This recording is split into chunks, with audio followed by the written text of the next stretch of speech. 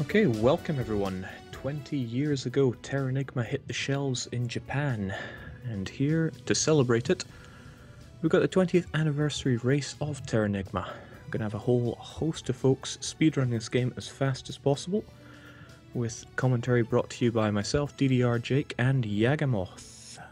Yagamoth, introduce yourself. Good evening, everyone.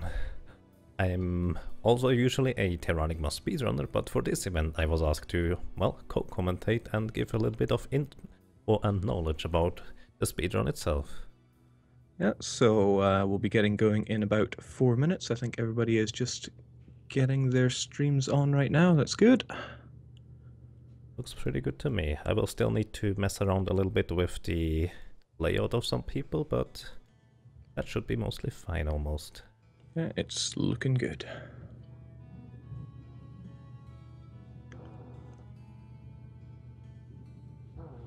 Okay, so the top left we've got Le Hulk, and yeah, they had a treat for us earlier on today, didn't they, Yaga? Yes, indeed. The Hulk managed to get the record just about 2 hours ago by quite a margin, to say the least. Yeah, so the previous world record was that 3:37, right? Yes, indeed, by crawek, who is racing as well, just not currently Hulk on display. Brought it down to 3:35.32. So good job. Let's see how they perform in the race, though. Maybe bring it down even lower. They were saying someday a 3:33, a 3:34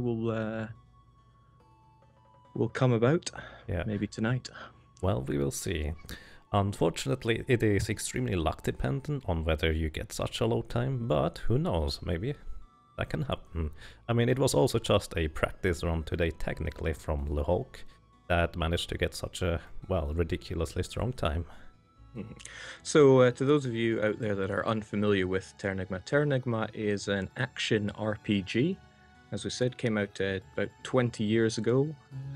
Brought to us by Quintet, and they brought us some other games. This is, for example, is the ending of the unofficial trilogy, Soul Blazer and Illusion of Gaia, or Illusion of Time. And by many, this is considered the masterpiece by Quintet. Yes, it has fantastic mechanics just to only play. Even if it wasn't RPG, if it was just an action game, it would be still really great with those mechanics. Yeah, the plot and the setting in this game is truly immense. A lot of it revolving around life, death, and rebirth, with some really heavy religious themes in it as well. So it's not for the light-hearted. Yeah, sometimes it gets kind of dark in the story, I would like to say.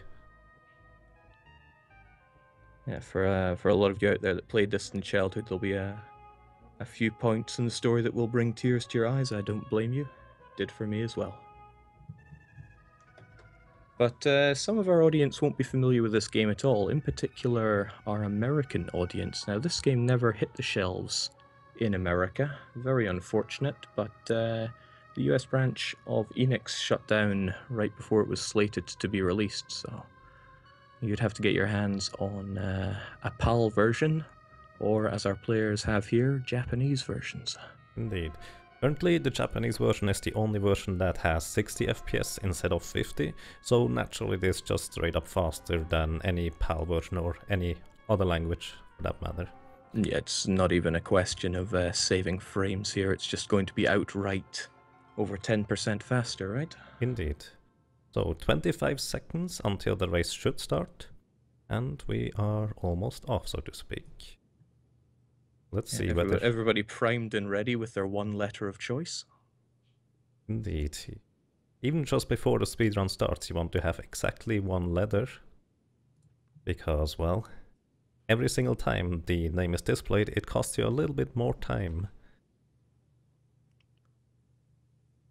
Depending on, well, how many times the name is spelled out, that can even amount to seconds. Yeah, and it's all about shaving off every second they can here because, well, the world record has just been set again, and everybody's going to be out there to try and beat it once more. Oops, and I need to adjust this real quick. Sorry about that on stream, so... Okay, I'm ready to start. The racers should be ready as well. at least hopefully soon. And for people that don't know, this race will also be hosted, as in timed, by speedrunslive.com, where also the race itself will be hosted, and you can also watch all the entrants and streamers if you would like to check them out yourself.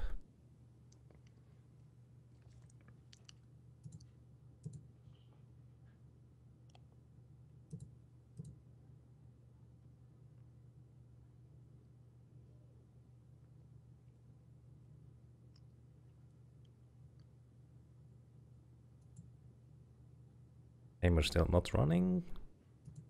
I feel like there is probably one runner missing somewhere. I wonder who it is. Let's see. Entrance. Okay, it looks like Skarsnik currently is not ready. I hope that gets solved soon.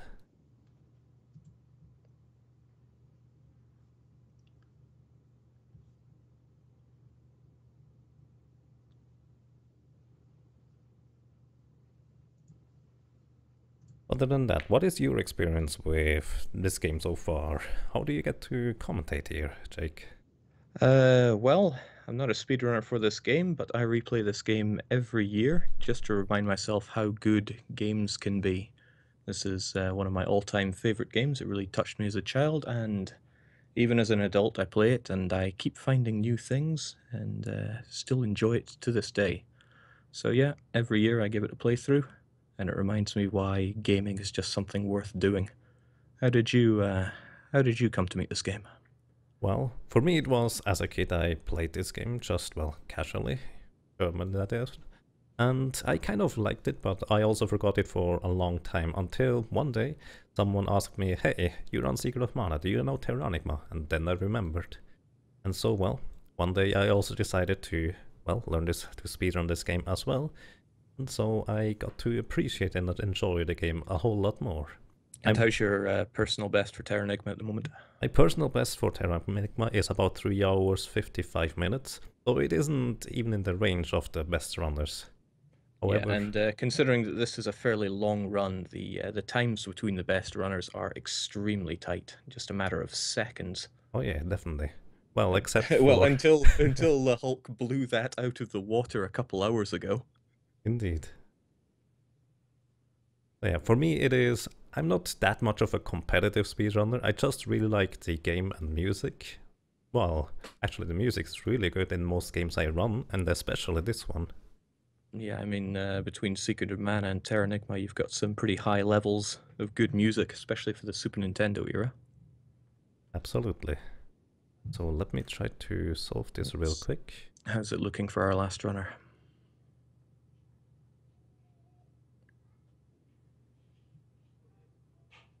Let's see.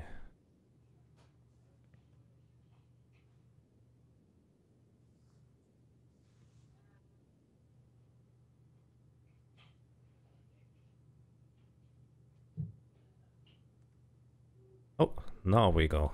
Okay, race starts in 5 seconds. 4, 3, 2, 1, go. Okay, the timer will start a bit early because of the stream delay for the other players, but I will also basically stop the timer for the individual people based on when they will stop the timer in the SRL channel.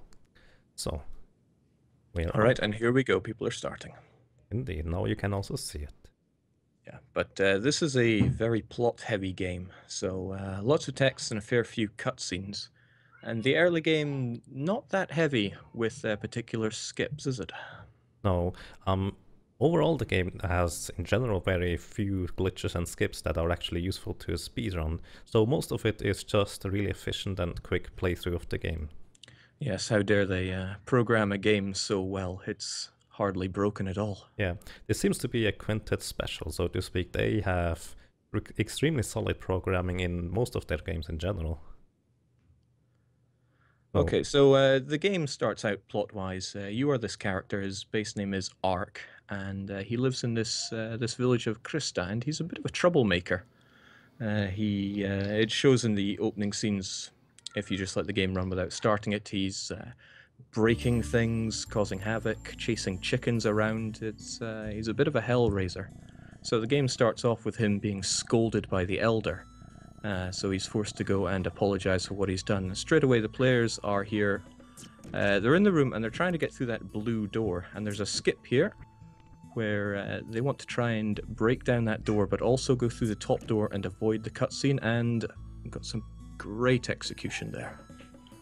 It looks like Sakegeist has a little bit of trouble with this one. You need to smash 2 pots against the door to open it. And when you, well, exit the door before the pot arrives, this can be kind of troublesome. So now he also got it there. Right, they've our players are down in the basement where they find a special little box with our side character Yomi there, who goes on quite an immense explanation of the game mechanics. But at least there's some funky music in the background. Indeed, he also explains to you how your inventory, well, the entire box works. Yeah, the inventory in this game is fairly unique. You actually jump inside a box, and well, Yomi's there explaining it to us in Japanese. But you have various different doors inside your box to equip your armor, your weapons, your items as well, and check out all your general stats. Indeed. One thing I always find to be interesting, in this initial cutscene you can also run around in the box. I feel like the developers originally intended for you to use the inventory like this, as in running around, but later you just get Yomi, your little companion, as the cursor instead. Yeah, as well, it's a good thing for our speedrunners here, since having to actually run around the box would be a bit of a time waster.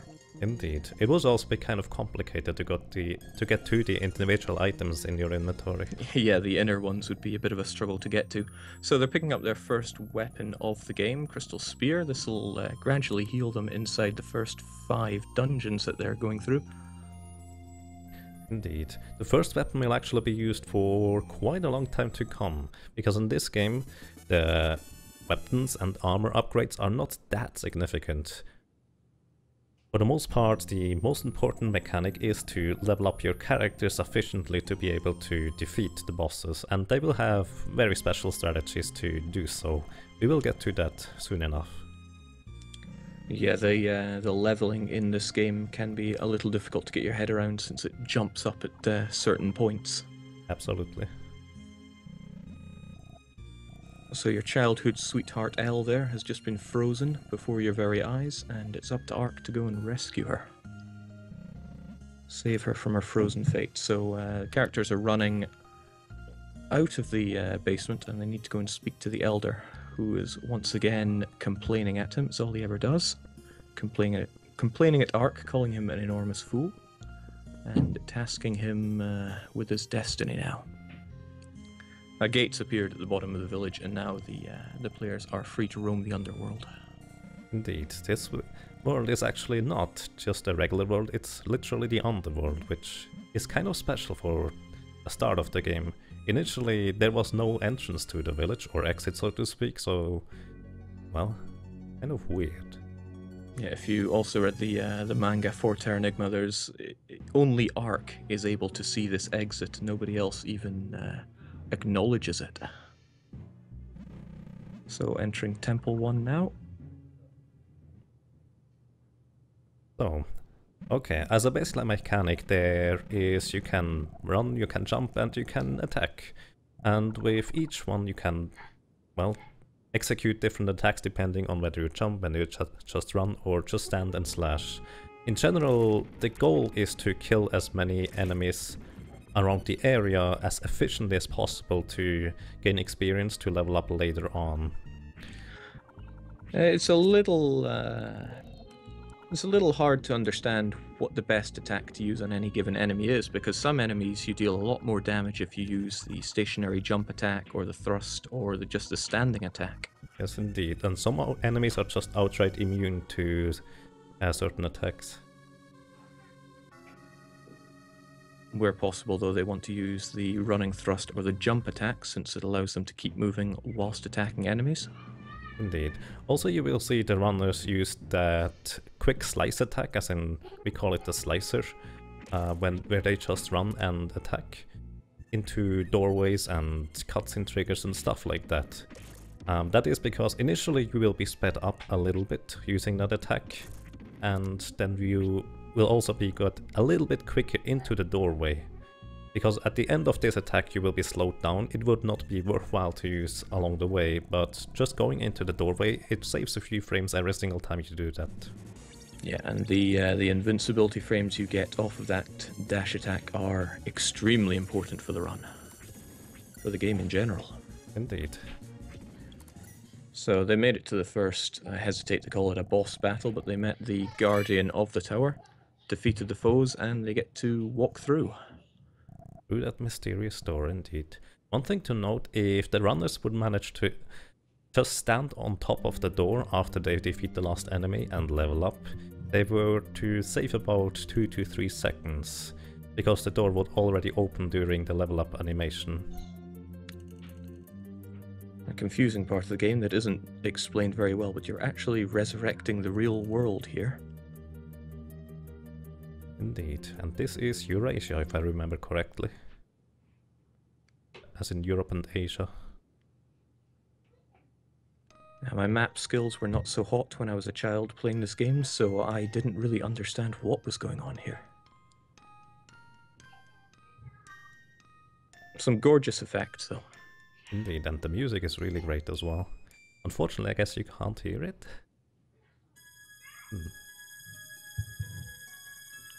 I think Hulk's saying his audio is fixed there now. Oh, here's the audio fixed? Okay. I was wondering because I switched it over to sakegeist. So I think I will switch it back over. Give me a second.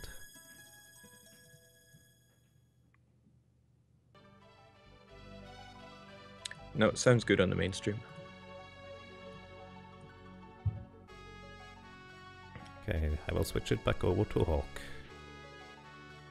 Slowly, very slowly.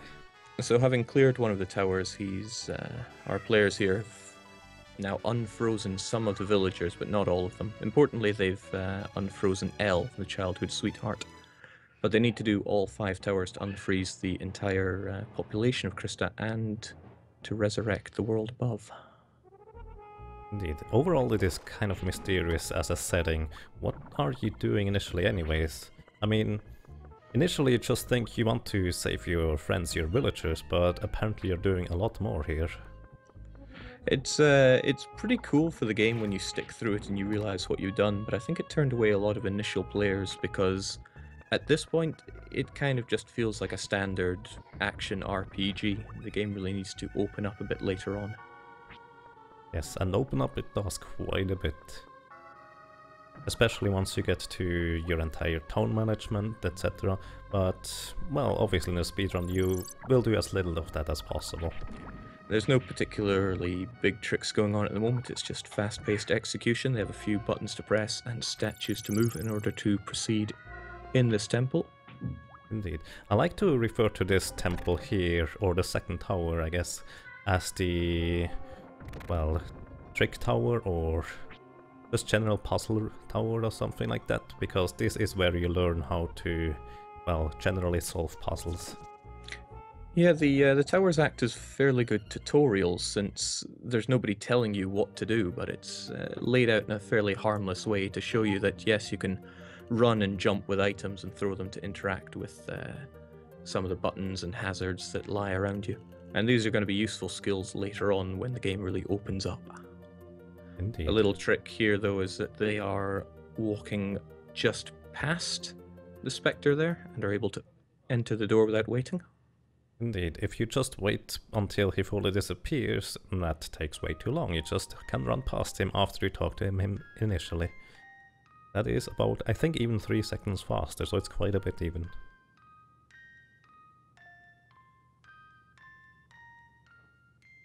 And the little music box playing again.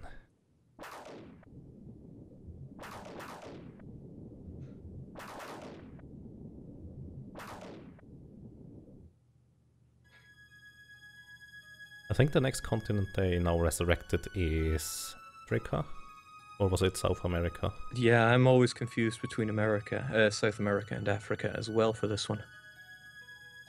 Oh, looks like South America to me. Well then, and more villagers get their souls back, so to speak. and are unfrozen. One thing I like to think about this game as a general speedrun, initially it is kind of slow, many cutscenes, especially if you need to play them over and over again. If you're speedrunning, it can be kind of taxing, especially later on, since a good portion of your time, once you get to a reasonable skill level, is determined by a luck factor. And so it kind of really helps, at least to me, that the music is really good. And even if you just watch the same cutscenes over and over again, it doesn't get as, what's the word, boring as quick as it does. It's not nearly as grating after a while. Indeed. Mostly down to that the music being so good. Exactly. So one mechanic you might see here in this tower is the slicer attack. That quick slice they do, it gives invulnerability and they can go just straight through obstacles that would normally hurt you. And this will be basically used and abused throughout the entire run. Yeah, and the invulnerability time on that dash attack is really from start to finish, as long as your execution is good. Yes, it even lasts a little bit longer, so you can basically infinitely chain your invulnerability there. It takes quite a bit to get used to it though, because it can be rather awkward. You need to very quickly go from your running attack back to running. Yes, absolutely. And one thing I will point out later on the first boss is, depending on the lag in the game, the timing with chaining those slicers can be really difficult. So, now we are on the next mini-boss. Here you can see they hit those mage-type guys. I think they are called... what are they called? Cadets? Yeah, I believe they're called cadets, but this is the first bit where the RNG in this game really rears its ugly head. Yes, absolutely. Basically, you have 3 cadets there appearing, and you need to hit one, and you hope it's the correct one. But the interesting thing about this is it's actually 50-50 chance. They are either all real, or they are either all fake, so to speak. If a fake one appears, you need to hit it and kill it. They only have 10 HP, as in half as much as regular cadets, so they're pretty quick to kill, but obviously you always hope that you get a really quick one. And while we're on the topic of RNG in this game, the critical hits are really the mother of all RNG here. Can either go firmly in your favor or very much against you. Absolutely. So I'll check something real quick.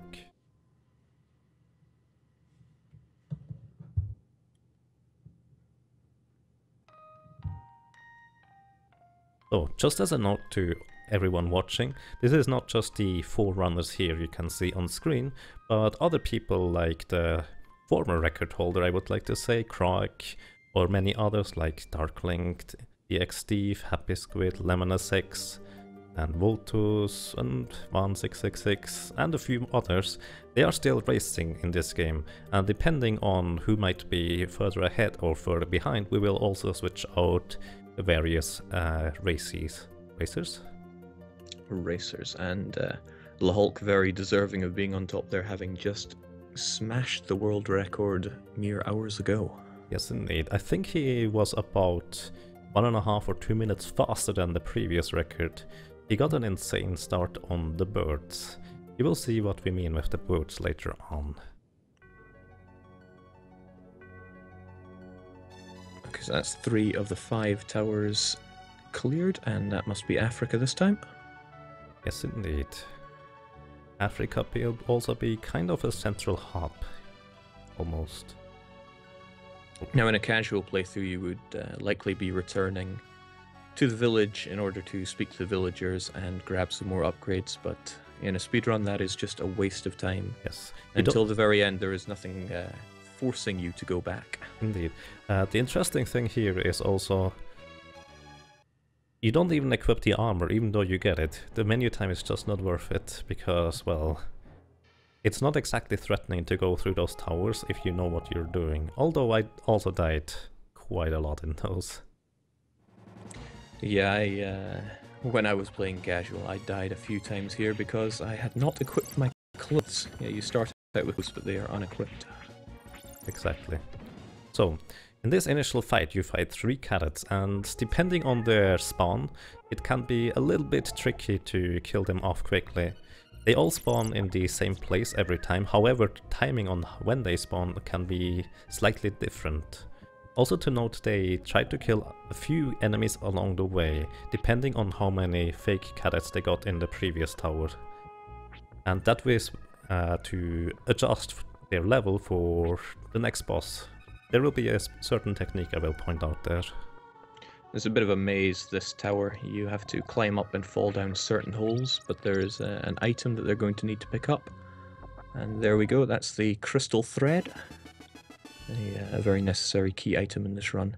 A little Easter egg for people that play the PAL version: if you make eye contact with a cadet, it'll say that they cast you a glare and either they freeze you or you return it, but something like 1 in 50 times they will actually cast you a sexy glare.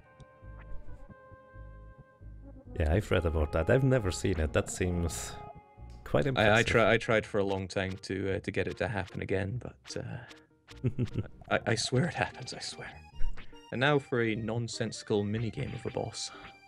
Yes, indeed. This minigame is interesting. It is purely pattern, as in the worm that you need to hit the tail end of is the same every single time. So the only goal is to hit the orange part of the worm every single time he appears. If you miss one, you, well, miss the cycle, and that shouldn't happen, since it is always the exact same. The important portion is just to hit the last portion as soon as possible, so the entire thing explodes. This part makes no sense. It just says, "Thanks for playing," or something like that when attacking the snake. Yes, and it's kind of like a carnival game or so.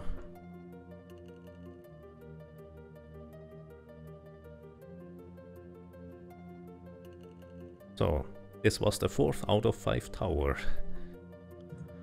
Yeah, but even in this early stage, gotta hand it to Lemon. He's pulled ahead by a handful of seconds there. That sounds about right. Let's see. I want to check whether there are other runners currently in a similarly forward position. So I will check a few people.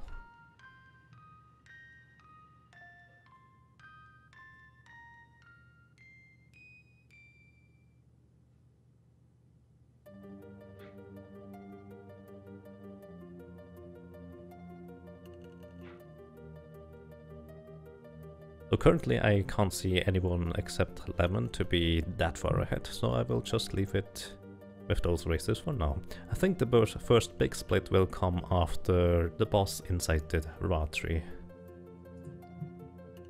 because that is where you can get fairly lucky or unlucky depending on how the boss behaves. Yeah, boss RNG is going to be a common theme during this run.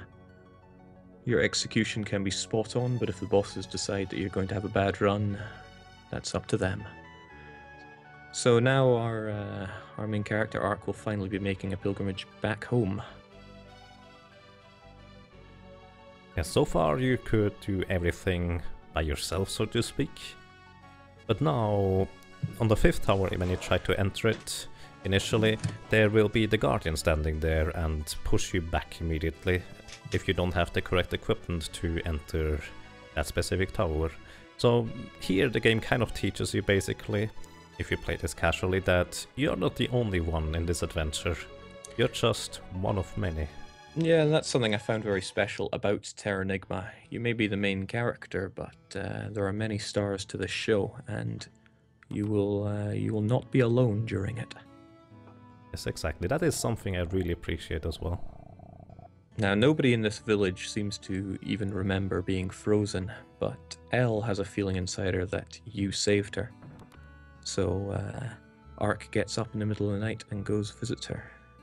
Yeah, even though there are still those little girls standing outside, well, kind of weird at times.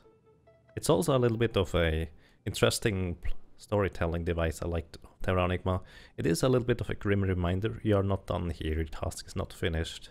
Even though you, well, rest now, you still have some stuff to do. Elle there is staying up through the night to craft us a cape, weaving in her feelings into it in the hopes that you will stay safe. And it works. It works very well indeed. This cape was basically crafted now with the crystal thread you picked up in Tower 4, so I hope you picked it up there, otherwise you might be in trouble to find out what you need to do next. Yeah, a lot of casual runners will find themselves stumped at this point. They've cleared 4 of the towers and can't get into the 5th. And it's not immediately obvious that, well, actually it's not obvious at all that there is some special thread hidden in Tower 4. But it is convenient that you're given this plot important bit of armor, because it gives you a chance to jump into your menu, which is something we've been avoiding since it wastes time. Indeed, every time you enter the menu that takes about at least 5 seconds, and if you need to switch your specific slot, as in which inventory you are currently in, it takes even longer. So here on the bottom right you see lemonsx just equipping his armor and going out as quick as possible. Also you will see the runners sometimes wiggling around like that. That isn't just because they are bored or just for show. This also has a little bit of a side effect. Every single time you switch from running left, as in diagonally left to diagonally right, you move 1 pixel forward. So it saves a few frames here and there. Okay, Lemon's still maintaining his advantage here, is approaching Tower 5. Indeed, he will be the first to enter it right now. So it shows that he's been immobilized now, and the Guardian is going to try to throw him out. But thanks to L's Crystal Cape, Ark's having none of that. Indeed. The 5th tower is also kind of straightforward, just a few floors where you can just run past everything. And don't go into the light. That's no, a trap. that light is a trap. If you jump out of that, you will be falling right down to the bottom of the tower. And you can climb up all again. I've done that in one of my earlier runs because I completely forgot. A long run like this, there is a lot to remember. Absolutely. So, and we have arrived on the first boss. This is the Shadow Keeper, I believe. Yeah, and it's like the best way of demonstrating just how good that dash attack is, because of its vulnerability. Exactly. You will see the runners try to defeat the claws and stay on top of the boss as much as possible. Whenever you dash up with your attack, your attack will hit twice, and whenever you slice down, it will hit once, usually, depending on your position. It is kind of specific, to say the least. Initially, they level up just, hopefully in time, to be on top of the boss, if they set up their experience right, and while you level up, you get some free hits on the boss, which can be a little bit random, since you don't exactly know when you will basically defeat the individual class and the initial outer shell of the boss.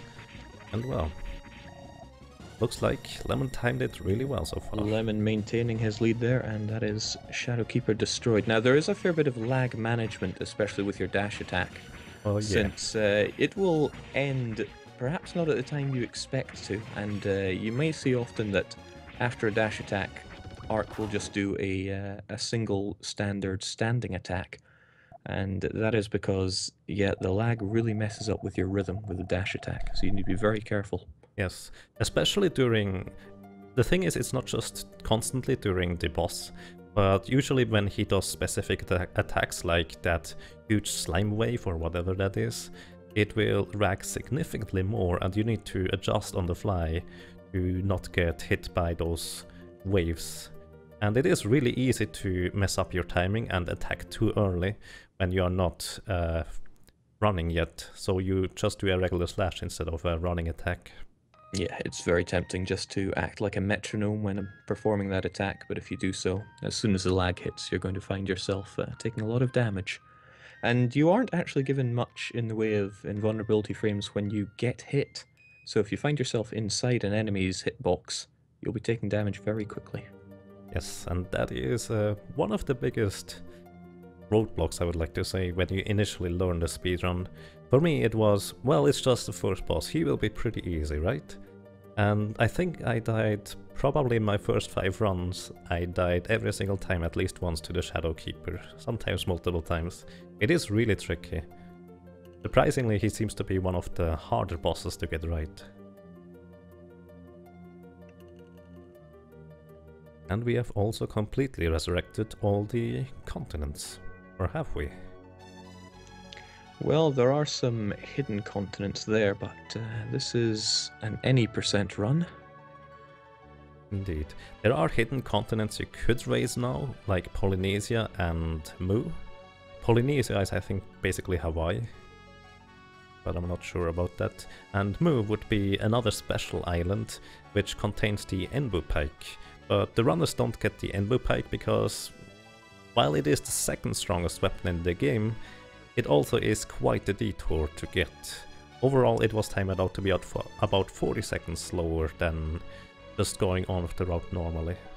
Yeah, and the Mu in this game is not to be confused with the Mu in Illusion of Gaia or Illusion of Time, where a lot of players, including me, lost a lot of lives. Oh yeah, I can imagine.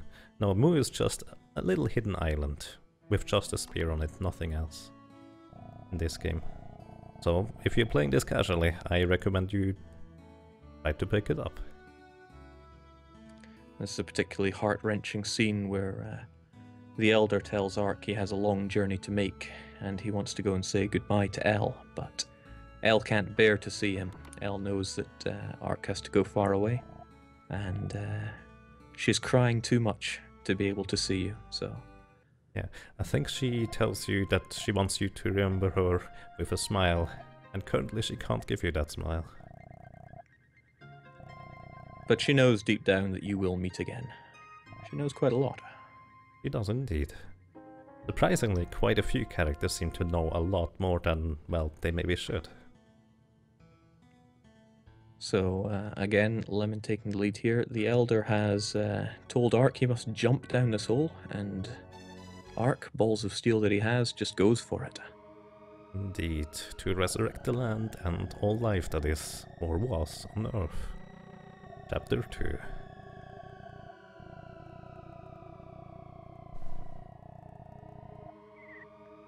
So, as soon as you arrive in, let's say, the overworld, since up to now you have been in the underworld, you will see everything is kind of barren and in an unhealthy color.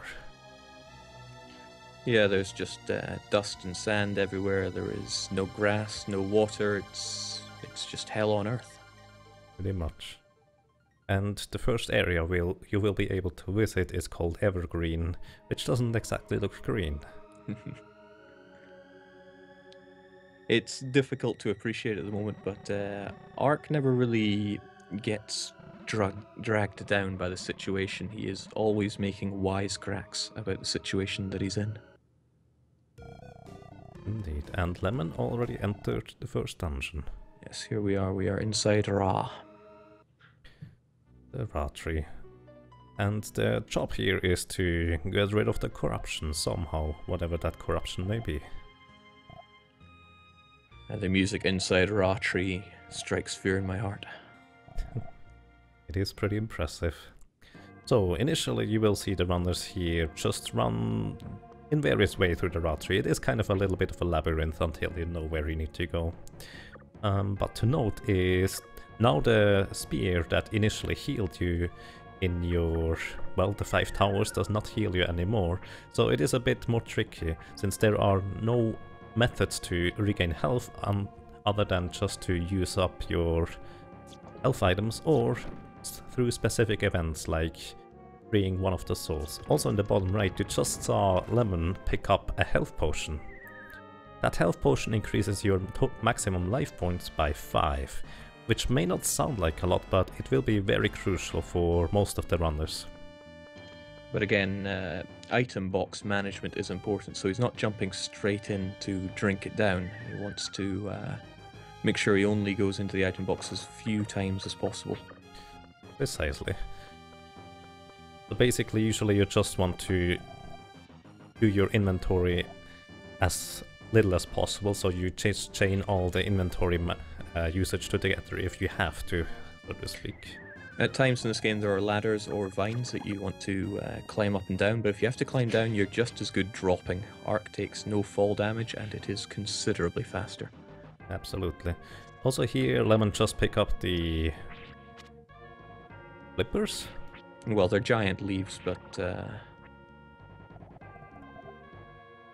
yeah, big leaf flippers, we'll go with that.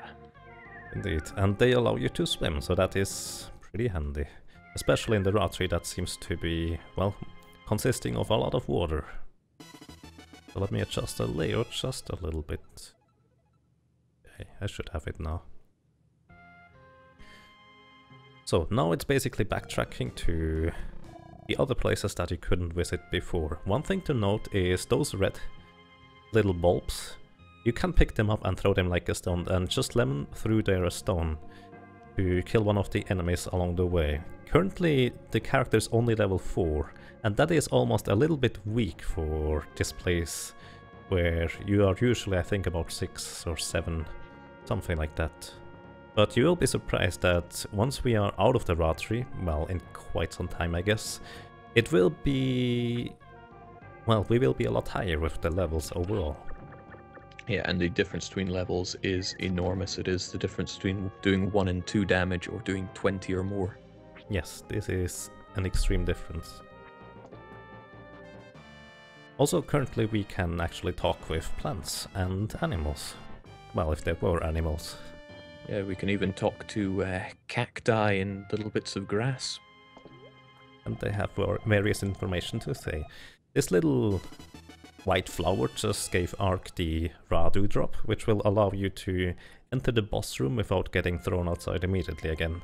So yeah, without the dew drop, you would just get knocked unconscious and thrown out in a very ungracious manner. Yeah, exactly.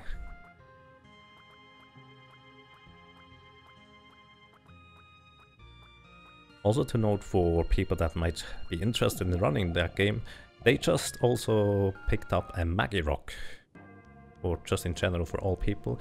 One of those Magi Rocks is basically the amount of spells you can get in this game. There are also spells, but for the most part they are just mostly, well, rather weak and useless. So it is going to be very specific. Yeah, Quintet have got the action RPG formula down very well, but when it comes to magic in the game, it does feel awfully tacked on, and for the most part, not very useful. There are a few spells that are going to be extremely useful for the run, but not that many. Indeed. So, here Lemon on the bottom right, and also Sakegeist, Hulk, and pretty much everyone just joined in on the second boss fight. This is the Parasite. And they will not be defeating the Parasite as quick as possible. In fact, they will spend quite some time here.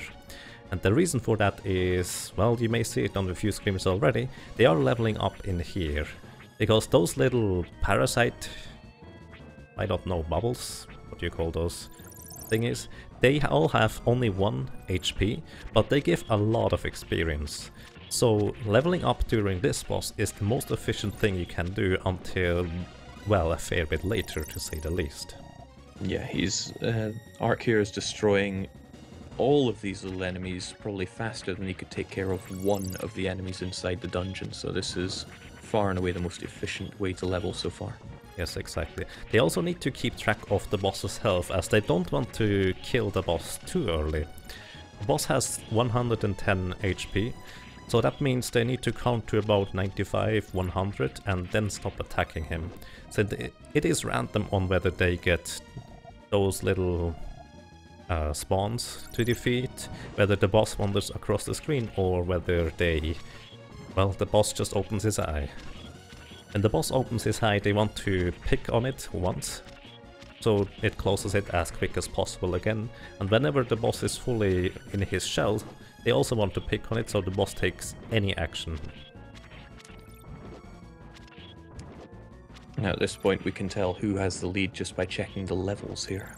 Yes, but soon the last few levels will drag on quite a little bit. To note, they will be leveling up to about level 10 plus 10 sets of spawns. That will allow them to level up to level 11 just as they beat the boss. Bosses give a lot of experience here in this game as well. Unfortunately, you can't necessarily repeat them, well, with one exception. We'll get to that later. Yes. As a speedrun, this game is essentially just you are either underleveled or heavily overleveled, at least hopefully you're overleveled, unless something terrible happens. Which can happen very easily because it's luck-based. Have you ever considered a low-level run of this game, Yagamoth? Have I considered that?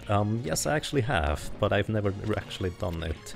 I've heard from Van666, who is also currently in the race by the way, that he did a low-level run, as in just defeated everything, well, only the bosses basically, and that took him about, I think, 15 hours. He didn't do it in one session though. No, defeating the bosses later on in a low-level run would be an exercise of patience. Yes, a lot of patience, especially the final boss, since he has a lot of HP and if you just do 1 to 2 damage or so, that will take a lot of time. And, well, it is kind of difficult to also avoid dying there especially. It looks like Lemon has lost the advantage to Sake, but again, it all depends on how the RNG is going to come for these little spawns. Exactly. Also his technique to take out the parasites is a little bit of an older one. You see all the other runners do that quick slash downward, slash and then slash back up. Lemon uses an older technique that is, well, a little bit slower depending on where the little guys spawn. Now, as Yaga said, we are going to be here until level 10 and then some, so if you in the chat have any questions about this game, now would be an ideal time for it.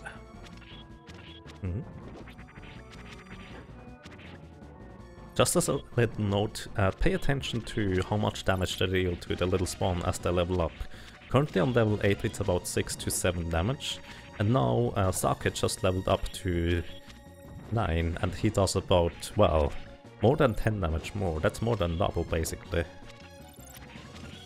And it will get even more once he levels up even further. Yeah, when you level up you get a boost to your total life points as well as your strength, defense and your luck. But the scaling on these values is, well, inconsistent to say the least. Yeah, you could say that. Also to note, the stats are always set, as in there is no luck involved in terms of which stats you get. It is just basically you always get the same. Yeah, you'll get the same amount for a certain level, but the balancing on it, it's questionable. You could, yeah, that is a very good word to describe it. Especially later on, one specific boss, a ton of more casual players will struggle a ton. And our speedrunners will get there at a too low level to even care about leveling up at that point. But hey, that is how this game works. You just weave your way around running the enemies. Now this boss may seem a little tedious, but we should be glad it's here, since the alternative would be, well, grinding on the enemies in the dungeon, and that would take considerably longer. Yes, absolutely. So, if I see that correctly, Crawek actually already managed to defeat the parasite, but I'm not sure he already has enough spawns, so maybe he killed it accidentally. We'll see. I will keep an eye on it. Crawek is not currently on stream.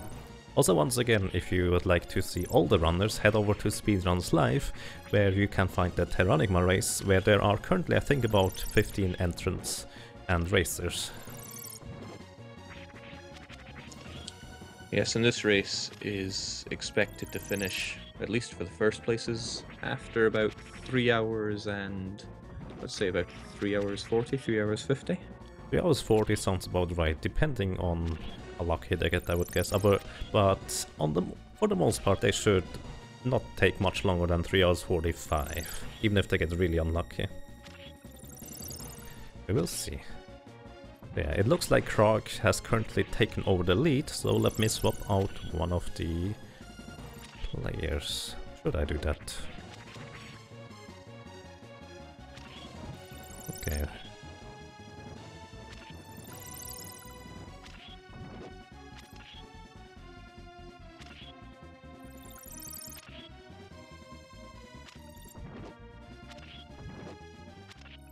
So this will cause a little bit of a delay, and also it looks like Sakegeist managed to defeat the boss and is now past that portion.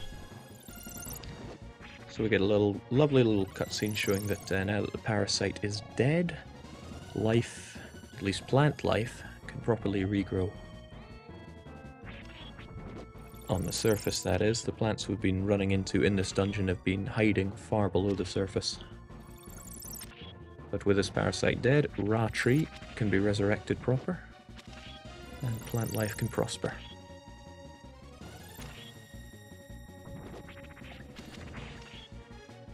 So, I need to adjust the layout a little bit for Crawek, since he has his stream just a little bit different.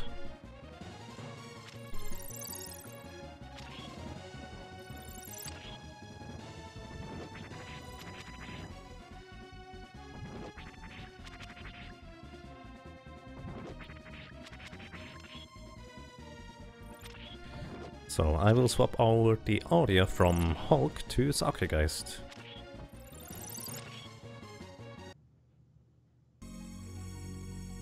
So you can actually also hear a little bit of the cutscene. Yeah, although crawek is demolishing the next level, they are severely under-leveled at this point.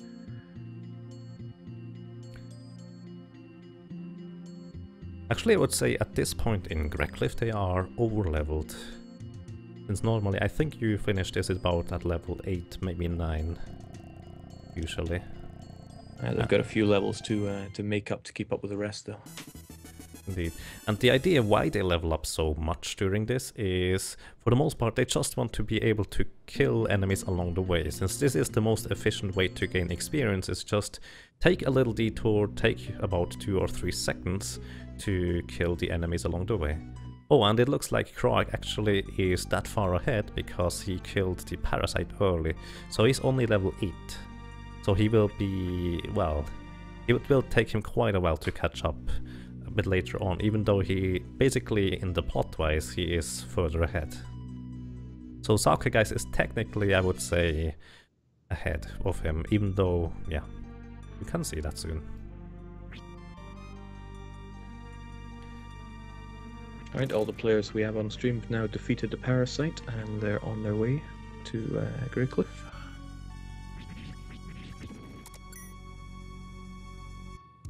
Indeed. In Greycliff it is just a little bit more of basic action, and you hit the enemies, you shoot them with the rocks you pick up, just kill them with everything you got along the way. Currently Sake also picks up here a strength potion, it is actually, which will increase your strength by 1. That doesn't sound like a whole lot, however, because of the wonky scaling of this game, it is actually a lot more damage on a lot of enemies once he uses it.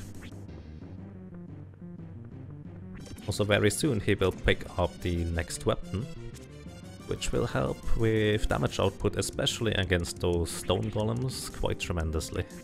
Yeah, the rock spear is a vital weapon to pick up, since you need it to destroy the rocks that get in your way. And yeah, conveniently, it takes out the rock monsters very effectively.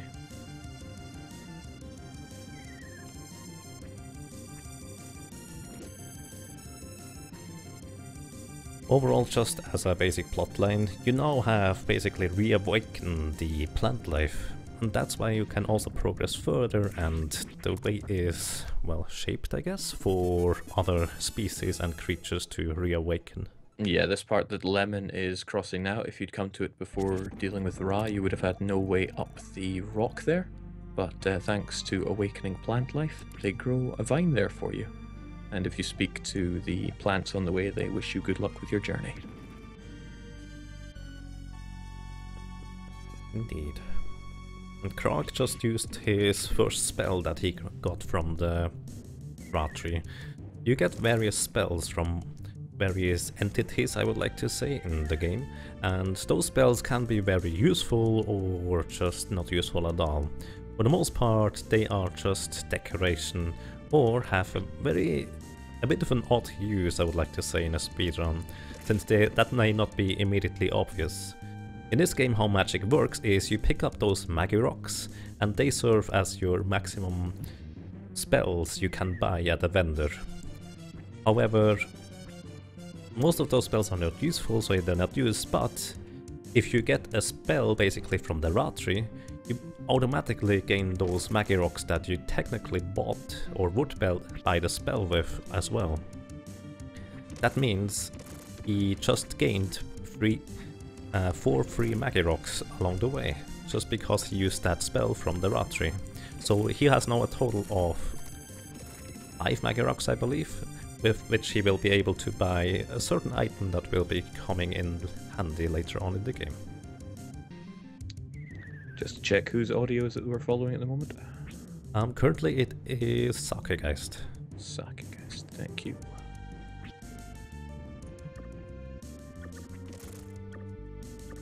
So, and crawek also arrived in the grinding spot that all the players will spend at least a few levels there.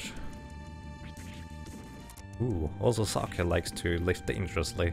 He just did a jump with where it is really easy to mess up that jump, and if you mess it up, you land in the bottom area instead of, like usually, you don't respawn. You respawn at the edge of a platform, but in that specific room, you would land back in the bottom area, which means you lose about 10 to 15 seconds just getting back up. So that was, well, kind of a tricky jump. It was gutsy, it seems to have paid off. They've now grabbed the bird's claws, which will allow them to climb up the wall there. Exactly. Before picking it up, they couldn't climb those, what would you call that? Rock walls? Yeah, it's just a rock wall. You don't climb down rock walls though. If you approach them from the top, you will just fall down. Which is way more efficient. Would be kind of handy if you could fall up. Oh, and it looks like Sake also arrives at the grinding spot right after going through this little labyrinth. So to note, those little guys are called Borfus, and they, well, this is a really convenient spot since, as you can see, it just runs into the screen, makes a jumping attack, and all 3 of those die. At least most of the time they die. At level 11 you have a 1 in 6 chance that the attack will not kill all of them, and then you need to just slash them really quick and go outside. The goal here for most runners will be to either reach level 11 or 14, level 13 or 14. Since, well, basically you grinded at the parasites just so you could grind really efficiently on those little Borfus guys now. We will see. Some people may even opt to go for the next boss, or, well, kind of boss, at level 12, which is going to be kind of a risky move, to say the least. So there are lots of different grinding spots in the game. How have the strategies evolved around that? What are grinding spots of the past that have since been done away with? Well, I've heard that in this game, especially in Grecliff area, after they grinded on the parasite, that has been in the game or in the run since quite a while, they used to grind on those rock heads earlier in the area, where just before you pick up those claws from the bird. But that seems to be really inefficient if you consider how quickly and efficiently you can defeat those little Borfus guy. Also, it looks like Sake just went for level 12. That is a quite the ballsy move, I would like to say. Yeah, they're going to be banking on some good bird luck here. Indeed. Also, let me explain what that means with the bird luck. The birds in Terranigma are just the regular boss, like the parasite. And what Sake just did there right now is he killed the bird, but then he slid off the side of the platform. What that does is it awards you the experience from the bird. Let me give you a frame of reference. The little Borfus guy, 1 screen worth of those guys gives you 42 experience. Killing the bird once gives you 500 experience. So this is literally the most efficient grinding spot in the entire game, if you get lucky. The luck part involves that the bird actually needs to dive down onto the platform so you can kill him while also sliding off the side of the platform. But that is just one part. If you get an unlucky critical hit and defeat the bird in an unexpected position, well, you will have to go through the rest of the game until a certain spot with a pretty low level. Also, one thing to note is, let's see whether he gets it. He got it, nice. Sakegeist, what he just did there is he needed to level up. When you level up in this game, your momentum gets stopped entirely, which means previously, whenever he killed the bird, he could choose to do another attack off the side of the mountain and jump down. However, when you level up, you get stopped immediately, so you need to be already over the abyss, so to speak, so you can fall down right after you kill the bird. So what the runners need to do here is what we call a setup. The setup involves usually a series of attacks, which brings the bird down to about 70 HP, and then he needs to dive down onto the platform. You hit him once more, then you jump over the abyss and kill him while you are in the air, just jumping down. That is kind of tricky to do, and especially since the bird behavior is fairly random, can be also quite dangerous. So if the players would mess up in some form, like they are just a little bit off position, well, they will kill the birds way too early. However, it looks like no one has suffered that fate so far. Seems that Lemon is having a rough time with the bird there, jumping off without killing it. Did he? Oh, okay, that's what you mean. Yeah, also crawek, that is the more, well, safe approach, is probably going to level up to level 13 instead of just 12. Oh, and it looks like Lemon just... well, that's what can happen. He is now level 13 and defeated the birds. Yeah, that's an example of leveling up, killing your momentum dead there. Yes, indeed, and that is very bad news, unfortunately. Since, let me explain. As I said earlier, just killing enemies along the way is the most efficient way to do. But if you are only level 13, that is going to be kind of difficult. You need to be at least level 15 to reliably one-shot the enemies in the next area while you run past them. So he will probably lose a lot of time in the next area, and he will need to catch up on levels in a less efficient spot later on. However, as it looks like, plot-wise, he is the furthest one ahead. Yeah, so what Lemon has done, he has just resurrected bird race. I believe they'd all been turned into bird demons, the likes of which are attacking Ark in this boss battle. And now they're here at their home. The name of their home escapes me right now. Can't remember quite it either. But he's heading up to the top to go and speak to the kingpin bird, or king bird. Yes, indeed. Which will give you the bird pin. Wait, no, the wind pin. Birds. Now, we won't be touching on this in this playthrough, but poor king bird there later in the story will be found in the black market being sold to the highest bidder, with the selling point that he'd make one hell of a roast. I believe you have to cough up 5,000 gems to save the guy, and your prize is a paltry Magirock. Indeed. That is one of the more interesting plot points to me. If you never see him in that, let's say, black market, you never know that he was actually captured. So does he stay there since that town gets kind of, well, destroyed a little bit?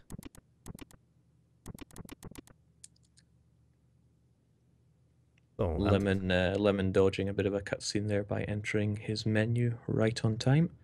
Indeed. Also, it looks like Sakegeist and finished the bird fight as well. That was probably a bit early as well. Further, it looks like crawek even opts to go for the safest approach, which is level 14, grind on the Morphus.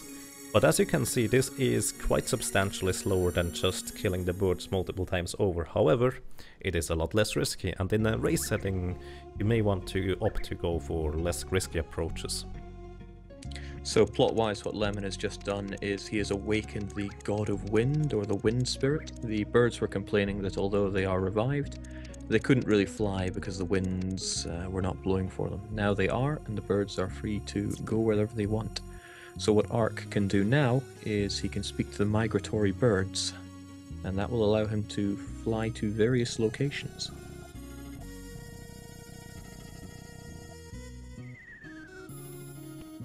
So I will take a quick look around who might be where in terms of the race.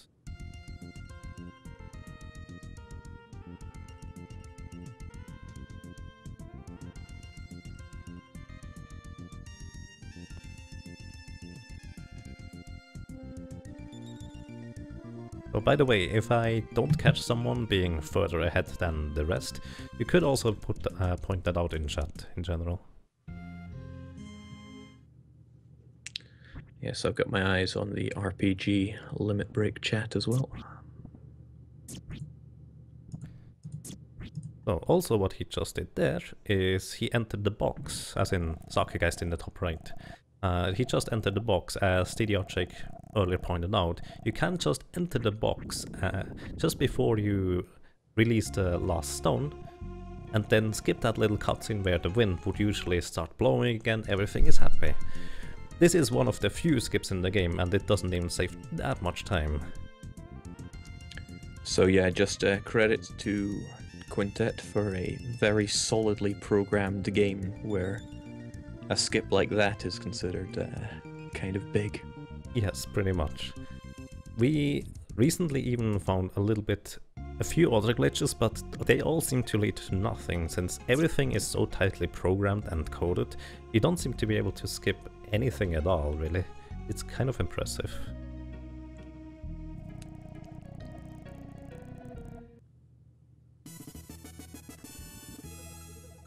Now Lemon is currently blitzing his way through what is personally my least favorite dungeon in the game. This is Zoo.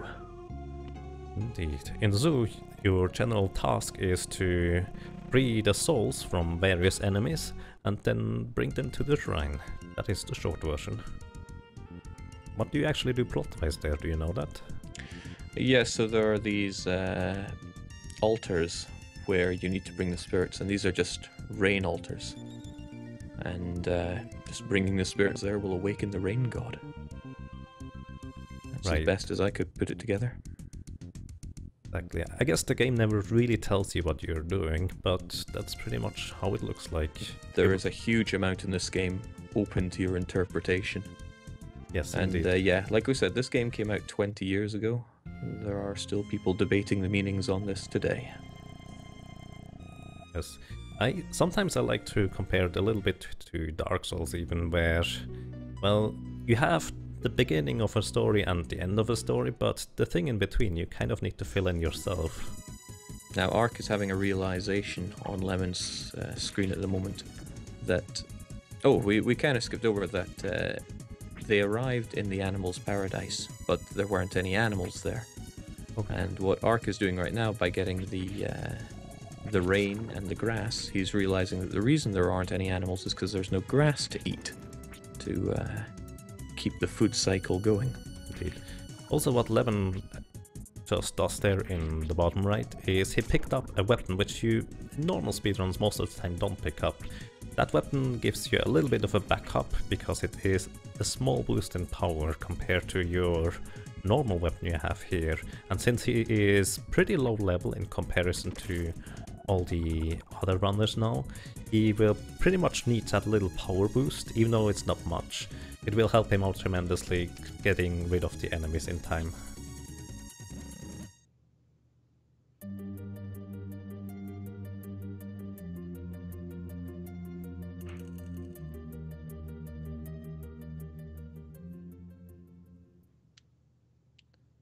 Also, I really like this little scene where you just need to use the frog's breath or the toad's breath to smash in the wall, otherwise you can't pass through there.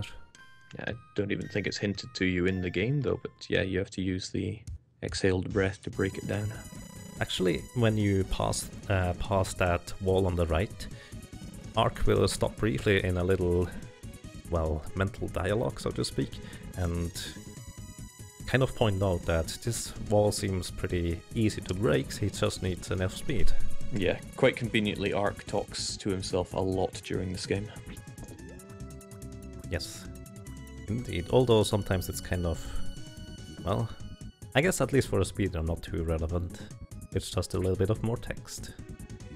Yeah, there is a ton of flavour to this game, and some of it quite out of the way.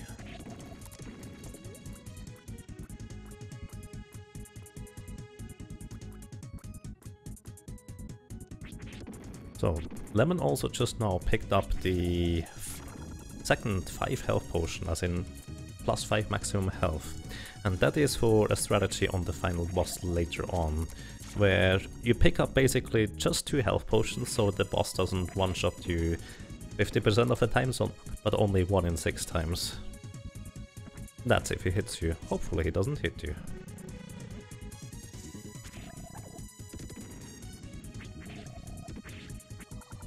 So it looks like Sakegeist managed to get up to level 15 on the birds, and as you can see, Lohawk and Crawek are still on the birds leveling up. And even though it may look like they are quite far behind, in reality their bird luck is at least just decent. They will get a lot quicker past the other guys in a certain spot since they are such higher level. Level 17 even already for a crawek. Yeah, if the bird luck is going your way, you may as well milk it for all it's worth. Indeed, the intended goal is generally level 18. If you're lucky, you can even get level 18 plus 1 bird, but that is pretty rare to happen. So what Crawek is going to do is just kill the bird a few more times while he can slide off, and then just outright kill the bird for the level up.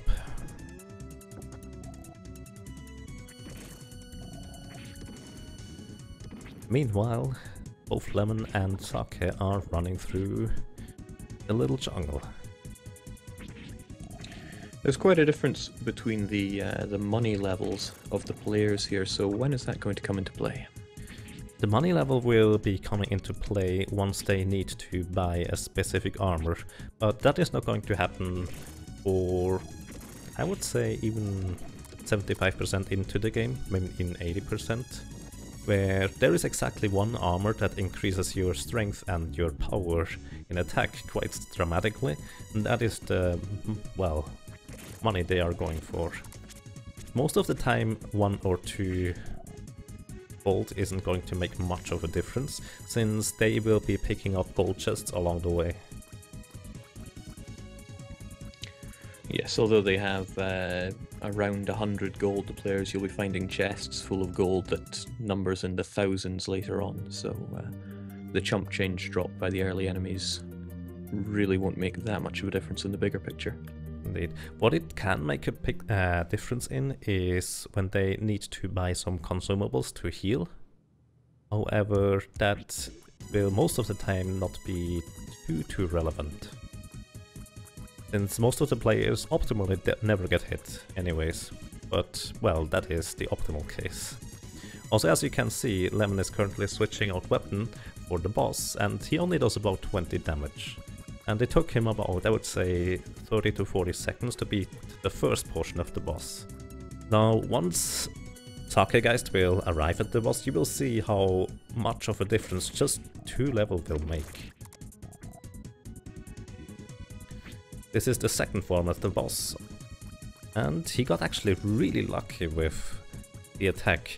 That boss can just basically stay in the upper region of the screen forever and you can't hit him. So you need to get lucky so he dives down to you so you can do your attacks and defeat him properly. Yeah, that's another great example of how luck on the bosses can make a huge difference to your time. Indeed. So it looks like both Lohawk and Crawek managed to get to level 18, and their damage numbers will be quite a lot higher than Sakegeist and especially Crawek's, lemonsx's. Mode 7 being put into use to show the animals coming back into being. Yes, it's quite a pretty scene actually. Interestingly enough, in this game the cutscenes are wider than the regular gameplay, so it is kind of a bit of a question. Do I adjust for the gameplay scenes or do I adjust for the cutscenes when I restream the streams like that? Oh, We spend most of the time on the gameplay. I think it's fine as it is. that's about right. Oh, it looks like Zaenzer currently is actually ahead of both Hulk and... who was the other? Both ahead of Hulk and crawek.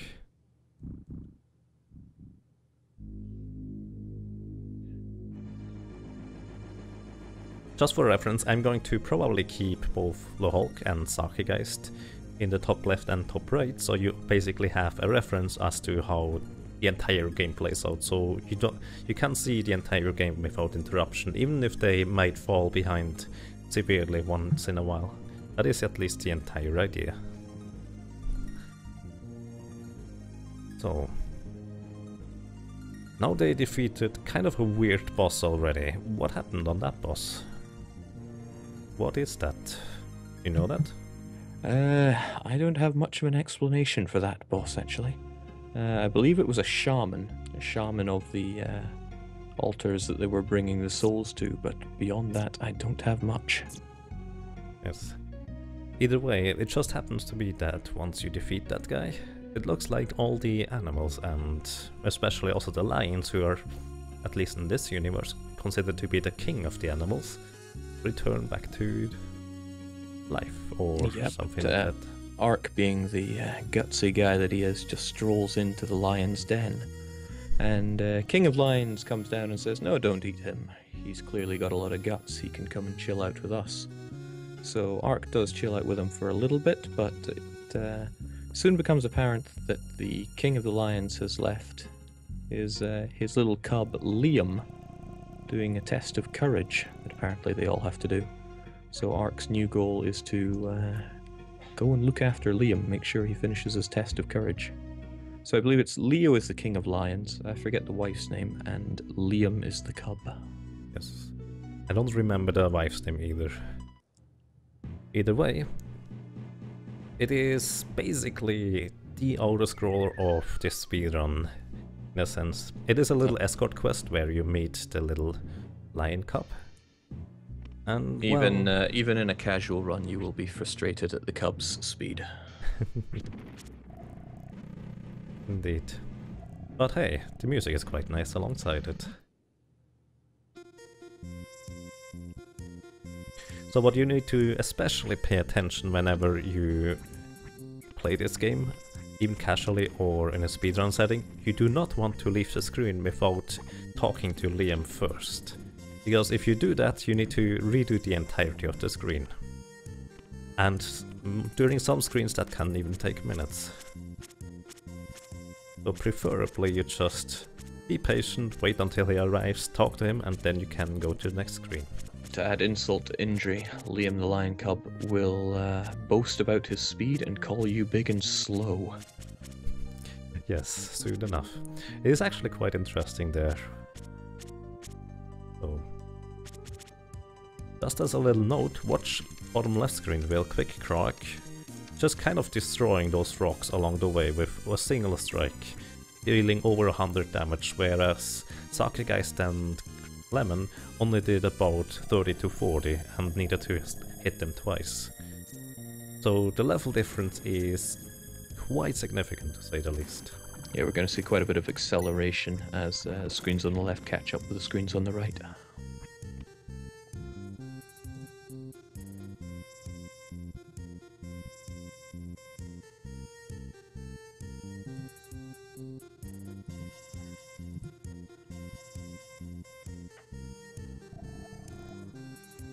Getting some agreement in the chat here. Liam theme is indeed amazing.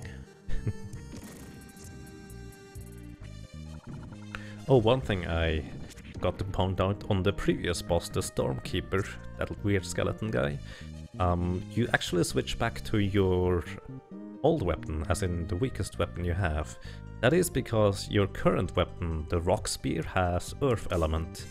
And as a general note, most bosses have 75% resistance against all elements. So even though your old weapon is technically weaker, because your damage doesn't get reduced by 75%, it is a lot better. There's no real indication about what an enemy's element is in the game, so this is just something you have to pick up and learn, especially for a speedrun. Yes, indeed. Most of the time you just want to pick weapons which have neutral elements against bosses, so your damage doesn't get reduced. But there's a certain infamous case where you definitely want to pick the right element for the boss. Which one would that be?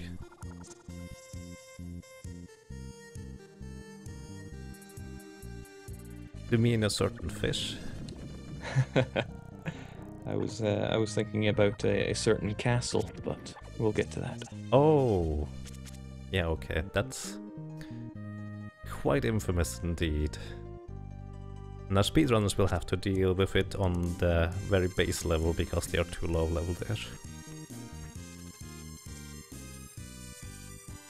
Oh, let's see.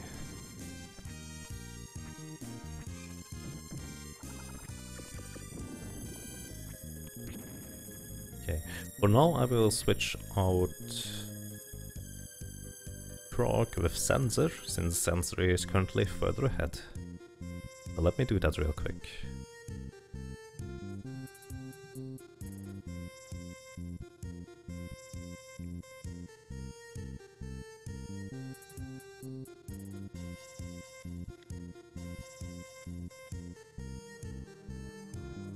Yeah, as you can see, the screen transitions when dealing with Liam are extremely long, so going on without him, having to redo one, would be quite the painful time loss.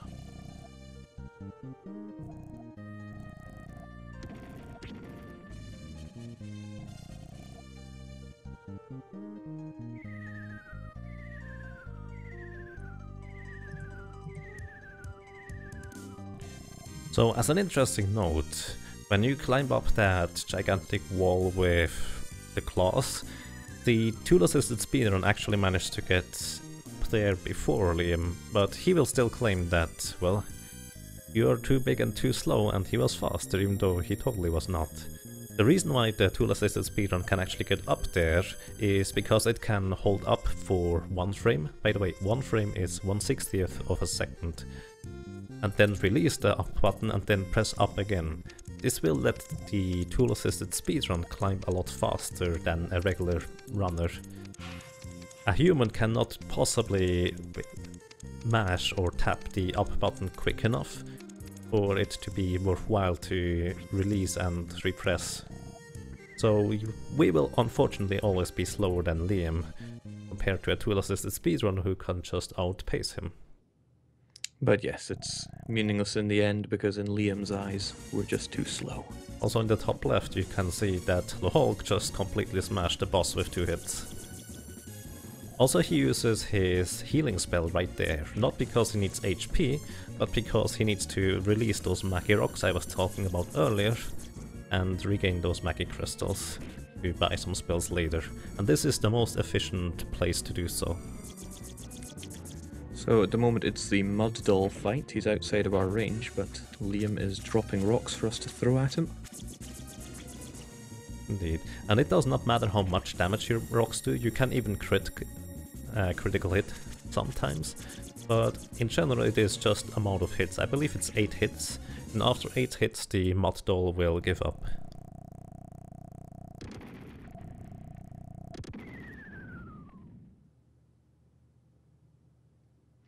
But it was all a trap. The mud doll says he surrenders and he builds you a little bridge, but it was a trap. He destroys the bridge and sends Ark packing.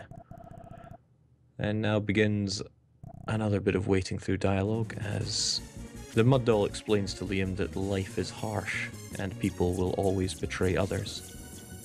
But Liam then fights for Ark.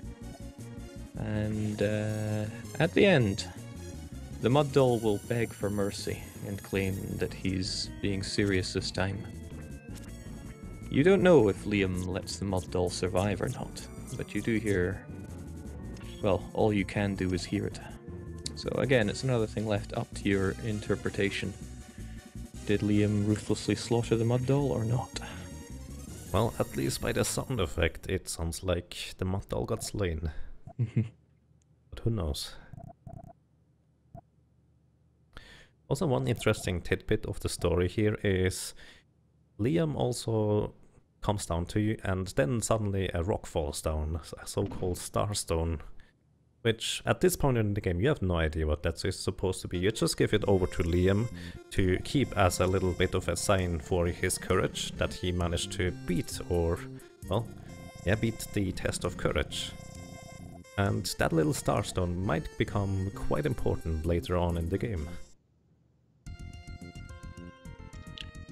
Liam also runs off to get us some birds as an escort, so it's good to know the lions are chummy with the birds there, and this will take you back to Satharia, I think is the name of the place. I think that sounds about right, yes. Also, it looks like currently Lemon has arrived in Eklamada, which will be the next place the runners will get to. The Snowy Mountains. Which happens to be, I think, around Tibet in the map position. Yeah.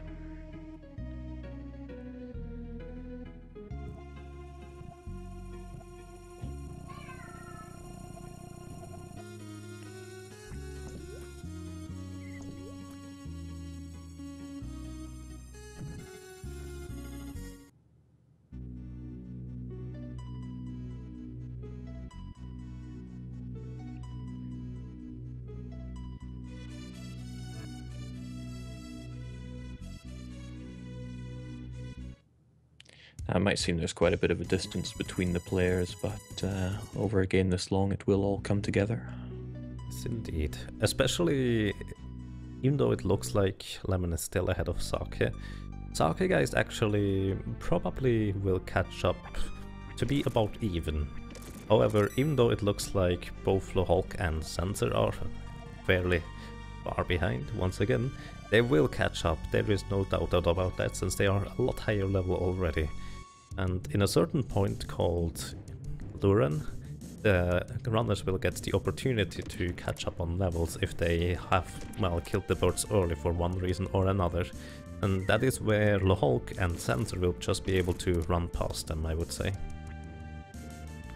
However, for now, they climb the frosty mountains of Eklamada. So there's a yeti or a sasquatch, or some big hairy beast that's relaxing in a hot spring, but Yomi informs us that they are injured. So Ark goes away to grab a special healing leaf, and in fact Lemon has already done that, and as gratitude the yeti throws him across an area he couldn't normally pass. Yes, right across the little lake or river, or whatever that is supposed to be. The body of water.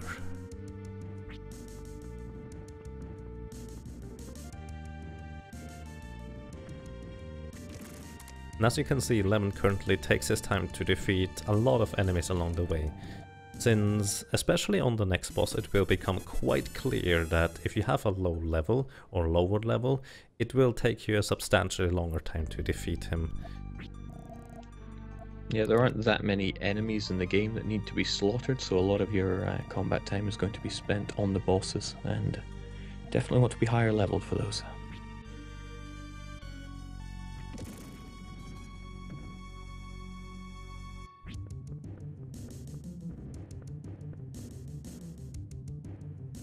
So an interesting thing to note about the enemies in this area, especially those little brown imps, or whatever you want to call them, with the spear, they are completely immune to ground attacks. You need to attack them with jump attacks. And that is something that I figured out relatively late into, well, learning to speedrun this. Usually you just run past them if you get good birds, as in if you are level 16, 17, 18, you can just one-shot them with a running attack.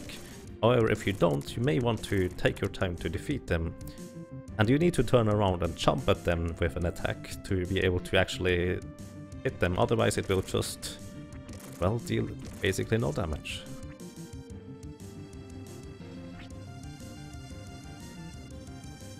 And I'm not entirely sure. Oh, right, the cutscene with the goats. Yeah, that's a very touching cutscene for a lot of players, where you find Mama Goat and Papa Goat is dead. The Lady Goat keeps you warm through the night, but as you wake up, you find her feasting on her ex-husband. Pretty much. She also tells you that, well, we need the energy and power if we want to escape from here. And this is also where you learn that this game can be really dark once in a while. I mean, the goat is teaching Ark that he's going to be traveling very far and often alone, and he needs to toughen up if he wants to survive. The goat then breaks down the wall to the north, allowing Ark to escape. But unfortunately, the goat can't climb up. They assure us that they'll find an escape route of their own, but the goat is never to be seen again. Well, you can actually revisit this area later if you would want to. In a speedrun, obviously, we don't, but, well, doesn't seem like this little story ends too well. No.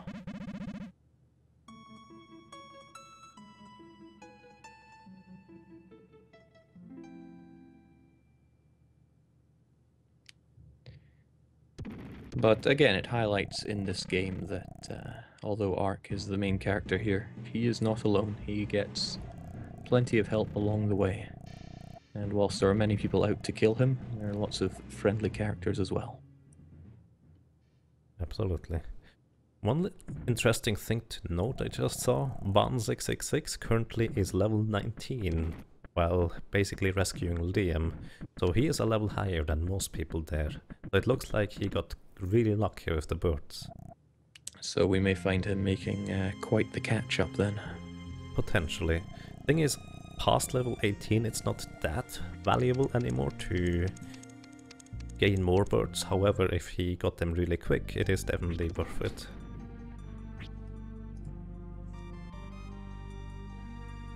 The thing is, the next level threshold you would want to reach would be level 25 on that castle boss. And you would need to at least get up to, I think, level 23 on the birds, which is... well, that takes a long time. But who knows, maybe some runners will go for that at some point. I'm sure there's still some number crunching that can be done on ideal ways to level in this, but part of it comes down to safety as well, because as we saw, one unlucky hit with the birds, and you won't be able to grind there anymore. Indeed. It happened in my first few runs that I got crit literally on the first hit I did on the birds just to set them up. And unfortunately the bird only has 80 HP, so if you get a critical hit with your 40 damage attack, you would just outright kill it. And good luck with the rest. How much time would you say that costs? That costs you about, I would say, 6 to 7 minutes. But you won't really realize that until later. And in a run where people's PBs differ by seconds or at most a minute, that's a fair chunk of time. Absolutely. So it looks like Lemon actually also opts to kill the little slimes. Interestingly enough, the runners used to grind on those little slimes, since that is actually kind of efficient. First off, you kill the big slime, and then they break up into smaller ones. And those smaller slimes give a good chunk of experience and are relatively easy to kill. So I think he is one of the, well, more older runners, as in the runners that are around for longer, so he knows about the strategy still. It was actually thanks to Lemon that I was introduced to people speedrunning Terranigma, which, you know, I had never seen, I had never even assumed this game could be speedrun that much, but here you go. Indeed. So, and both of the Sakegeist and Lemon arrived on the next boss. This is the Morph, the Dark Morph, I think his name is. And what he does there is they just sit in a corner and don't get hit by those crystals. The thing is, normally in a speedrun you want to destroy at least 3 crystals, as in you run into them, take some damage, and destroy them that way, because that will reduce a fair bit of lag and save you about 2 to 3 seconds in this first form, so to speak. The boss has 3 forms. The second form, he transforms into a carrot, which will throw something at you and you just throw it back, kind of like in Link to the Past, Agarim fight, you just throw back his projectile. When he comes to a stop until he shoots at you is randomized. It just is important that you stand in the most center position, so he has as many possible spots as possible to shoot at you. And you can repel the projectile as quickly as possible as well. So the second form is pretty straightforward. The levels here don't matter. However, for the third form, it is going to be really important. The Dark Morph will slide around a little bit and then transform into those bats. And this is the portion where it will be extremely apparent. Also, it looks like Sake is quite low health. It will be very apparent that they are lacking quite some levels. Yeah, and Dark Morph can hit quite heavily, especially when our players are under-armored. Indeed. Oh. So you want to be very careful with your attacking here. Okay, it looks like Sakegeist is level 16, I can't see it properly. Yes, he is 16. And, well, he managed to kill the Dark Morph in 3 hits. That was pretty lucky, actually, for that level. So as a baseline, when you arrive here at level 13-14, you will need about 10 hits, and as you can see, after every single hit, he will transform into those bats, and then you need to wait until he transforms back. This is one of the big reasons why you want to be really high level at this point. You just kill him in 1 or 2 attacks possibly. I believe... And one of the many examples of where the players that leveled up earlier on are going to catch up big time. Yes, indeed. I believe in the Hulk's record run, he died just a few hours ago, he even one-shots the Dark Morph. That requires a critical hit, so that is really lucky and saves a ton of time. So Ark passes out now and has a dream about evolution. We will no longer be able to talk to animals after this, so I hope you enjoyed our time with the plants and the goats and the birds. Indeed, we can still interact with them, but we have no idea what they say. Yeah, their talking to us just shows up as dots or exclamation marks. Also, once again to note, it is not really explained what this little cutscene means. But, well, free to interpretation.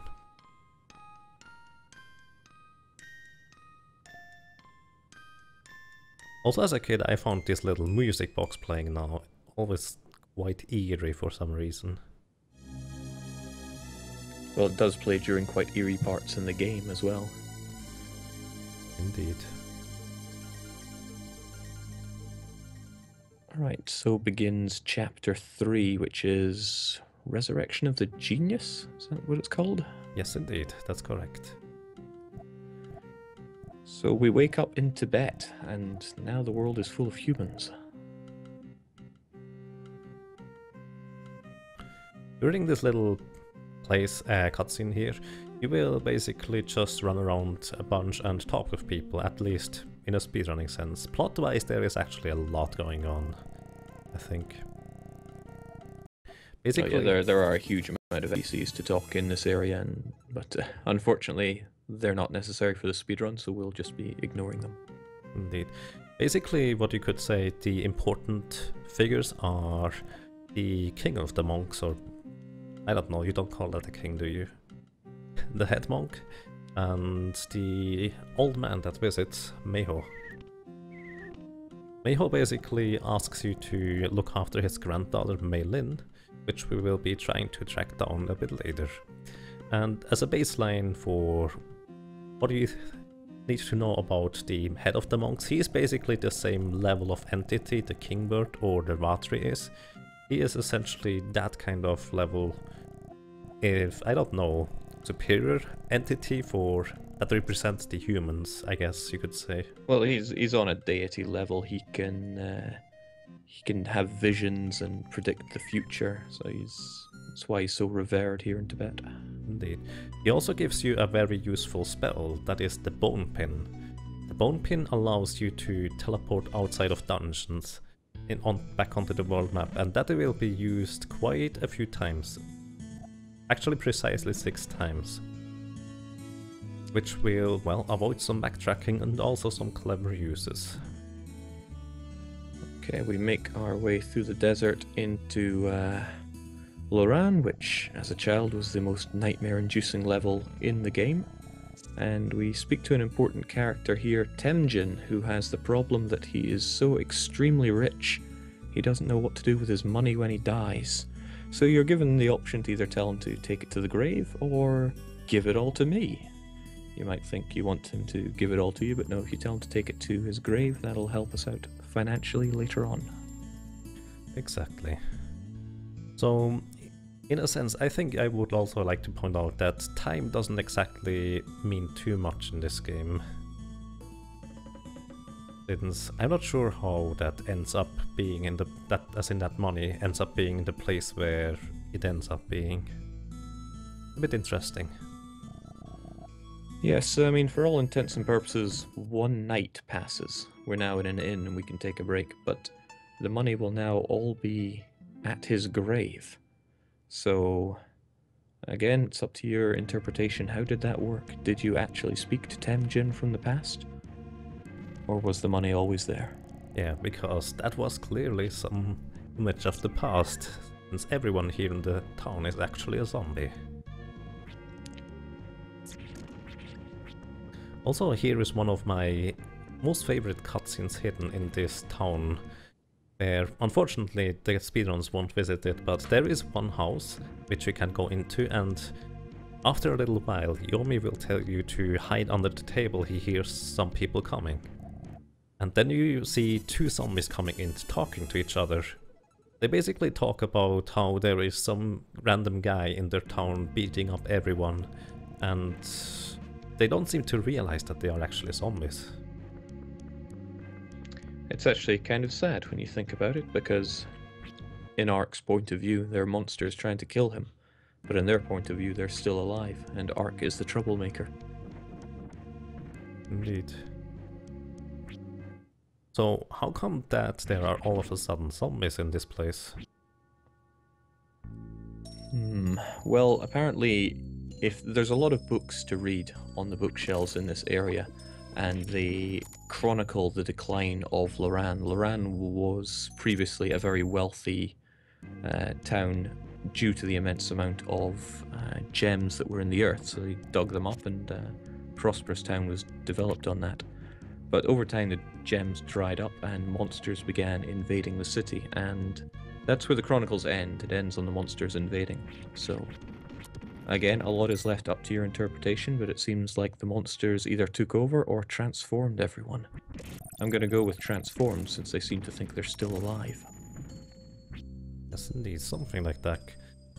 For me, my interpretation of this place was usually that, essentially, the little girl you're trying to find here, Meilin, the granddaughter of Meho, basically her power kind of went a little bit haywire, and that's why the souls of the people were bound to their old bodies that were killed by the monster invasion. That is my interpretation. That would work. Meilin, who's in here, has she lost her parents long ago and is using this town as a substitute for that. She, in her head, is living a happy life with her parents, but they are long since dead, and Ark being here is actually ruining that by beating up all these zombies. Indeed.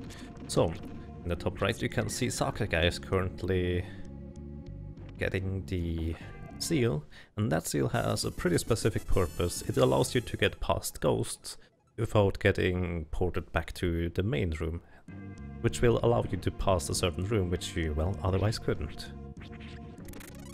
Yes, if you tried to pass through a certain room, the ghosts would teleport you outside.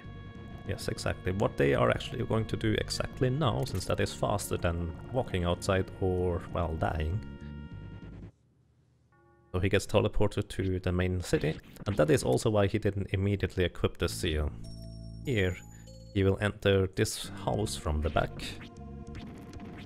and then equip the seal as soon as he arrives in the lower basement. This is the place where we need the seal to pass. It's another interesting point that back entrance to the house did not exist when the place was apparently full of humans. But there was an outsider or a traveler who explained to Ark that he's trying to make a door there. I can't remember if it was an outsider or a villager. I think it was a villager. Yes, yeah, through the night that passageway appeared. So there, the zombies are industrious, thinking they're human. And he just runs past that house I was talking about earlier. Also, it looks like at this point Sake caught up on levels quite significantly by killing a lot of enemies along the way. He is already level 17 now, while Lemon is still level 15. Also Lemon, it looks like he took a death warp instead of the post warp, so to speak, which takes a bit longer, but it also refills his HP. Yes, death isn't that much of a disadvantage in this game, it just sends you back to a checkpoint with full life. Indeed. It does even save your current progress in the game, so it is not... It can be even abused, so to speak, to transport to certain locations quicker. So, and now Sakegeist arrived in the little room, which all the players will use to catch up on experience if they happen to kill the birds a bit too early. And this is also where I talked about, just below this room there is a little treasure chest where there is a strength potion in there.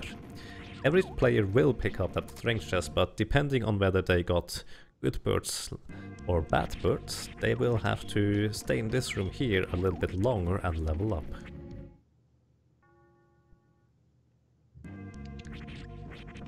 Now, a mystery that still hangs over me, when the heads explode, does that count as experience gain? It's actually quite interesting how that works. The heads technically should give experience. Well, at least that's what we think. Because if you kill the heads and the bodies basically in the same swing, you gain 32 experience. If you first kill the head and then you kill the body a bit later, you only gain 16 experience. If you kill the head alone, it doesn't give you any experience. You just need to kill the entire thing in one swing. And the reason why we think this is intended that the heads should give you experience, but because of a bug they don't, is because the little girls, they don't actually lose their heads. They just die in one piece every single time and always give 32 experience, like, well, as if you killed the entire thing in one swing. And all zombies give 32 experience? Yes, from my knowledge they do. Which is also quite a bit substantially more than the little Morphous guys earlier.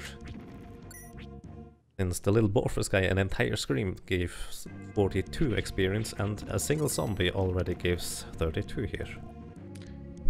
Of course, the boss bird from earlier gave a staggering 500, so that is why it is grinded so much. Indeed.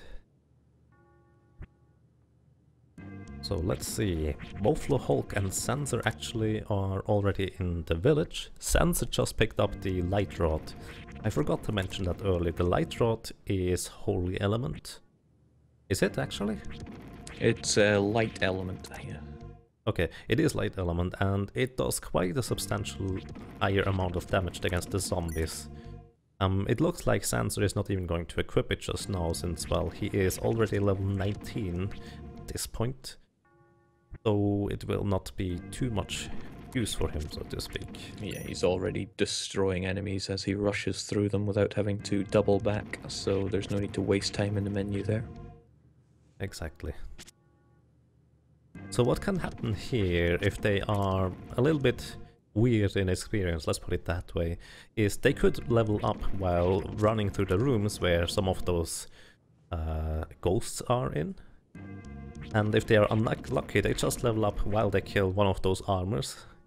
And the ghosts will catch them after the level up and transport them back to the entrance, and they need to run back.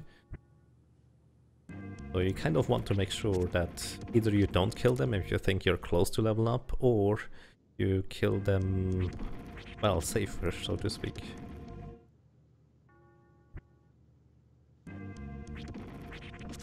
So what's the target level here from this grinding? Okay, the target level here from this grind is level 19 plus approximately 14 rooms worth of experience. That will allow you to gain, I think, level 20 in the, let's say, next big fighting area to defeat some of the guardians pretty quickly. And, well, it looks very clear that zaenzer will be very soon passing up Lemon and Sakegeist as he approaches the place where they are currently grinding in. Yes, this is where zaenzer's earlier leveling is really going to come into play, since they won't have to waste any time grinding here. Or at least not much.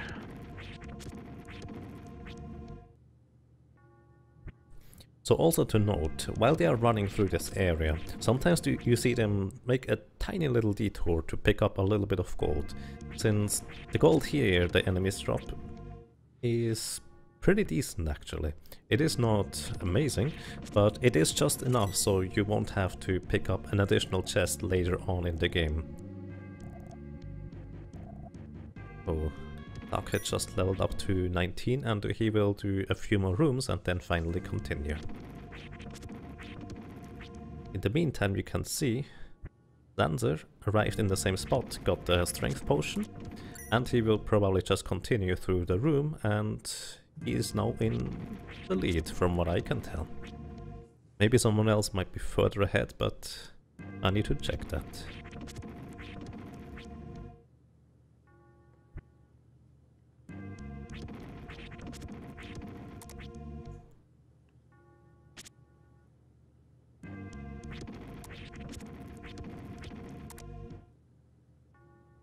See. zaenzer right now just grabbed the money that Temujin put in his grave. Yes. If you mess up and pick the wrong option, so he doesn't put it in his grave, you lose basically 500 gold and need to regain that somehow, which loses you approximately, I would say, 30 seconds. And it's very easy to pick the wrong options in this game, since you just hold the direction, because afterwards you might want to run down, and you automatically select the lower option in the dialogue. This game I found kind of interesting because when you hold a directional button, sometimes that will end dialogue as well, which isn't something you see in many games. That is true. But it's only ever the very last text box when that happens, of the dialogue. With zaenzer gaining a comfortable lead, do you think we should switch to their audio? I think that sounds about right. I will switch over there. Let's see. I hope zaenzer has the audio also set up like that. I can check at the moment. Got some comfortable game audio there. Sounds good. Okay, I will switch. And he just happened to find Malin with the help of the little dog Turbo. Yes, earlier Ark had to pick up the scarf, Malin's scarf that had been dropped behind. Gives it to Turbo, who has a whiff, and you very slowly follow Turbo and track down Malin. Now, Turbo is a reoccurring name in the Quintet games, if I'm not mistaken. I think there are multiple characters called Turbo, but I could not recall right now which ones that were. It's akin to Widge and Widge and Beggs from the Final Fantasy games. Indeed. So with a bleh to you, Malin runs away, and for all intents and purposes, we are done with Loran. Indeed. It's actually kind of interesting. That little cutscene, it's weird. The parents of Malin reach out to Malin and tell her to stop this madness or something like that, and release them or so. That's right. They tell her to basically stop punishing Ark and to be a good girl. And so she cries, says bleh to you, and runs away. So yes, indeed. We will see her again soon enough. and I feel like many people don't necessarily like her, at least initially. But at the same time, she has kind of a wicked past with, well, her parents dying like that. Yeah, don't worry, that's not the last we'll be seeing of her. Okay, now for the desert, which you normally have to speak to nomads to get the directions for, but if you just know the way, you can run through it considerably faster. Yes, the desert is actually quite interesting. Just as a note, zaenzer will be picking up a mushroom and some money in the forest, which he will need later. But back to the desert. The desert is interesting in the sense you can imagine it being a very, very large rectangle. And you just need to reach the upper left quadrant of the rectangle. If you know where to go, you can just go straight there. Normally the nomads would give you instructions on how to reach certain landmarks, and those landmarks only appear if you approach them from the correct direction. So it's kind of interesting. It's also interesting that if you were to approach that part of the desert before having dealt with the undead town, you would remark on how dry and endless it is before running pointlessly and passing out. You cannot, to my knowledge, get past it until you deal with Loran. You cannot even get back out of it if you wanted to once you get in there too early. You just pass out no matter what. So this game is just full of flavor. We've arrived in a town, and when we enter the inn, we are instantly being treated with liquor, fancy dancing, and hospitality, and being charged 1,000,000 gems for it. Until Fida here, the Lady Knight, tells the owner to shape up, or she'll have his head. So straight away we're introduced to Fida as a no-nonsense character. But what's almost said just on the cusp there, Fida looks at Ark and says, "Strange, haven't I seen you before?" Which is another bit of a hint to the game's theme of death and rebirth. But that will be visited later on. Indeed. So what you just do here basically is you give the mushroom to the man just standing here, and he tells you, hell, I can create a medicine out of that, and well, that sounds kind of useful. Funnily enough, that is actually extremely useful. After that you will visit the castle where Lady Fida, I think, also told you that they are looking for people that can make the princess talk, as in cure her or something like that. Yes, the princess here is a mute, but there is a groom competition where if you can make the princess talk, you shall be wed to her. And this guy, who is introduced as Jerk, his name is Royd. He is he's taken the mick out of you. It seems that he's here for fame and money for wedding the princess. Yes, and he also kind of mocks you. He is actually a bit of a jerk at this point. But can't fault him since he has one of the best music themes in the game. Absolutely. We won't be hearing much of it, but we'll point it out when we get to it. Mm-hmm. So then you also talk to the princess, who looks strikingly similar to your friend you left back in, well, the underworld. Yeah, she even has the same name. This is Princess L, and your childhood sweetheart L is the one you left behind in Krista Underground. So this is kind of mysterious. So this is also where the speedrun kind of skips basically a few plot elements, since they are not required to get. Also, to note, zaenzer will here pick up just a few bone pins, which will allow him to teleport outside of a dungeon. He just picked up only 4 though. I think he picked up 5. Did he? Did he pick? Okay. Yeah, because you need a 6 total to save a fair bit of time later. And if you pick up 1 too few, the last one is actually the biggest time save, so I hope that doesn't happen. He attempted to pick up 6, but wasn't able to. I wonder if something has gone not quite right there. No, you can buy 5. You already have one from the head monk. Well, that's fine then. Yeah, that's pretty normal. So he was just given medicine, which conveniently the medicine man tells him, "I bet this could knock out everyone in the castle."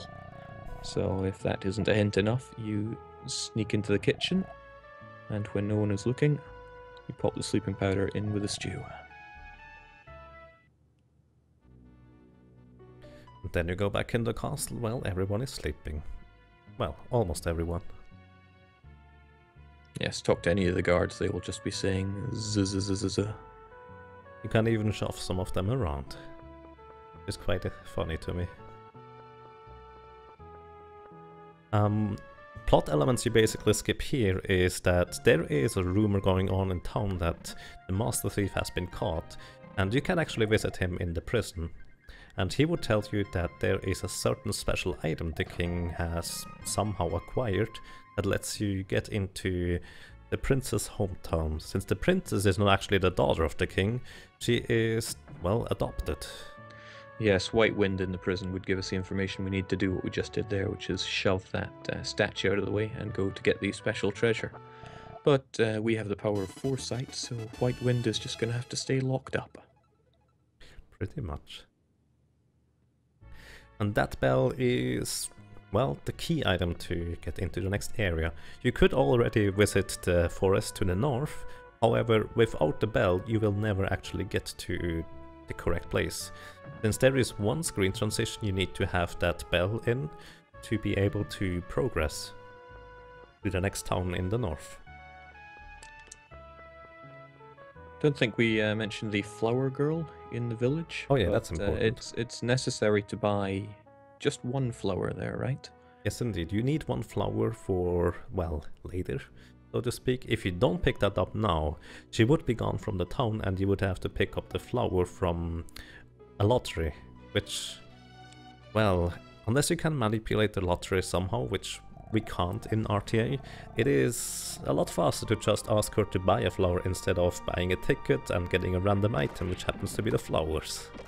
Well, it would be faster if we could manipulate that, but if you figure out how, please let us know. That would be kind of handy. Even though it would be a very marginal time gain, it would still be a little bit of a time gain. So here he equips the bell, and through this screen transition here, he needs that bell equipped, it rings, and now he can actually go into the next screen, which would, well, depending on whether you had the bell at this point or not, be a different screen entirely. For the second screen transition, as in the second ring of the bell, you don't actually need the bell anymore. However, there is no reason to unequip it, so we just keep it on. It doesn't save enough time to unequip it, so to speak. So it's well worth comparing how far back zaenzer was compared to sake and lemon earlier on, but now they have a comfortable lead, all thanks to that earlier leveling. Yes, indeed. It seems like his work rank was also quite strong, to say the least, as in pretty quick, so he probably got above average lucky, so he's on pretty good pace. Of course, the luck in this game is important all the way to the end, so don't count your chickens until they've hatched.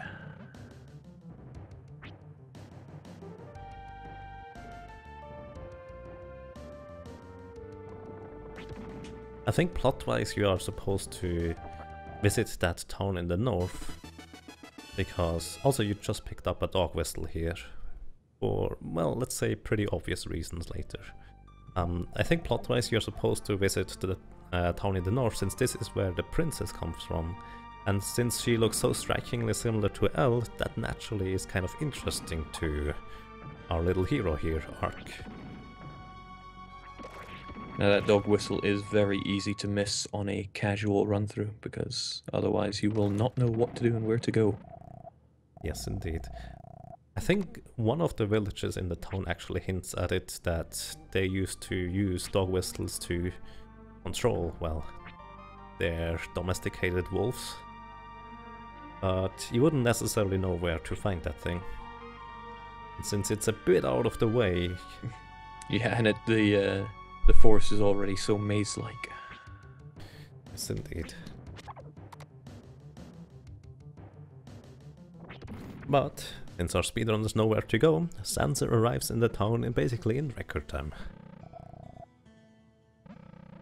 And it looks... straight away we can tell this is a replica of our hometown Krista underground. Yes. And Ark remarks upon this. It's not just similar, it's identical. And we are attacked by dogs, where the dog whistle is actually useful. If you run up to the dogs and speak to them, they just give out a howl. Of course, you can't speak to animals anymore after resurrecting the humans. And they just straight up throw you out of town.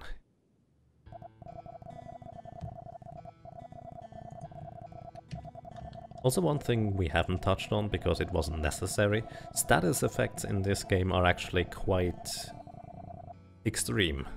If you get poisoned, that poison will never run out until you die or you cure it. And the damage of the poison is also kind of substantial, so if you get poisoned and you don't have anything to cure it with, which, well, in a speedrun you don't really, you are in a big trouble. Yes, I've seen more than a few runs die to the poisonous frogs. Yes. Actually, I think it's the flowers in that dungeon. Either way, they have extreme poison and you die within seconds unless you have the correct cure against it. And that's not all. There are other status effects, including just death, where you are simply given a countdown until you die unless you inject yourself with serum, which I believe, again, we won't be picking up. No, not at all. But for one of the instances where you could receive the status effect death, if you reach a safe zone, like a town or a place where you can't fight, all status effects are removed. That is actually one of the ways to salvage that. And there is one place where you can get hit by that death spell and you just reach the, well, place in time that you get saved. Okay, so plot-wise, we were able to find a family portrait in the village of Storkholm, not based on any real place, I'm sure, where you grab the family portrait of Els, and thankfully Malin, with her Mirage ability, agrees to help you out here, as long as you don't marry the princess. So you agree to this, and what she does is she creates that illusion inside the throne room, where she makes illusions of Elle's parents, who tell her she can speak again, but this throws the king into anger and confusion, where he exclaims that he had them murdered. And that is the last we will ever see of King Henry. Yes, and just afterwards, you basically go back to town, go to rest. Well, you don't even see that you do that, and then the elder speaks to you in a dream, or something like that. I think Ark even mentions what a horrible way to wake up. Indeed, and the elder just tells Ark to go on further to the southwest, towards Spain, where he will have to visit and save one of the geniuses that is called Columbus.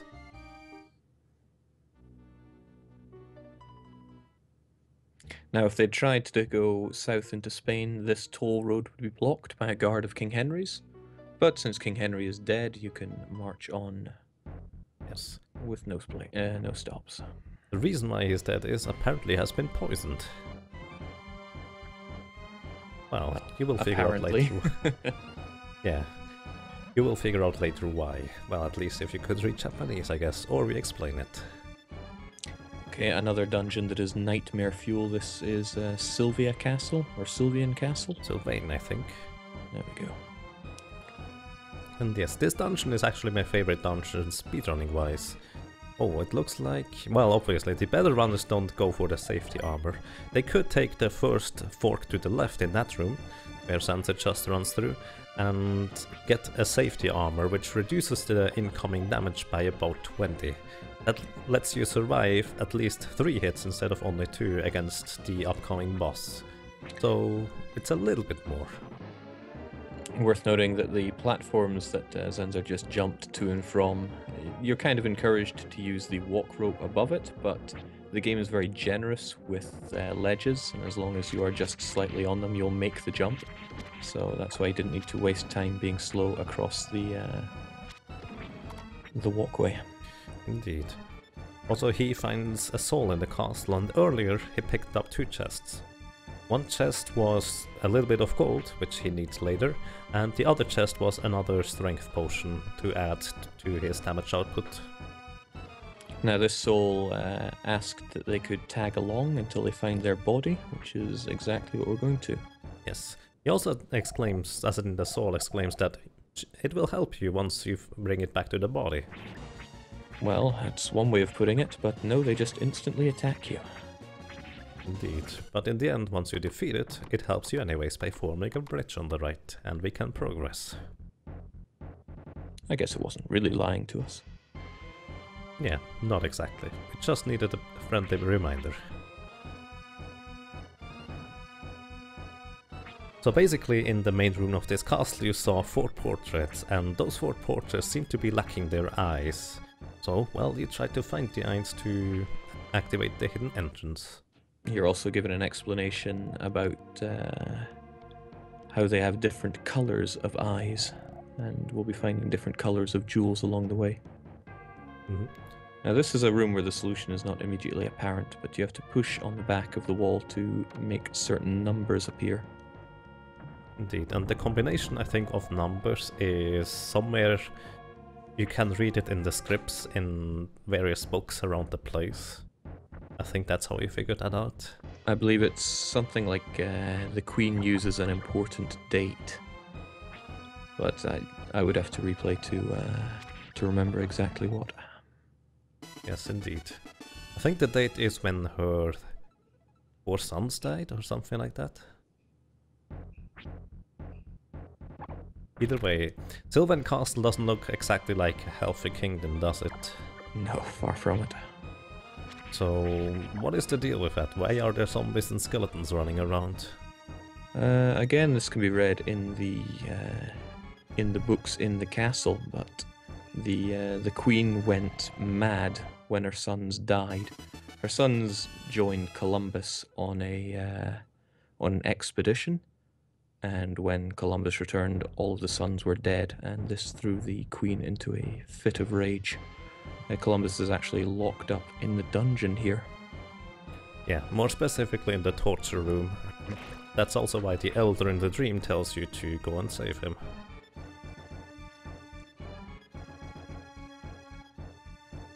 Now the Elder wants us to cultivate humanity, which is why he's encouraging us to resurrect life and then go on to free the geniuses.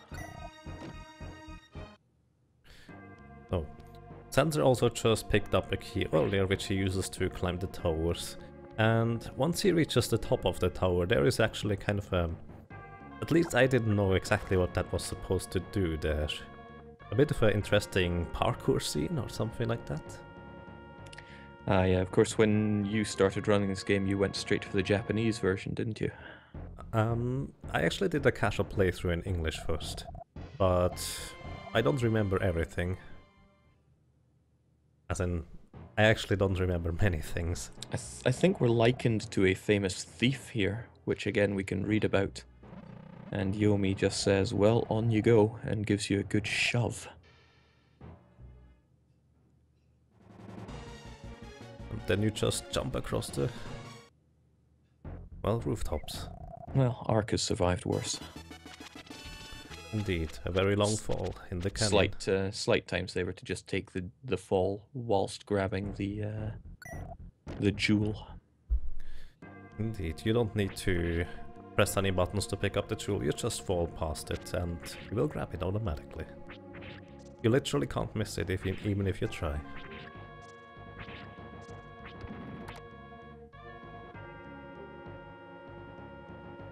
Then they arrive in the basement. In the basement they will find a switch which will remove the toxin out of the water and it will become normal again.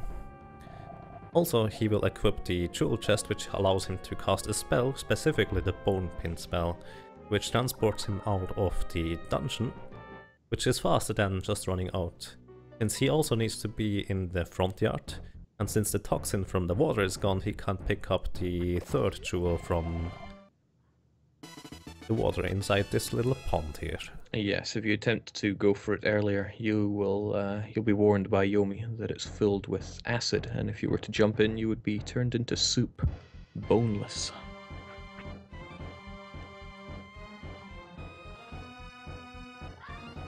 So Zaenzer needs exactly one more jewel, and that combination he put in earlier in the room above was to lower the chandeliers, and now he can jump over the top of them, pick up the chest with the health thingy, and pick up the last jewel. By the way, the first jewel he found in the... what is it called? He basically crawled into a dark hole. Ah, yes, there was a smoke chimney. Ah, chimney, right. Yeah, something full of soot. And yeah, he found the black eye there. Now that he has all 4 eyes, the secret will be lifted and the castle will, well, open up. It'll show its true colors. Indeed. To me it's also kind of interesting that in this castle you kind of learn about the dark side of some people, like the queen just going completely mad, but later on you will even realize that there is even more behind it.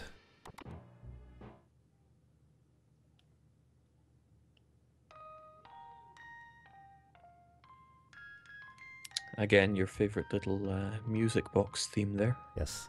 In this castle it is actually kind of creepy to me. At least that is when I finally fully realized that that little music box is... I don't know, it's weird. And what happens here is the chandelier doesn't just get lowered, it smashes into the middle of the room and opens up a hole into the underground. I don't know how people normally get down there. That seems kind of like an inconvenient way to go down there.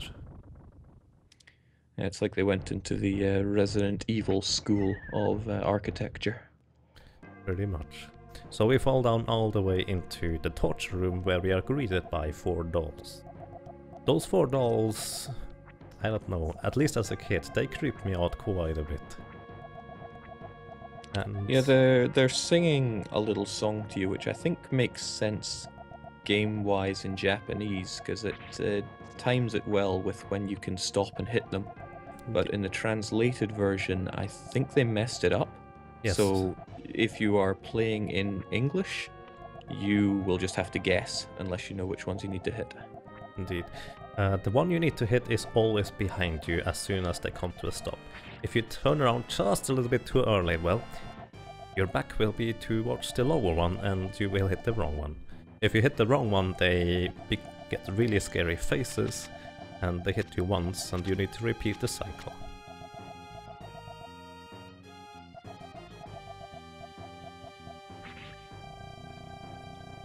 Yeah, the whole dolls mixed with the torture chamber are extremely creepy. And now we get to play a game of... Oh. It's a little different in English. Yeah, you're told when you can move and when you cannot move.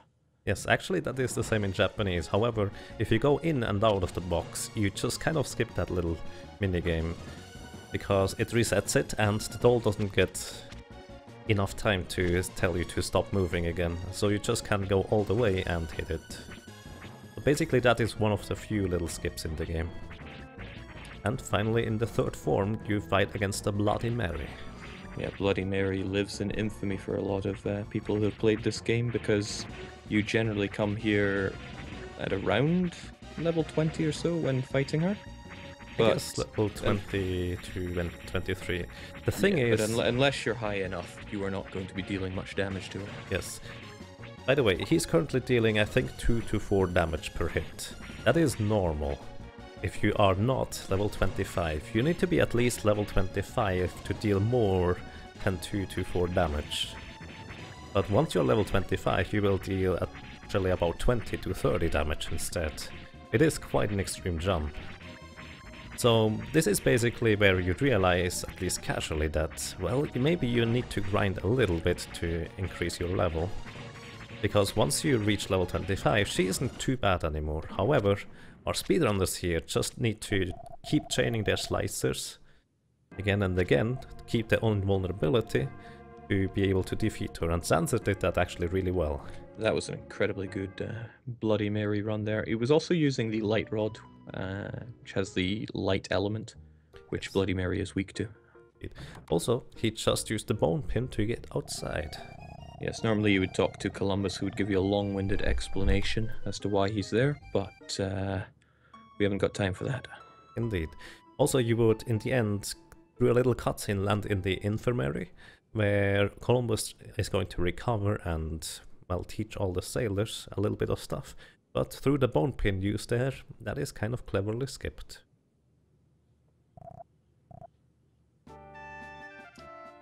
Also to note on the Bloody Mary, you can maybe see it on Sakegeist's top right screen right now. You take 2 hits, as in you survive 2 hits. After 2 hits you're dead from Bloody Mary because you don't have any armor at this point at all, and she does a lot of damage. Yeah, if you are playing this casually and want to deal with Bloody Mary, get some electro rings. Yes, they are. Those are actually the only places where spells are actually kind of useful, I feel.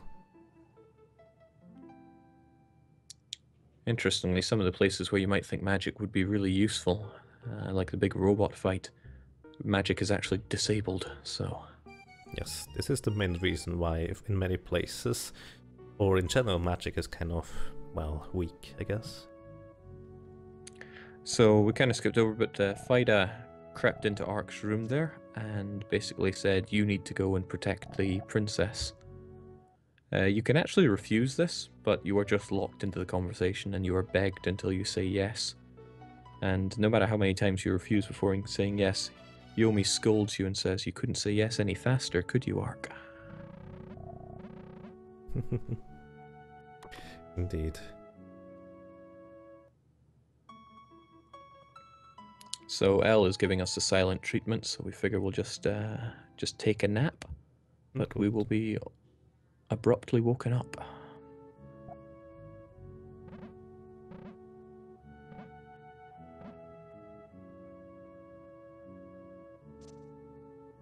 Oh, looks like Vaughn is currently ahead of lemonsx, so I'm going to actually swap out the bottom right screen. Also to note, this little fight on the ship with the ghosts, where they all of a sudden appear, I don't think there's any story to it, is there? With these ghosts, you are told that sailors who look out over the boat can get basically spirited away by ghosts that appear. It's then brushed off as a myth, but it seems that it's happening for our princess here, so it's up to us to save her. And I hate this fight, it never goes my way. Yes. The thing about this fight is, it's a 50-50% chance on whether they use the whirlwind and whirl around, or they just creep up on you and until you hit them. And you need to hit them 3 times, it doesn't matter how much damage you deal. However, it just really... well, this is another big luck factor. The whirlwind takes about 10 to 15 seconds each time it happens. And so if you're lucky, you don't get any whirlwinds at all. If you're unlucky, you get 5, 6, 7 or even 10 of them and lose a bunch of time. Thankfully, it doesn't seem like it's taken too much time for zaenzer to get through it. Yes, and Elle is back on her feet. Now, Elle thanks you for saving her and kind of apologizes for being so cold towards you. But she wants to stay out there for a wee bit longer. She has a lot on her mind. Indeed. One interesting thing to note, you will see on the Hulk screen, top left soon, when he get... oh, top right actually, sakegeist. What do you see? What do you do when you see a ghost? You go and open the door. These are the little improvements or optimizations you do as a speedrunner. Opening the door costs you a little bit of time, but well, you can just do it during the fight because you have time to.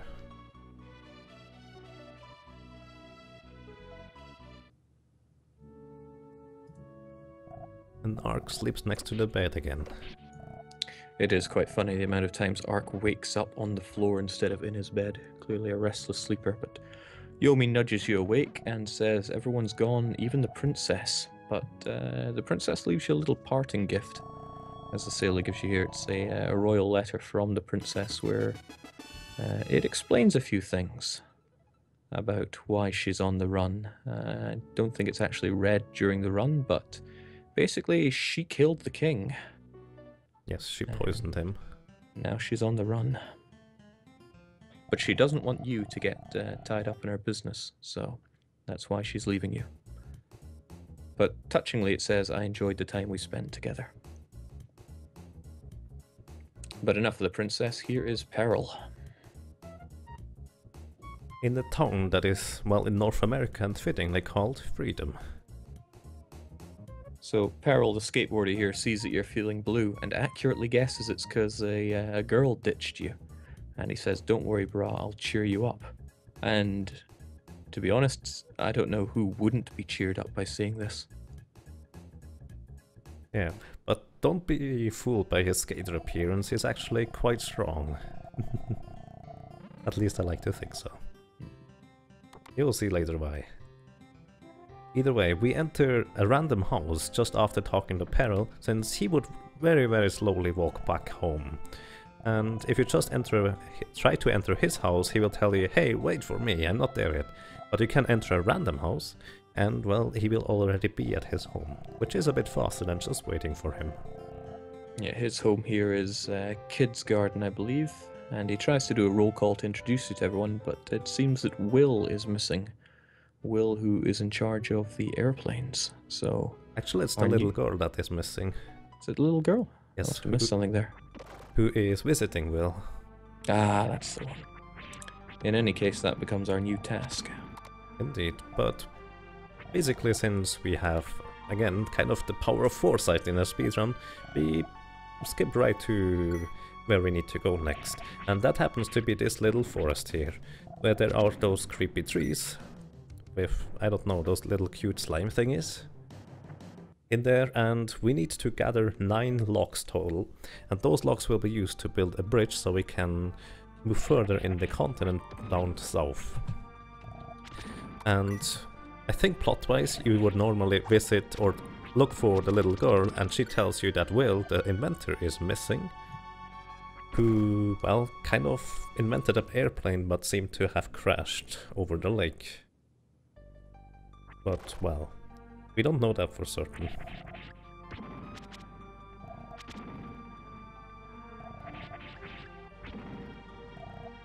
Either way, when you try to go to the lake now, there would be a man blocking you and tell you, I can't move here, because, well, I'm still waiting for my girlfriend, I think, to come back from her journey, and he will not let you pass until you kind of bring him a token that she probably won't come back ever again. And that's another point that's left to your interpretation. Pretty much, yes. But I think it's safe to say that he waited for a long time there.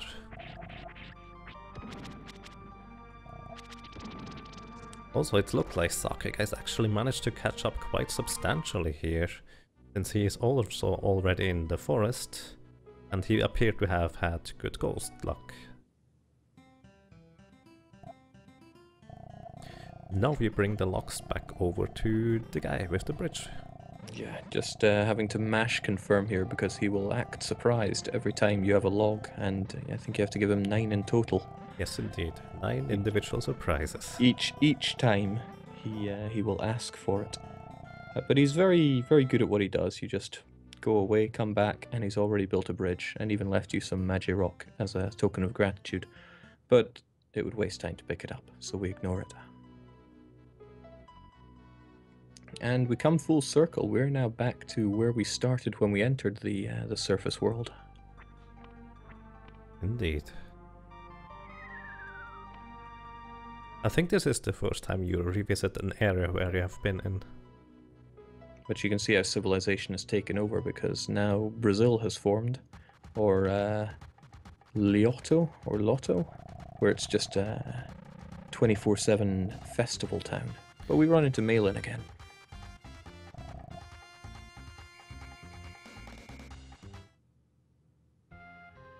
And after you normally would run around a little bit on the carnival with Malin and Tau, you visit the statue here, which naturally, probably in the English release, would have been censored out, I imagine.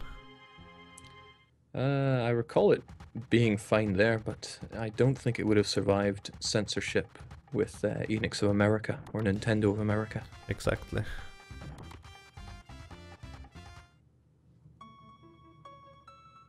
Now, Malin is currently trying to seduce Ark. She wants him to meet her back at the statue in the middle of the night. But she is about to get her heart broken. Oh, I just realized I need to adjust the layout. Give me a second.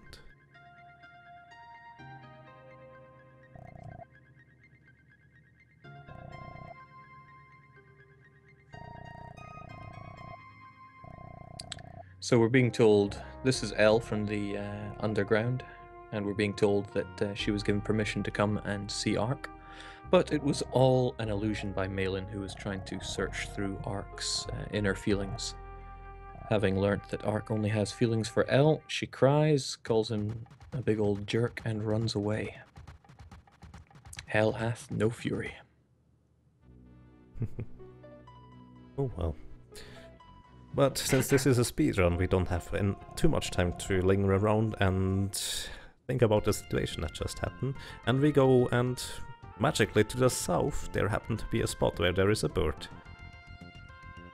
Naturally, don't really know what the bird says, however, it appears that he brings you to some place that is very cold, specifically the North Pole. Now, interestingly enough, you can't communicate with the animals, so in a normal run you won't know where this bird is going to take you. But somewhere, and forgive me because I can't remember exactly where, there's a bird watcher who will tell you where birds fly to, where the migratory birds fly between. Yes. So you could figure it out from that, or just trial and error. Indeed. I think the bird watcher sits somewhere north of Europe or something like that.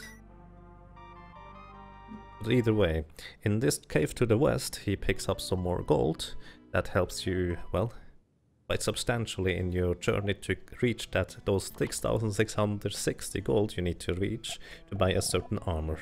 Also, he goes into his inventory here and uses the flower he got earlier from the other lady and gives it to the little penguin. In return, he receives a starstone. At this point, we still don't know the significance of the starstones, but strangely enough, when we were speaking to the flower girl, she explicitly said that it could even make a penguin happy. So, again, people know more than they really should. Yes, indeed. Or they just say random things that happen to be true. Who knows? Well, the poor flower girl has to make a living, and it didn't seem like many other people wanted to buy them. Indeed. Although you can't just buy as many flowers as you want, she will always have more to sell. And she will always be angry if you don't buy more. She'll call you a cheapskate. Indeed. But she looks quite cute. Either way, the bird flies back, and zaenzer will return back to the port. In the port he will have a little conversation with a sailor who noticed that there seem to be a ton of monsters coming from the mermaid tower, and the sea is not safe anymore. So he is looking for some person that managed to get rid of the monsters from the mermaid tower, and naturally we kind of volunteer immediately for that. Well, we're volunteering because we've been promised a boat to whoever can take care of the situation. Which is going to be really handy as well. So in the mermaid tower, this is actually a surprisingly short dungeon, but also kind of surprisingly enough, this is home to the significant boss, which is the main reason as to why you need to level up to level 21 before you get here. So the thing about the boss upcoming is, it will be pretty short, but you will see that... Oh, he just received reduced defense from the fish. And level up to 21. That's why he killed the fish. Normally you don't kill those fish, because they are not too efficient to kill. and have a lot of HP, but zaenzer still needed 1 level. So you can get reduced status ailments. To what effect do they change your statuses? Change your attributes? Basically, they are pretty extreme versions of status changes, but also I think defense and strength reduction are both 90% reduced strength and reduced defense, so you would take a lot more damage with that if he didn't already have no armor at all. So there's that. But also they are only temporary, since there is no real way to get rid of them with items. So here, this fish, you can't hit the green ones, you need to hit the purple fish. He killed the purple fish in 3 hits, and the way you can attack the fish is you basically need to wait until he comes close, and then you can attack him. So each individual hit takes you about, I would say, if you're lucky, 10 seconds, 15 if you are unlucky. And so you have to hit him 1 shot at a time, and that's why you want to be at least level 21 here already. Otherwise, this battle will take you a long time. There is actually a Japanese runner of this game who went here with about level 16 or so, and it takes him 5 minutes to kill that fish alone. And you may recognize this as being substantially longer than we invested into leveling up in Lauren. So that is why we, well, level up already a lot earlier here. Also to note, he uses a bone pin to get out back to the entrance.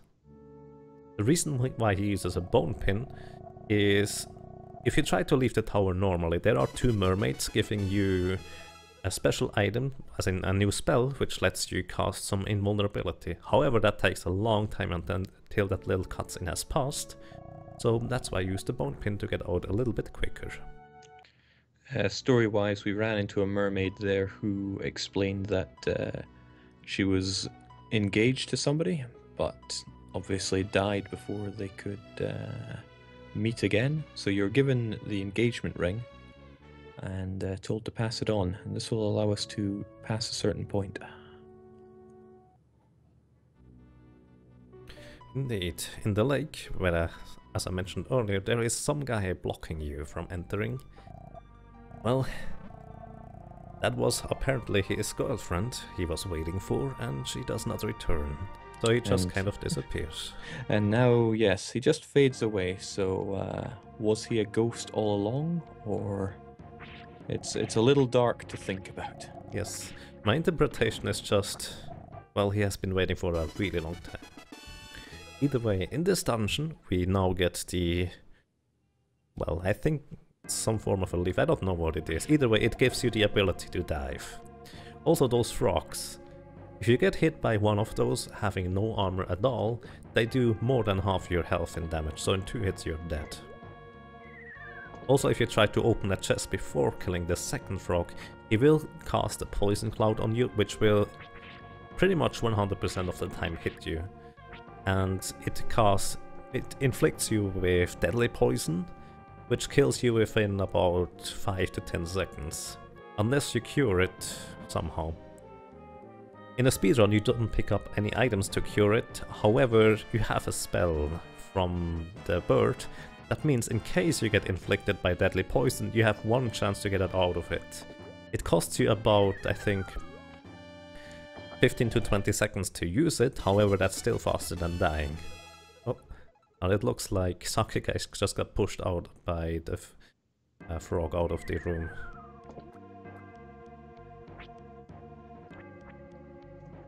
So we just picked up an important item on Zaenzer's feed there, which is the magic anchor. It'll allow us to swim in the water without being pushed around by the current, because there are points that are inaccessible because the current will push you back too fast. Indeed. Also, he picked up a weapon there which has, let's say, an earth element applied to it. It is substantially stronger than the current weapon he has equipped. However, he will not use that anytime soon. It will come into play later. Also, that room just before this fish room, that is probably the worst room to get through quickly. Zaenzer made it look very easy, but if you basically attack those closed eye guys out there when they have their eyes closed, you get bumped back. Usually you have invulnerability while you use this slicer attack Zaenzer uses to get out of the room here. By the way, this is a grinding little scene. And this is one of the few instances where enemies basically deflect your attack and you just kind of get bumped back and get hit by anything you can get hit. You lose your invulnerability immediately. And it happens that that flower just is in a really inconvenient spot. If you get bumped back by that eye, it is pretty high chance that the flower will shoot at you and inflict deadly poison. I've died on so many runs on this thing. And we never did pick up that safety armor, so anything that hits hard. Yes, absolutely. So this is pretty much the most efficient room to level in. As you can see, we only deal 20 to 23 damage with a critical hit. However, the fish still die in one hit. I think they have about 5 HP, so that's really little HP. But they give a lot of experience for how little HP they have. So it is pretty quick to kill them and get out again and get in again. And here they will level up until about level 24, I think. So just as a note, if you need to grab a drink or go to the toilet or make some tea, make some coffee or something like that, now is a good time for that. It's also an excellent time for any questions if people have them.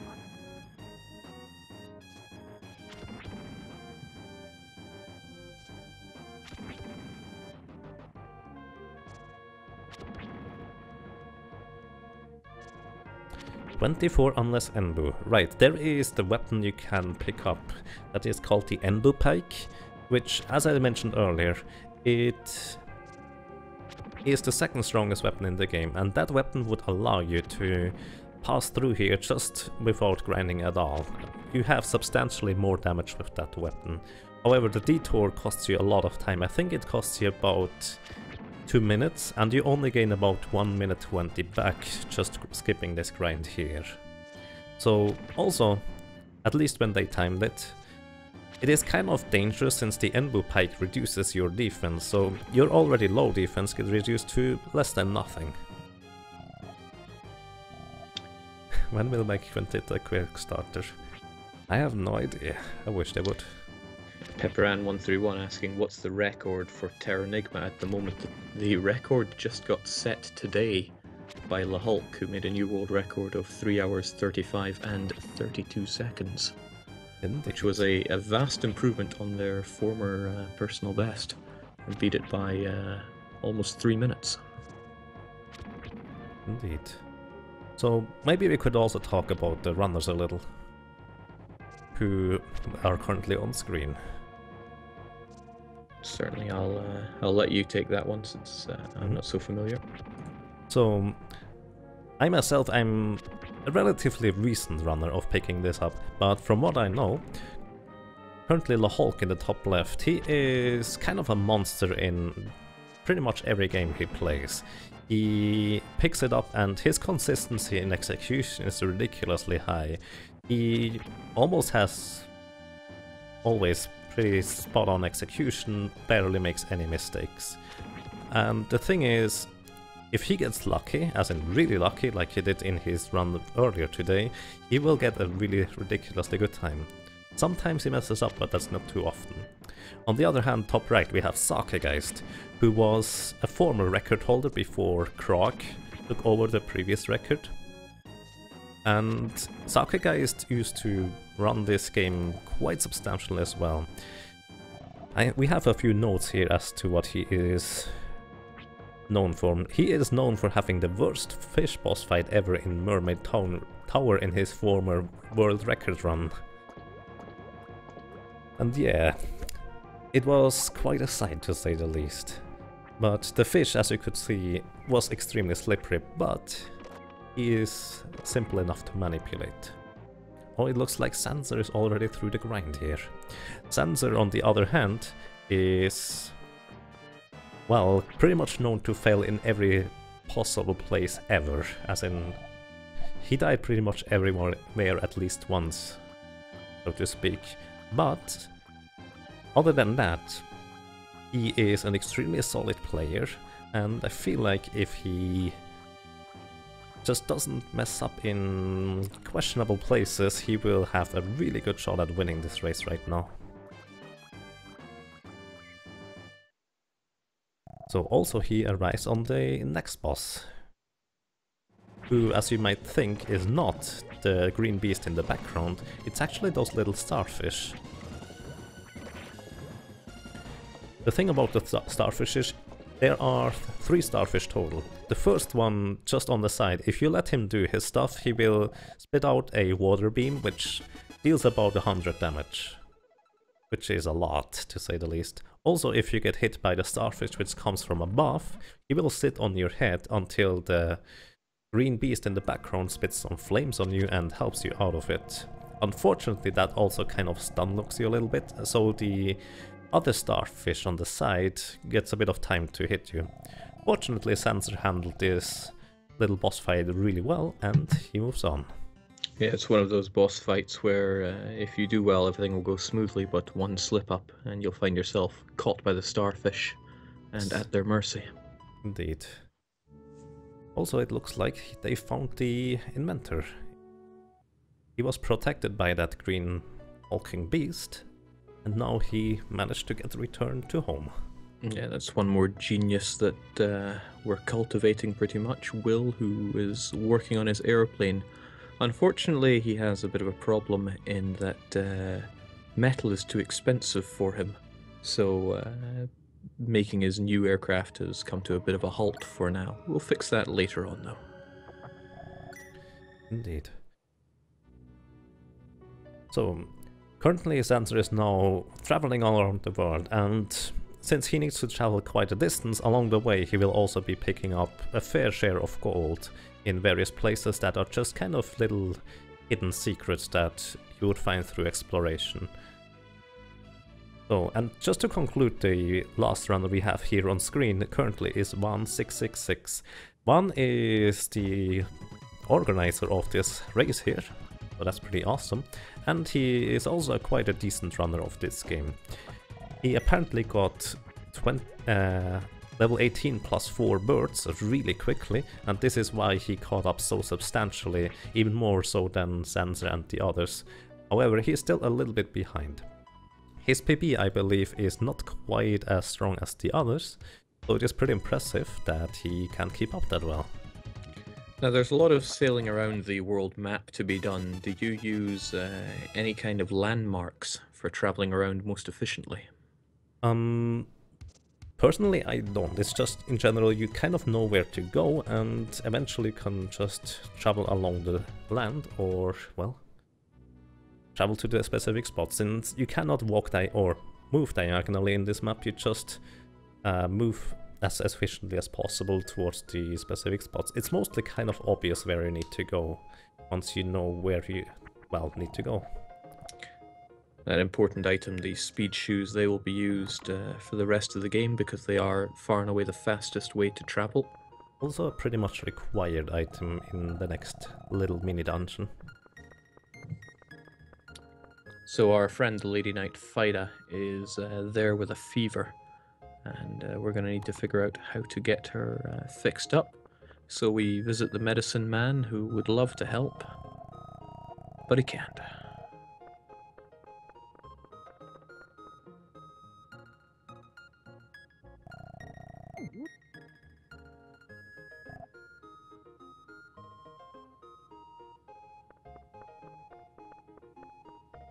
So there are two characters, Lon and Won. Maybe I'm getting their names mixed up here, but one of them has apparently turned evil and is hiding out at the castle nearby. So we need to go and put him in his place if we want to go and sort out pretty much all of our problems will be sorted if we deal with him. So that's our next destination.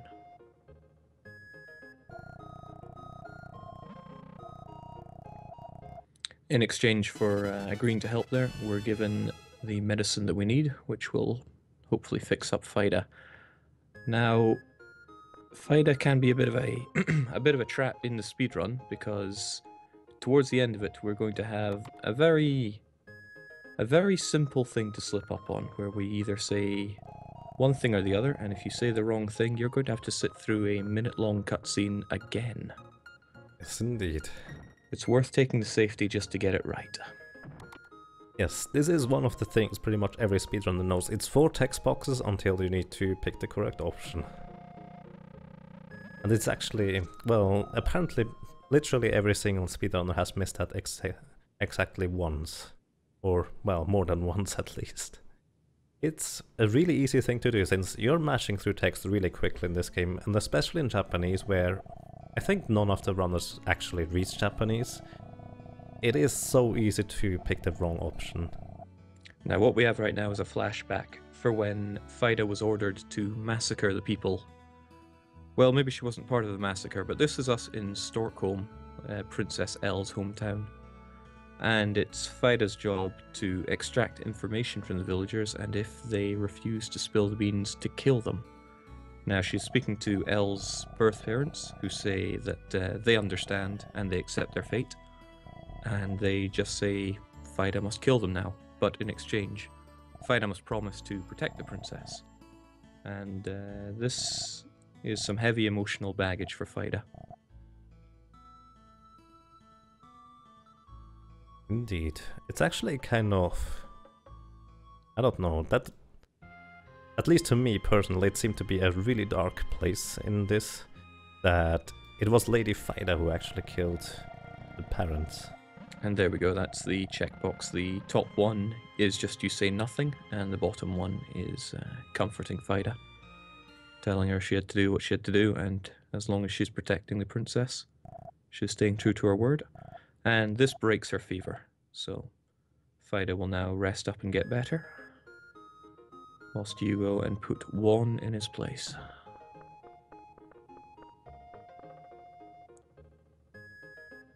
So also to note, you want to have your gold at this point in the game to be at least 6660, so you can pick up the armor you need, but also you want to pick up some additional health items, which you will need later on. Now this is probably my favorite place in the whole game. You get some of the best music and the best dialogue. At least once we're past what is probably everyone's least favorite part of the game.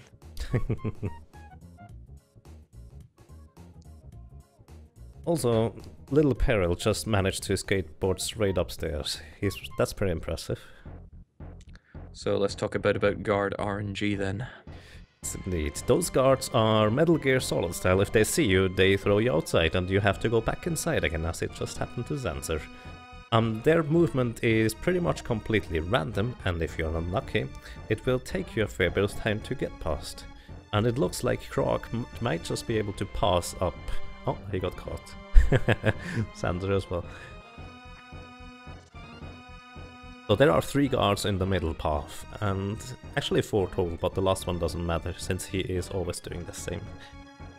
And if you are unlucky, this can take you quite some time until you manage to get into the next room.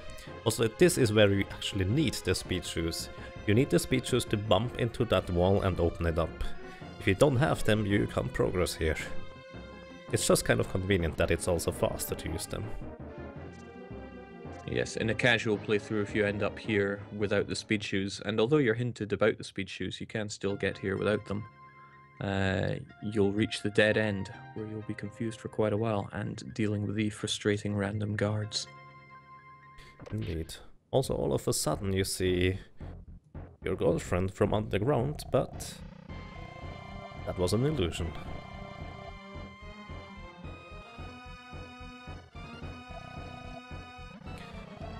Basically here, Malin is so mad at you and kind of joined the evil guy who happens to be the trader here, Wong, the owner of the castle, and she kind of tells you, well, to rot in this prison cell, since, well, she kind of rejected her earlier. So, yeah, she's not exactly a nice little girl, is she? No, and now we see Wong here with Royd, who was in the groom. He was a groom candidate. But now he is, well, he's just a bodyguard or a mercenary working for some money. He actually explains that this is his motivation. He doesn't want to hurt L. He's just in it for the money. Or at least it seems so. Later on, Ark once again wakes up on the floor since he was kind of sulking.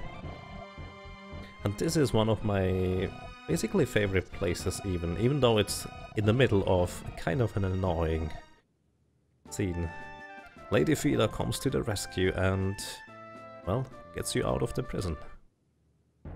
It's another part of the game that really shows you are not alone in your struggle.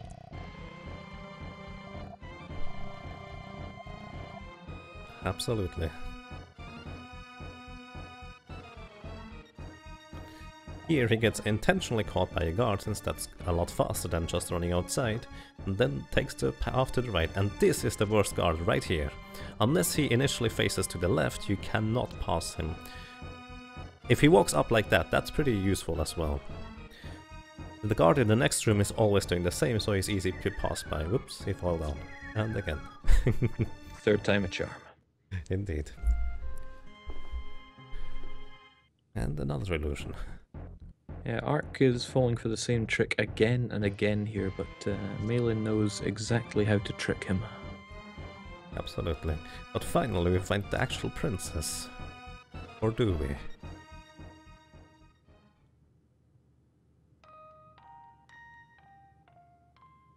So, which one do you like better?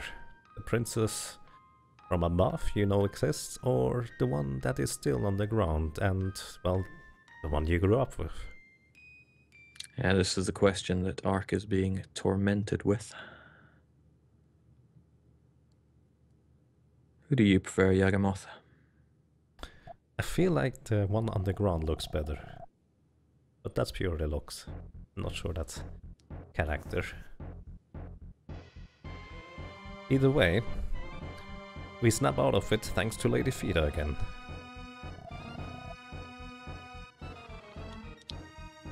Yeah, the four runners we have here are getting really close.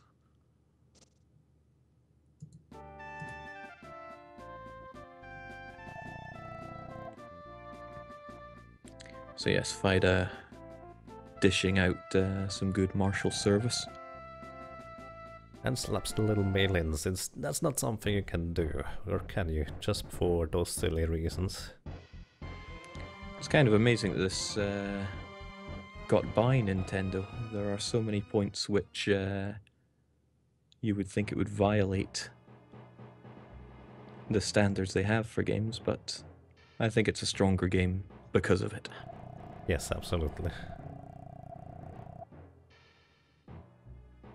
And we are trapped inside this hall, and also Wong calls out to you here, saying, well, Malin, you've been useful enough. You can rot alongside them as well. But all of a sudden, someone skateboards right through the wall. The strongest man in America. Yes, indeed. Don't underestimate him despite his looks. So basically, Peril just saves you out of this trap, and you move on. By the way, this entire dungeon has no combat in it at all. But just in case you were wondering, so level or weapon here doesn't matter. Although there is actually a weapon you could pick up in the basement, which is reasonably strong, and it was actually part of the very early route. But it turns out that it's not actually worth it if you have sufficiently high enough level. Yeah, I believe that's the 3-part rod. Yes, indeed. Now, if you do your throws well in this room, I think you can get 2 of them at once. Yes. With your Exactly. with your jars. Basically, if you throw them... So, to open the door in the first place, you need to extinguish all the candles. And if you throw the pots just above or below the candles, you can extinguish 2 at once. It's pretty handy, but also kind of precise. They make it like look way too easy.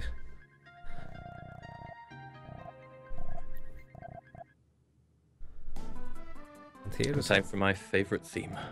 yes. This is Royd's stream, and it sounds amazing. Yeah, our friend the Lady Knight Fighter gets us out of the situation by saying she will fight Royd whilst you run with a princess. Very noble of her, and we're meant to follow Malin out of here, but thanks to our magical shoes, we are actually faster than her. We still have to wait for her, unfortunately. Indeed. And here, in this next room, actually Lady Fida says something first. Yes, Fida and Royd are meant to be fighting, but Royd says that he changes his mind. He doesn't want to fight, so he tells Fida to go and protect her princess. So we're told that Royd's maybe not the bad guy we thought so. Indeed.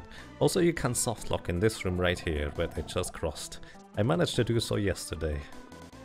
How exactly does that work then? Well, basically, only after this little text box and cutscene appears, the exit is in place. Before that, if you just kind of manage to skip over that, the exit is not in place and you can't leave the room. However, if you are in the place behind the exit, there is a little wall and you get caught there. As in, it just is a soft lock. You can't use a bone pin, you can't do anything. And then your run is dead. Indeed, if you're too fast, too bad. Speaking of dead, Royd has just confronted Wong, and he says a bunch of things that don't really make sense to you at this point in the plot. He says that during Wong's period he calls preparation, many people have died, including his best friend. We don't know who this friend is, and at this point we don't know what the preparation is. But we get the sense that there is something grander at work here. Absolutely. And it turns out that Royd, after all, he is not really a mercenary or even a jerk or a bad guy. That was his purpose all along. So it turns out he seems to be kind of an ally as well, in the end. Which is why he gets his own theme. So, either way, after they visit this little town, they go back to North America. And it turns out that the inventor you have visited earlier finally managed to acquire the metals he needs for his invention. And also he is kind of clever and creates an airplane, and as a thanks to you, he gives you an airplane and then you can fly around. Yeah, thanks to our actions over in the castle there, the price of metal came crashing down, and that gave him everything he needs. In fact, you can go and pilfer a bit of tin out of the inventor's room, and that can be used for one of the many side quests in this game. Yes. Where you foster the development of towns.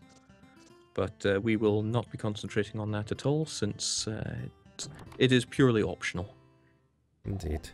There's actually notes for a 100% speedrun of this, but I don't think anyone ever runs that. And with those notes I managed to finish the 100% of the game in about 10 hours without practicing before. So it takes substantially longer to develop all towns and get all the items and such. However, it is still quite a lot of content in this game. If you watch a speedrun, you have seen not everything, to say the least. In particular, you have to fully develop Australia, and one town completely gets burned off of the map, and you must foster its redevelopment. This includes a lot of backtracking, picking up items and taking them to other places, encouraging trade and even tourism. But as we said, all of that is just thrown out the window for an any % run, because we would just want to get through the whole thing as fast as possible. Indeed.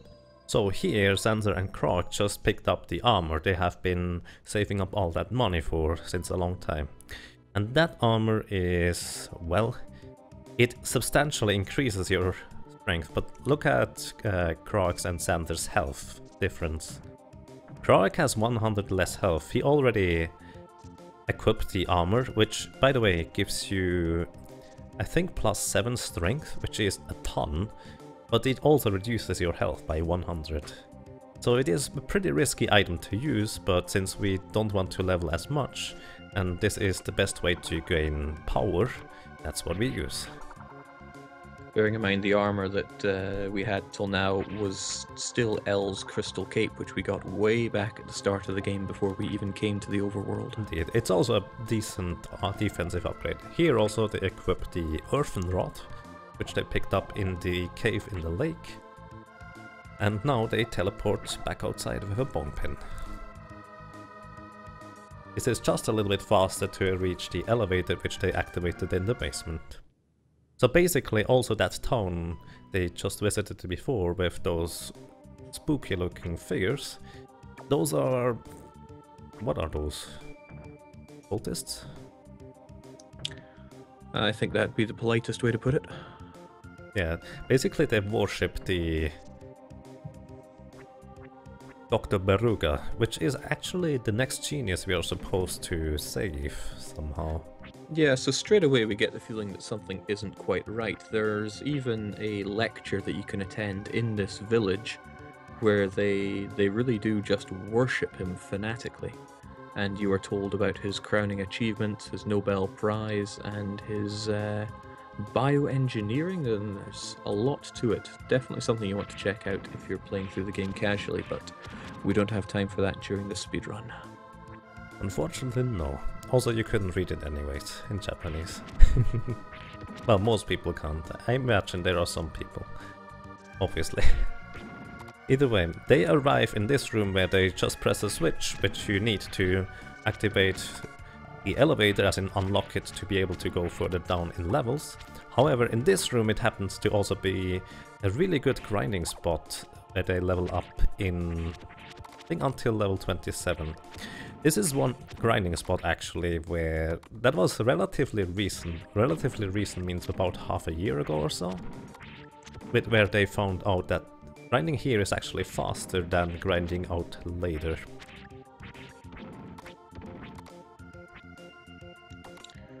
So, coming back to the Ember Pike route, you would basically skip all the leveling until you are here with level 21, and then you do all the grinding right here. So that also takes a fair bit of time. Also to note, there is the strategy to level up. Hang on, I think this is level 27 here. I would not need to check my notes. Either way, you can grind up one more level than the most speedrunners here will do, just for safety. And this is kind of a little bit of a diversion. Speedrunners usually pick up 2 health potions for the final boss fight alone.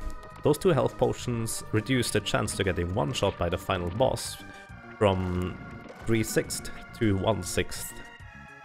Or you could just grind here for an additional level, which reduces the chance to getting one-shot to 0. But it is an additional level you would need to grind, so it is substantially slower, although you also deal more damage to the final boss. So at this point, has money become completely meaningless, or are we still going to need some more for buying consumables? In a sense, it has become mostly meaningless, in that you don't really need it anymore if you are playing well.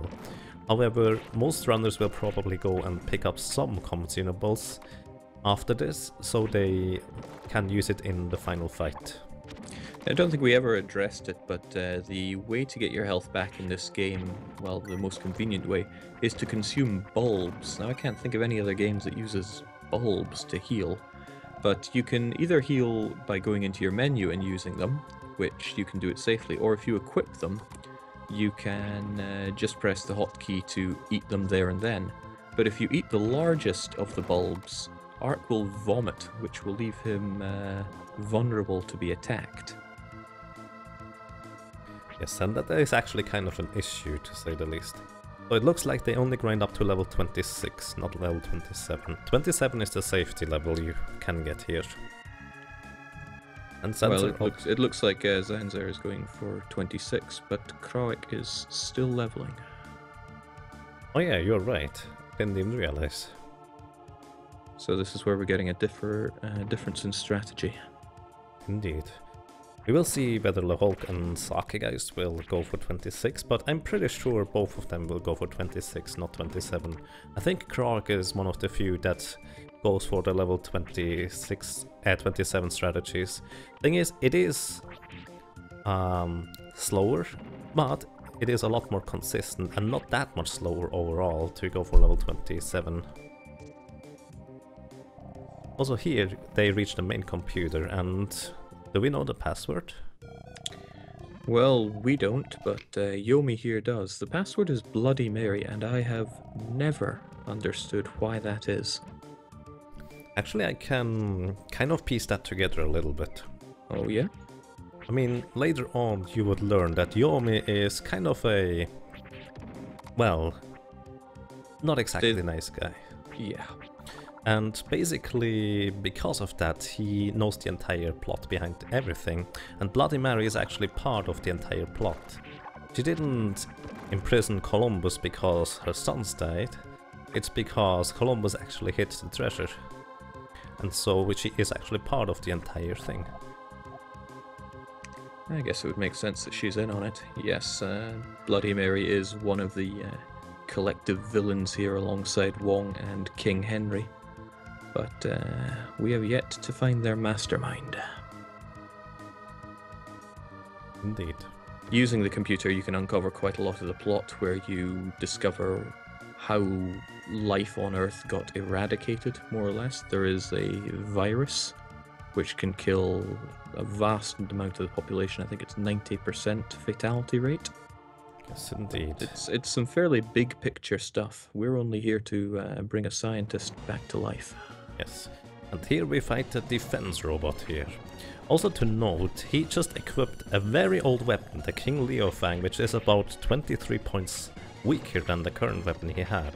However, it is the only weapon currently in Xander's possession, which is neutral element. And as I said earlier, the neutral element is preferable against boss fights since they have resistances of about 75% against most other elements. Now that was an excellent robot fight. It has ended many runs before. Indeed, that was really strong. Zaenzer made that look way too easy. The thing about the big robot fight is it has a ton of lag in there, as in whenever he does any attack, it lags so much. It is really hard to control your slicing attack and not lose the invulnerability. If you get hit once by the robot, you're almost dead already. Plus, he can put a debuff on you, which makes you deal literally no damage. So the scientist Baruga, we've just resurrected him. In the English translation, this is where the memorable line, I don't know who you are, but thank you for arousing me, comes from. And he explains his creations here. But Ark disagrees, because they look like very unhappy zombies. If you get close to Baruga, he sends his robots and they fry you. He marches off triumphantly, laughing that he and his emperor shall see a new world. And that is the end of Ark. Or is it?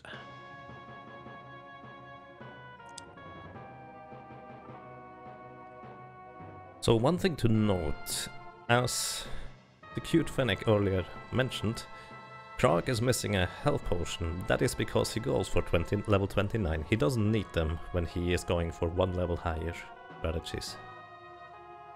But that is for way later. Here, Dr. Baruga, just as I think as a little sign of his power, just completely eradicates town with the virus. Yeah, this is Neo Tokyo. We didn't go to visit it, but it's quite funny. You can visit this town, I think, as soon as you get a boat. Yes. And even while other towns are working out basic medicine and such, Neo Tokyo is fully up to date technologically. So some Japanese bias there, who's to say? In any case, the town is no more. You can get a nice little Easter egg there where you uncover the Quintet offices, but you have to do that before Baruga decides to wipe it out. Yes. After that, well, obviously nothing is alive anymore. Although, in a sense, that would be a ghost anyways, wouldn't it? Whatever.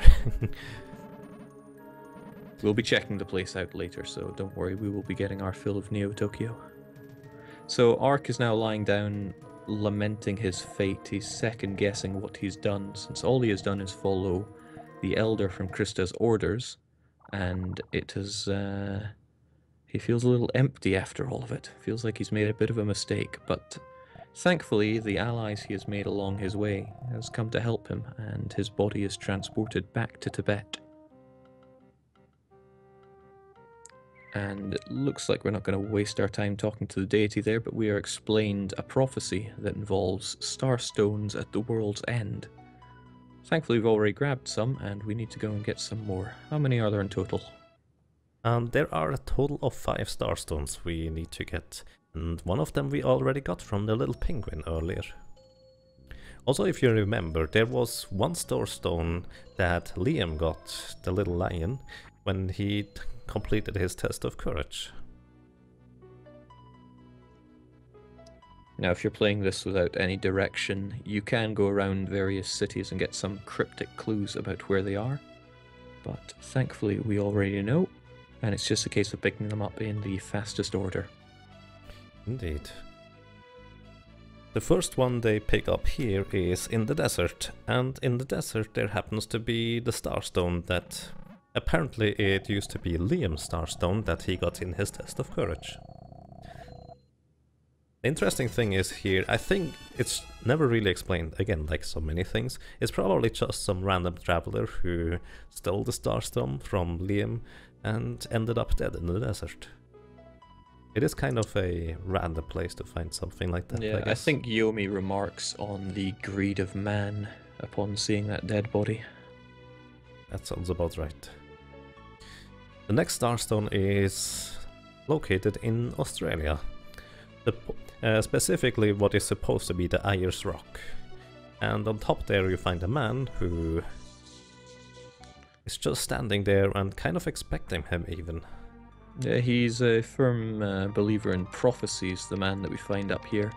And I believe he heard a prophecy that a hero will arrive, and at that point he needs to turn over his starstone. Very convenient, because he gives it up without a fuss.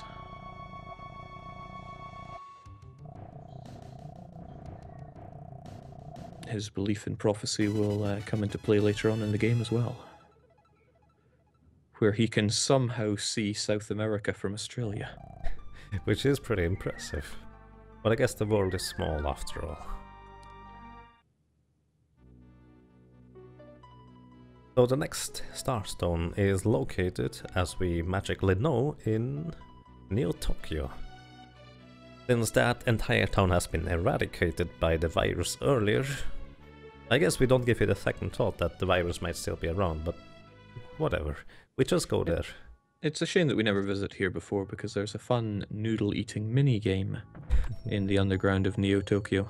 Indeed. There is actually a Maggie Rock % category where you go and pick up all the Maggie Rocks, where you do that mini-game as well. But barely anyone runs that. So, either way, we go into this house where we find a little transceiver. And that transceiver, we hear some water in the background and a little girl crying for help. It's interesting that this is the first time we've ever seen anything resembling a phone, but Yomi, our pink companion here, seems to know exactly how they work and why we can't hear the girl on the other end. Now I keep calling it Yomi, but it's Fluffy for you, isn't it? Yes, it is actually... Wait a second, no, Yomi is the English one, Fluffy is the German one. That's right. All the names were changed dramatically in the German version for reasons that I can't begin to fathom. I think the German version and English version might have been in translation approximately the same time though, since there was no US release before. I'm not sure about that. Either way, now zaenzer currently is traversing the sewers, because every RPG needs a sewer. And to note, those enemies here are actually really dangerous if they hit you. Despite the armor upgrade with the red armor they picked up, the substantially lower HP makes it so if they hit you with one of their weapons, you're almost toast in 2 hits. It's also somewhere where you can be inflicted with sudden death if you're not careful. Well, not sudden death, but it'll count down to your demise unless you use serum, which we don't have. Indeed. And it happened on more than one occasions for many runners that, well, they were not quite careful enough and got hit by that sudden death. But from what I can tell, most of the runners were just quick enough to reach the safe room, in certain cases with less than a second left. Which is quite... well... dangerous, I guess.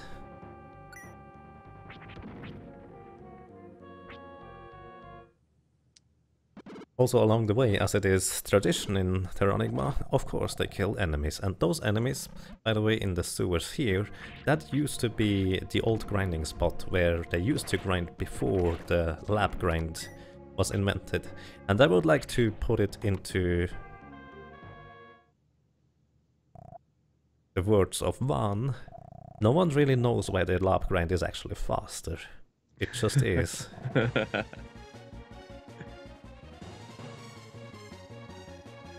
Which is kind of interesting.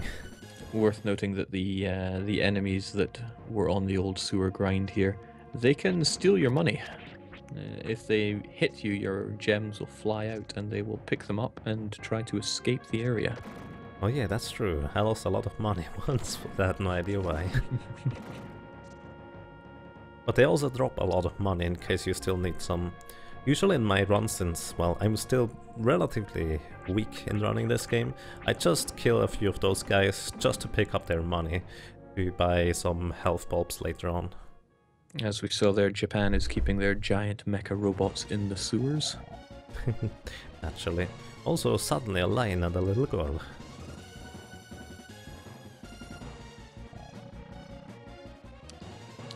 Ark exclaiming that he will be the main course for the lion now, so come and get it, but the lion suddenly starts purring. And it turns out Yomi recognizes that this is actually Liam.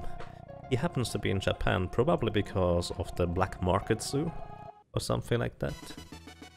Either way, he was chasing the little girl because she had a starstone, and since Liam lost his starstone long ago, that is probably the reason why he was chasing her.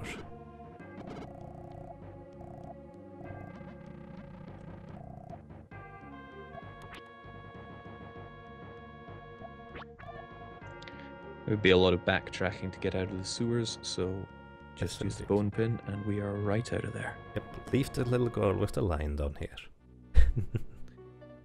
Just as a note, in the story, it is basically you receive some information through the transceiver that there is a rescue troop on the way, and it just kind of tells them the location of the girl, but other than that you don't have anything to do here anymore.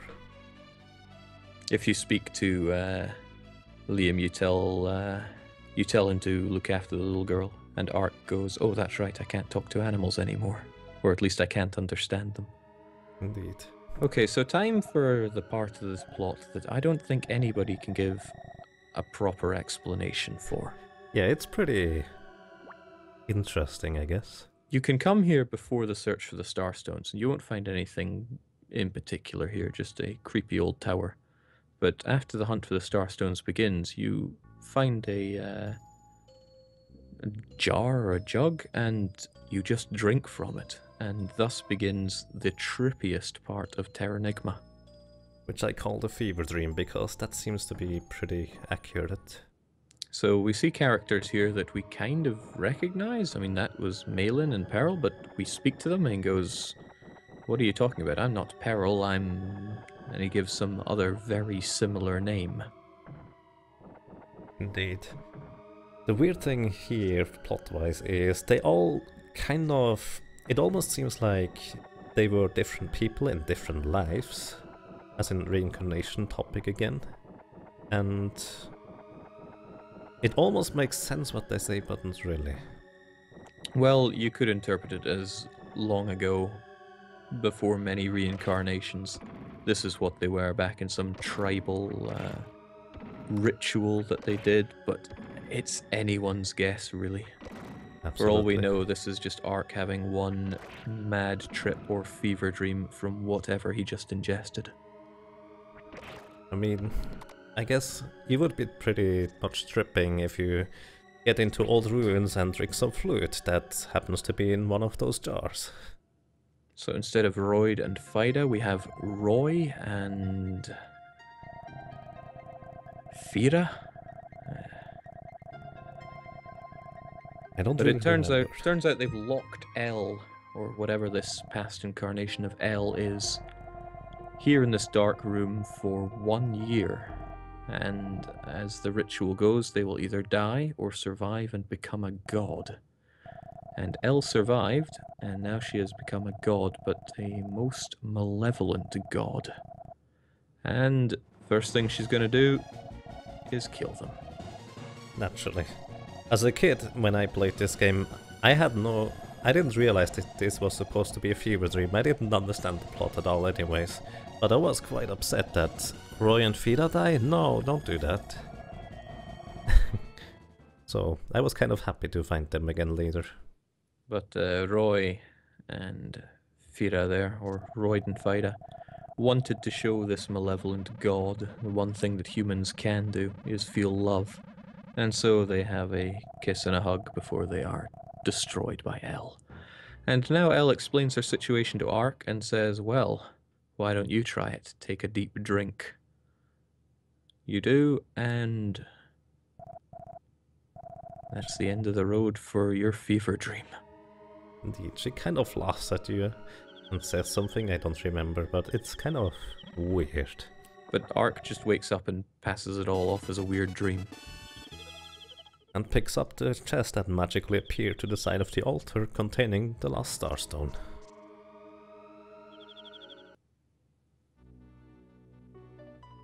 So with the last starstone we now have, we can go and, well, go to the destined location where we are supposed to resurrect the old hero, or yeah, something like that. I think we're cryptically told it's at the world's end or the end of the land, but if you head on down to the South Pole, you'll find a strangely dry area. There's another cave over there that has some items in it, but we're here for the graves. Indeed.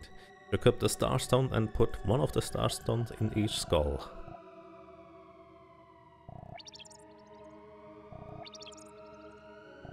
And then a pretty lengthy cutscene begins. Now, do you want to end at a particular skull here? It is mostly... no, actually not. It's mostly just picking the quickest order to put the starstones in.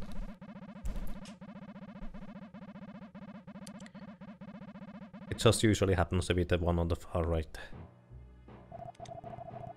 Now, if the game was already fairly confusing, well, it's going out the window here. So this appears to be the grave site for the heroes, and what we are now having is a conversation with Lightside Ark, who I get kind of lost at this point, but he tells you to close your eyes, and he kills you. Or it might seem like he kills you. He's actually merging with you. Indeed. At least as far as I can tell, because like I said, a lot of it open to your interpretation. Yes, it seems like basically Lightside Ark is... By the way, I don't think we've explained that Ark and the entire village of Krista is actually a copy of the village of Stockholm created by Dark Gaia. Yeah, way back at the start, there's crystal blue in the air in Krista, which is just orbs floating in the air that apparently show another world, and people claim that they could see themselves in it. Well, every person in the world has a light side and a dark side, and this is why we have the two L's and the two Arks. And various other little NPCs you would meet in a casual playthrough. But for whatever reason, Ark has now been reborn, and Elle found him out in the woods in Stockholm, where she has set up residence, I guess. She's all alone in the village. And she decided to start taking care of Ark, because he reminded her so much of the Ark that saved her. But things are about to get pretty dark. Yep. As the princess, or former princess I guess, leaves the room, all of a sudden the elf from the underworld appears. He's here on command of the, I think, elder from Krista? Yeah, the elder of Krista has sent her to the overworld with explicit instructions to kill the baby. And we see her being guided at the moment to hurry up and kill that babe. I think this is technically the first time in a long time where you meet the real Elle and not just an illusion of her, as in from Krista. Yes, you could be forgiven for thinking that this is another mirage. I think half a dozen times now we've been showing her in a dream or in a mirage from Malin, but no, this is the real deal. And she's here to kill you. But she's hesitating. The elder keeps yelling at her to kill her and to stop hesitating. But that's when Lightside L breaks in.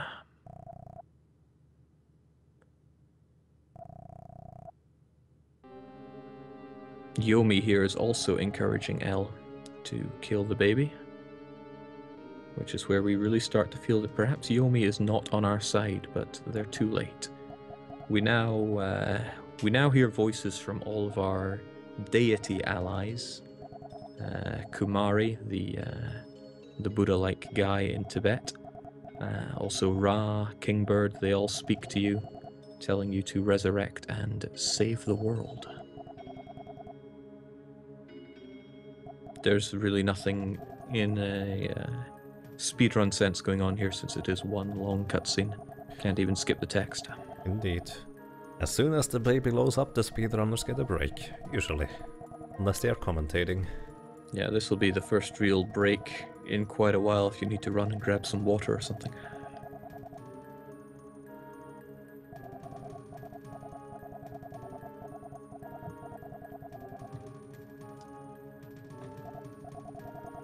It's really quite tragic. Since you brought about Baruga's, Dr. Baruga's resurrection, the world has gone to hell, basically.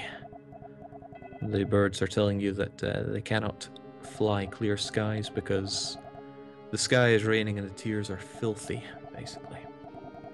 And if they have nothing more than clear skies, then they can be happy and satisfied. So everybody is begging you to resurrect yourself and save the world.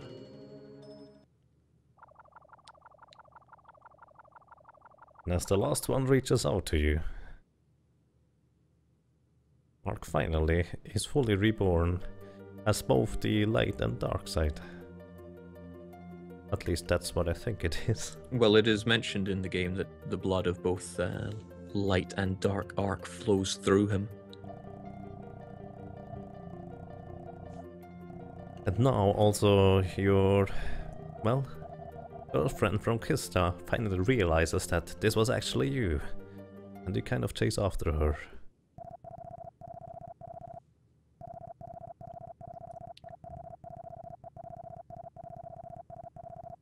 She explains that she's been sent from Krista to kill someone, but the moment she realized it was you, she couldn't do it. So now Yomi takes it up, the same Yomi that you've been traveling with all this time, petrifies you and says, "Now, how shall I kill you?"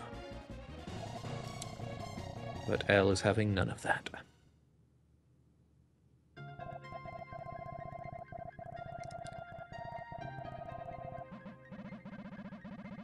So Elle apologizes, but she has to go now.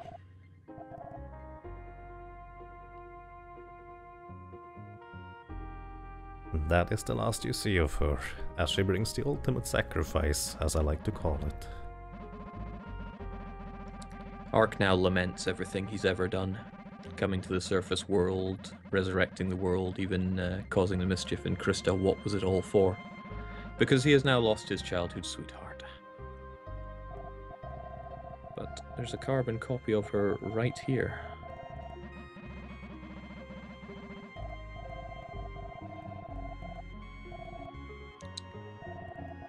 And she poses Ark the difficult question: would she be a suitable replacement? And you can either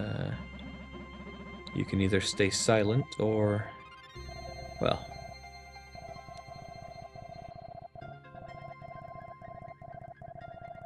either way, quite heartbreaking. Indeed. But this is where the secret is really revealed, that the whole reason they came to torch Stockholm and to try to figure out information is that the hero arms are kept here. These are legendary weapon and armor kept for the true hero, and that apparently is you. And what we have here is Lightside Yomi, who you have not been journeying with the whole time, as well as the hero's arms. Yes, and those are the true weapons of the hero. It is kind of interesting that in this RPG you gain the ultimate armor and weapon alongside the story, and you don't have to find it in random places. Yeah, in terms of raw stats, these are the best weapon and armor in the game. Indeed. But you will still only equip the weapon, as you need just attack power, and you keep the red armor that we bought earlier just to, well, deal more damage. Yeah, the 7 power you receive from the blood armor is the equivalent of 2 or 3 levels. So, in order to avoid wasting time grinding up more levels, we live dangerously. So a bird is here with a message for you. Heavens knows how the bird, or indeed anyone, knew you were going to be alive here. But basically, you and your allies have decided that Baruga cannot be allowed any more freedom, is how they diplomatically put it, and that he must be stopped. They are arranging an all-out assault on his base in eastern Siberia, and you've been cordially invited to attend the murdering of Baruga. Pretty much. Also, this is where the last bone pin comes into place. If you were to run all out of the woods, this would take quite a while, so you definitely want to have a bone pin here.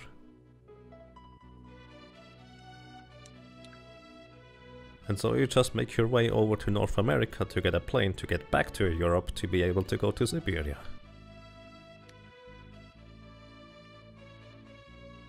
Yeah, this is the point in the story where, if you were so inclined, you can do almost all of these side quests. You can build up and develop the villages, construct... I think you can even construct an airfield down in Australia, but there's no time for that.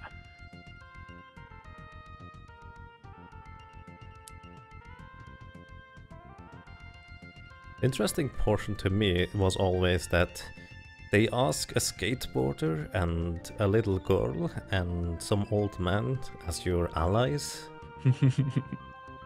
Yes, the mercenary you can kind of understand, the swordswoman absolutely, but an old man, a little girl, and a skateboard. He's even introduced as a skateboarding whiz, Peril. Indeed. So, you know, fair enough, you've got some allies, but surely the hero of the world could do better. But I would say they are still really strong in comparison to at least most other RPG allies you have. Now, when I first played this game as a kid, you're actually able to buy multiples of weapon and armor, and it confused me so much because I was wondering at what point in the game I would have allies fight with me. They never do. Oh, wow, okay. That's quite unfortunate. I remember grinding to get all the cash I needed for multiple weapons. Yeah, that's quite unfortunate. They support you in the story and along the way, but never really in fight itself, as in not directly anyways.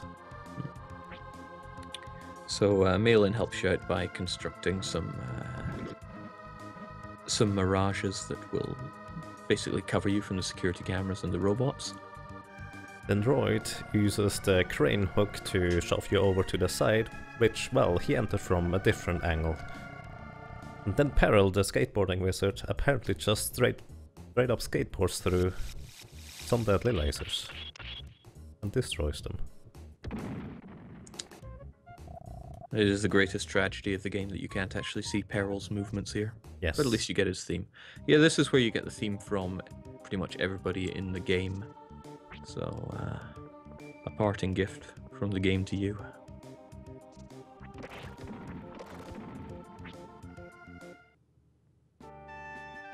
Lady Vida also entered from a different angle and infiltrated the building, and you press the switch at the same time to open further access to the innards of this construction.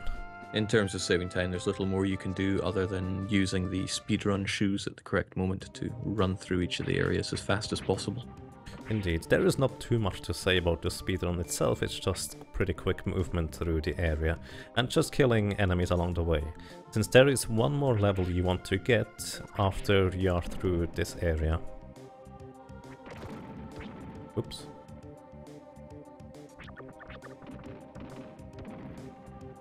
To note, the running shoes, while they are faster, as in clearly faster than normal running, they also require you to stop for just a little bit so you can use them. So you can't use them while you're already normally running. So it depends on where you are, so it's not always worth it to use them in the first place, since you need to stop for just a brief moment.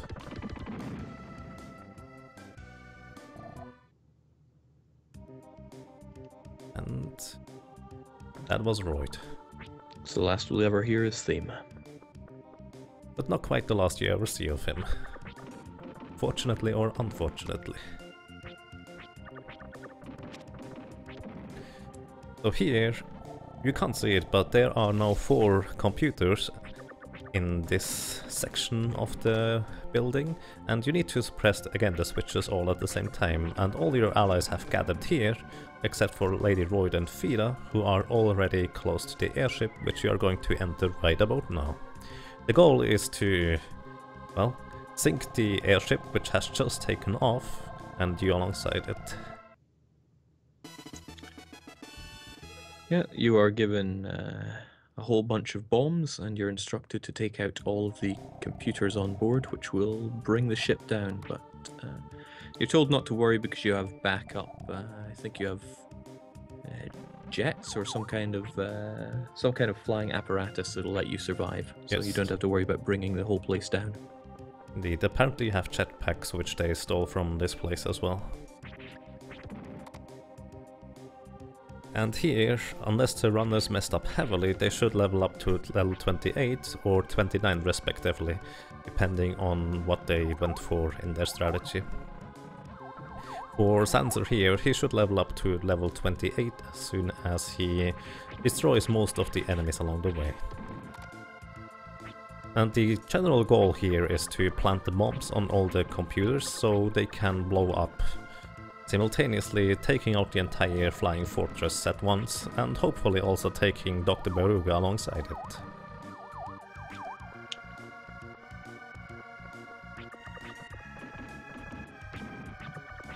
Some good execution around here, ensuring Zaenzer's lead. Yes. You can survive one hit. The second one will usually kill you in this area.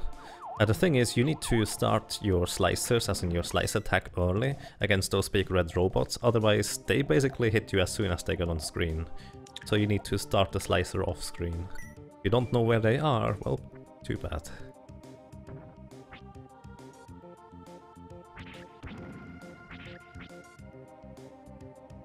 Zaenzer reached his final level and is moving to the final computer on the right side. In the meantime, I think Crawek is now basically catching up, however he needs one more level. And still 3 computers left to, well, plant the bomb in. And that is the last bomb planted there. If you'd stopped to talk to Royd there, he would ask you what you want to do once all this is over. And I think at least one of the things you can say is you're just so caught up in everything you haven't had time to think. Indeed. Both Royd and Lady Fida catch up to you as you corner the Dr. Beruga in his fortress. The computers blow up and the fortress starts, well, falling.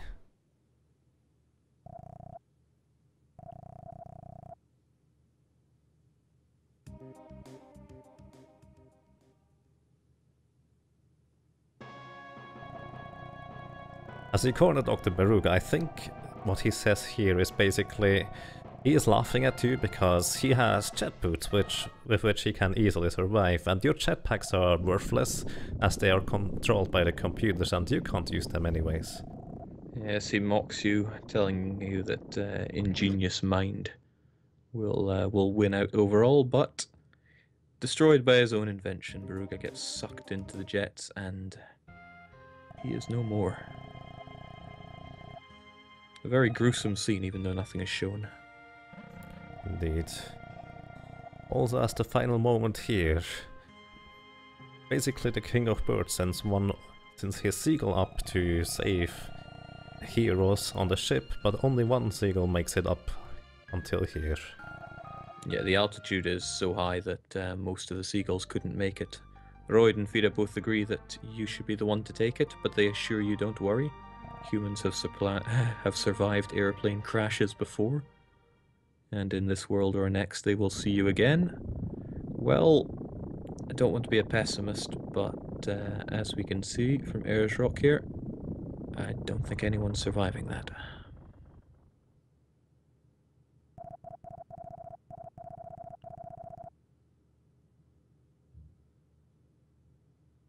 Our man on the rock here takes it as a sign of the apocalypse. But he will tell you where it landed, and if you make your way there, you'll find... Now, when we arrived here in the overworld, our route closed up. There was no way back.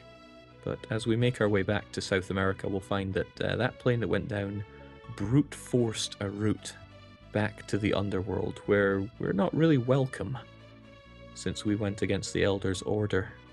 Granted, his order was to die. Okay, and here zaenzer makes a little detour going into the shop and buying some consumable items for the final boss fight. Since, well, unless you are at full health, or actually at level 28, even if you are at full health, the boss can one-shot you. So, and it all comes full circle, at least story-wise. Where he started and left off, there is Columbus now here. Columbus is remarking on the innovations that have happened throughout the world, remarking that even his navigation techniques seem primitive compared to airplanes and computers and such. But at the same time, he also explains to you that he was tortured and kept prisoner by the Bloody Mary, not because of the three sons, but because he hid the weapons of the hero in Stockholm. He was the one who brought those there. Now we're back in Krista, and everyone seems a little lifeless other than the Elder. Actually, you really do not want to talk to them in a speedrun route, because they will freeze the game for a while, whilst you get laughed at a bit, and the whole place will turn red and spooky. Yes, very spooky.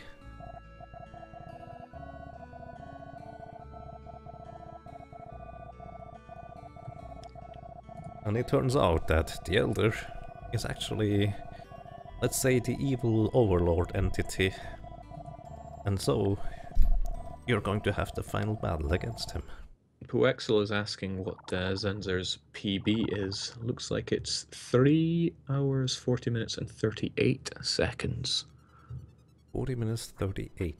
Could barely beat that, but it's going to be really close.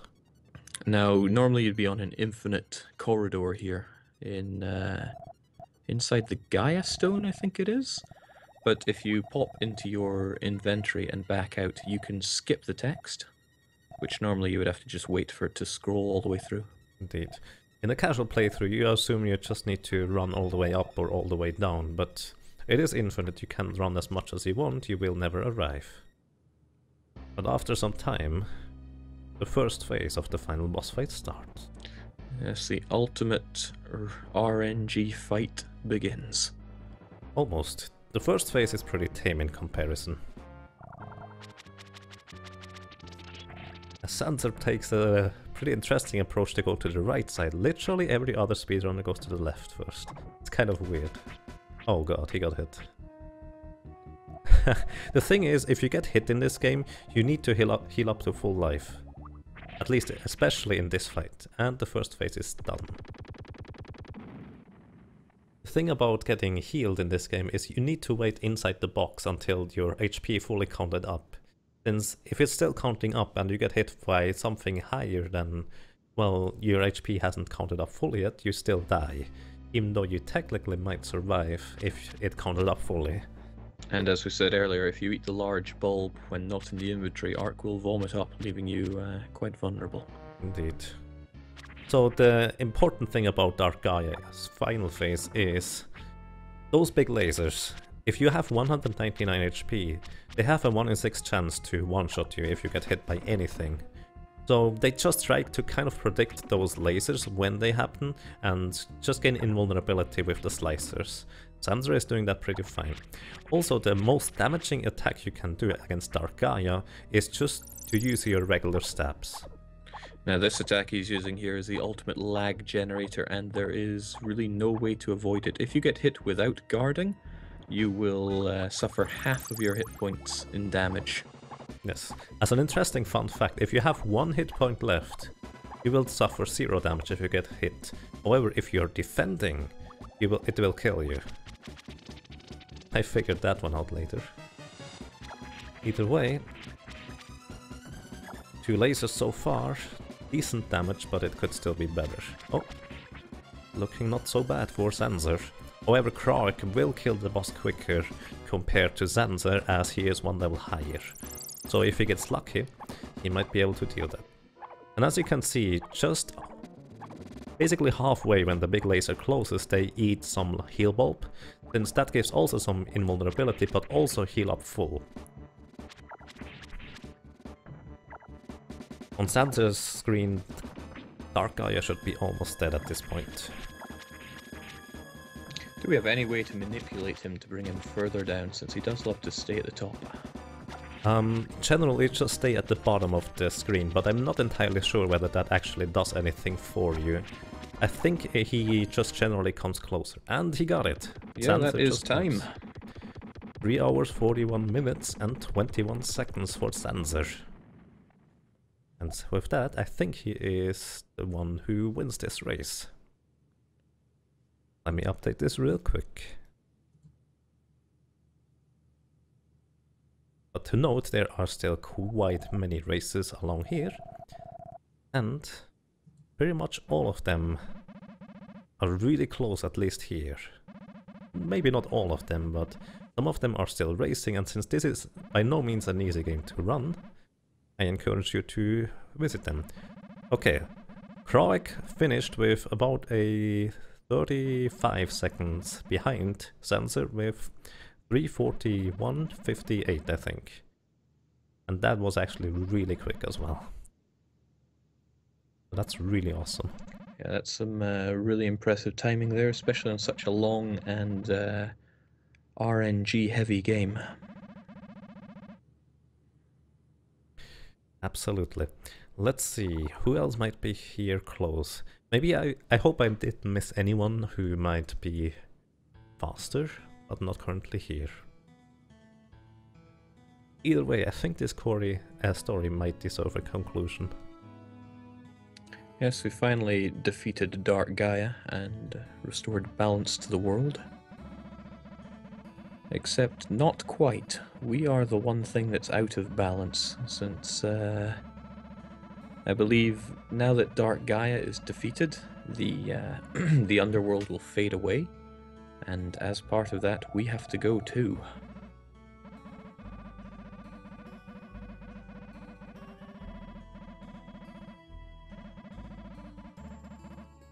Indeed. Unfortunately, I don't quite remember the full extent of the entire story myself. But as a baseline... That's an unfortunate death for Lhulk there. Oh, Lhulk died. That's what can really easily happen, unfortunately. Doesn't look like he's taking another stab at it. He might just have saved earlier and resets for that. We will see. Looks like it. Yes, indeed, he's saved. Good. He basically reloaded the save since he already used some consumables. Even though he would already start at that place where he just spawned and it would be faster, he would lack the consumables he already used. So that's probably a bit safer to reset entirely. And so it might be that Sakegeist is going to be the third placed runner here. But yeah, it wasn't really shown in many of the guys' runs here. Oh, Crawek has apparently finished and shut down the stream. It wasn't shown in many of the runners here, but this game is a lot harder to run than it initially looks. We are just looking here at the top runners so far. It is ridiculously easy to die in many, many places. And as you can just see, Sakegeist died to a one-shot laser. The laser did 210 damage. He only has a maximum of 199 health. That is a 1 out of 6 chance of happening if he gets hit. So he needs to go back there as well now. Yeah, the Dark Gaia fight is by no means easy. You will die there many times. The prize you get for finishing the game is Ark is instructed that he has to die. But Light Gaia, who in my eyes is the real foe of all this game, he's a bit of a jerk. But he allows Ark one last happy day back home. So he's given, I don't know if it's a dream or a resurrection, but he is allowed one last day. So you can run around Krista, everyone is happy, everything is ideal, even the music is lovely and unique. And it's explained that the door to the cellar is actually just a broom cupboard, and people are confused why you'd be concerned about it.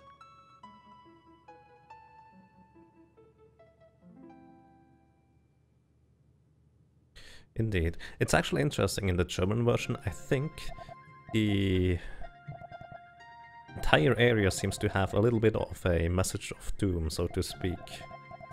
Yeah, that's in the English version as well. For example, a man is looking into the lake, and he said that he was told that it reflects his future, but he sees no reflection, not even himself. So yes, that town will only exist for one more day. But when Art goes to sleep here, El appears in his vision and again apologizes for trying to kill him, and saying that hopefully they'll be reborn together again. And just for a short while, goodbye.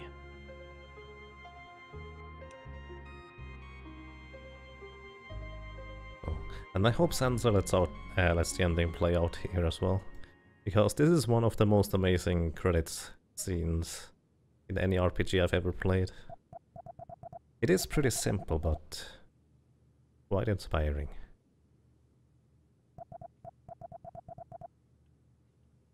So you're being told that Ark dreamt his final dream, and he dreamt of being a bird flying through, seeing the development of civilization.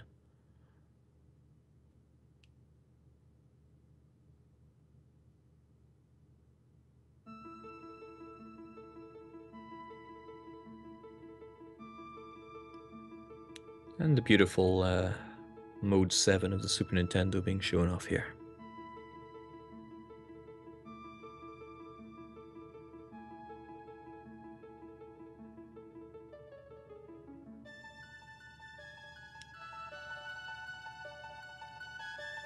And that is Lehulk taking down Dark Gaia.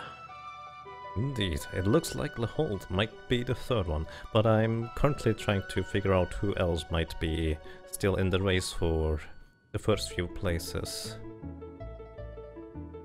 As I don't really have the overview as to who might be still close by. I think Lehulk might have won. Actually, I could just watch the Winner's Live channel. I forgot about that. Yes, Lehulk is the third placed runner here, so congratulations to Lehulk. With an unfortunate death at Gaia, but still a really strong run. That is still 7 minutes faster than my PB, actually 8.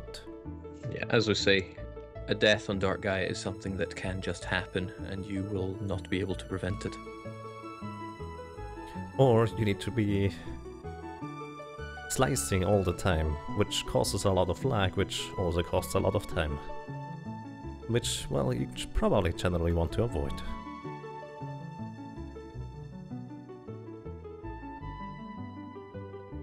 So this Lehulk. Sakegeist currently still fighting final boss.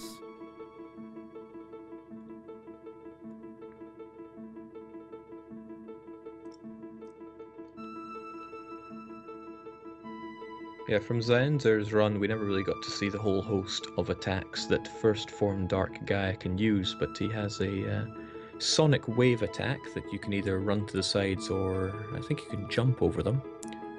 He has his... You can't jump over them? I never actually tried that.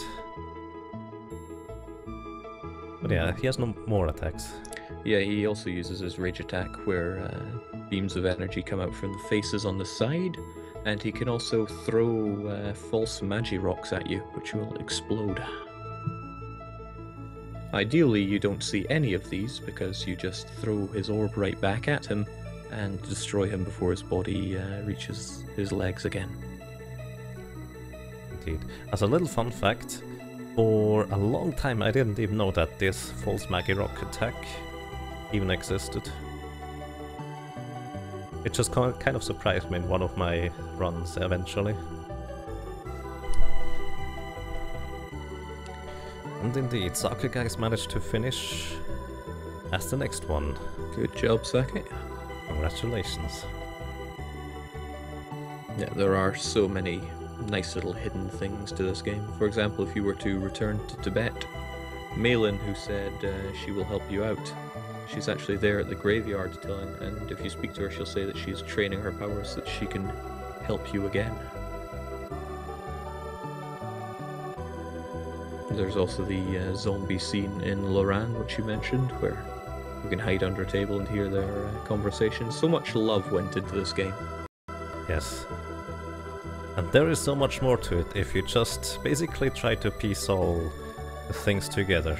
It is really fascinating after all this time I've been speedrunning.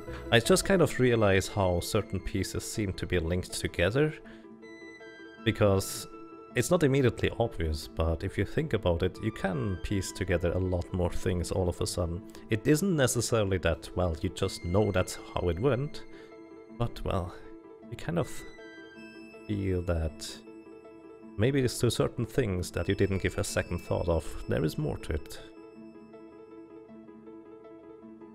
And that is why I really like this game.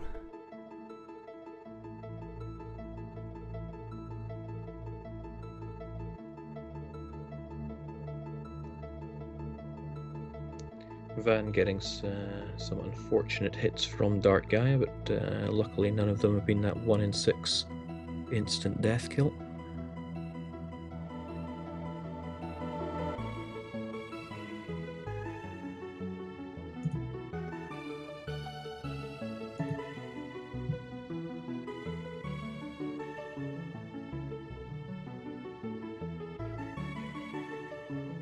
Okay, and it looks like Vultuz is about to...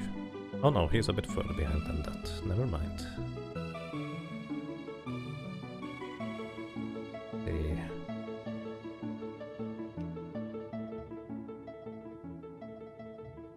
Try to track down who else might be still in the race here.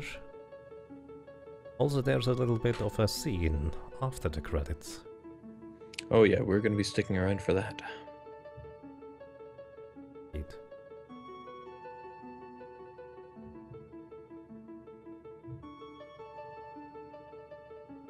Congratulations, Van. Excellent. So it looks like... Oh, I just left the race channel. I hope he's 4th and I didn't miss anyone. If not, please correct me. Sakegeist was 4th, Van yeah, I will mean be taking 5th. 5th.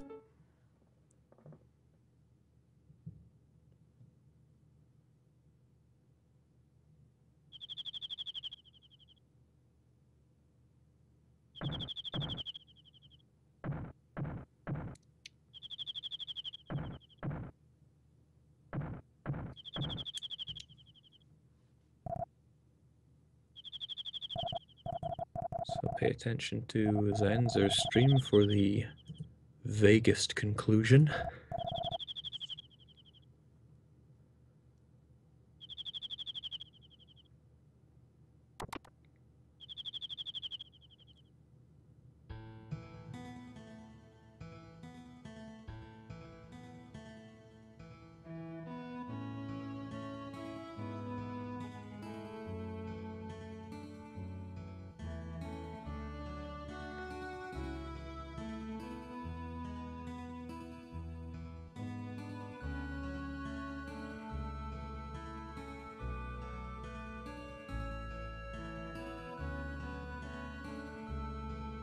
So there was a knock on the door at Elle's home in Storkholm. Who was it? We'll never know. But she seemed pretty excited. That sounds pretty accurate.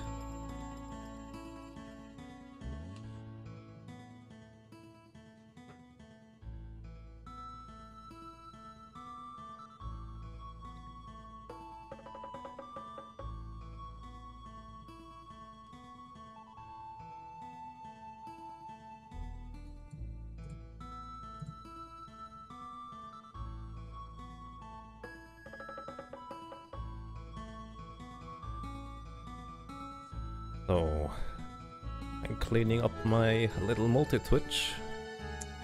And now I can finally start seeing more of the runners who might still be in the race. Have we got some more that we can put onto the stream? Indeed. Excellent. Congratulations to Zaenzer for taking first place there. And that is where the story of Terranigma ends. Now, if you did go and do the minigame in Neo Tokyo to build up the quintet facilities, they hinted towards working on a sequel. But we've been waiting 20 years and we still haven't found that sequel. Yeah, unfortunately from all I know, Quintet doesn't exist anymore, at least not in its previous form. No. Tragic, but if you do track down a Quintet game, it is certainly worth playing. Although I do think their previous games were just like experience towards making this masterpiece. That sounds pretty accurate to me. So bottom right is now vultuz. So by the way, we will probably stick around for a while longer until most of the runners have finished, and then probably raid the last runner who might still be in the race.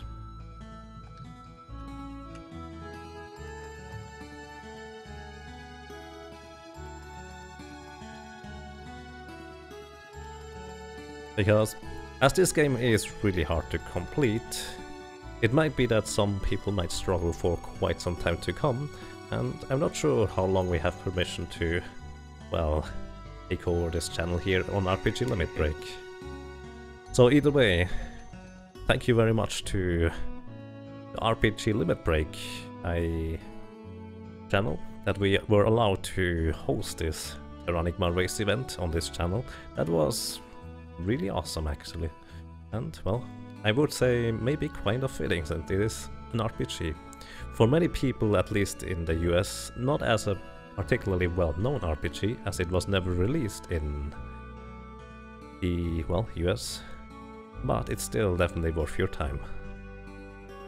Yeah, it's a bit of a tragedy that it only saw light of day in Japan and Europe. But yeah, well worth going out of your way to play, because this game really is something special. And I'm glad that we could celebrate its 20th anniversary like this. So yeah, thanks to our runners, and thanks to RPG Limit Break for having us here. But we're not done yet. I think we'll be here till we're thrown out, because there's still some runners running. Indeed. I'm still looking for who might be the next runners that are almost finished.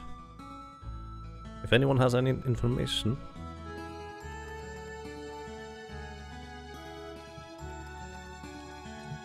that would be useful. I think Happy Squid is pretty close. I'm just going to switch up screens right now. I will adjust the names afterwards. Yeah, I'm going to brave the multi-twitch and see who's still going.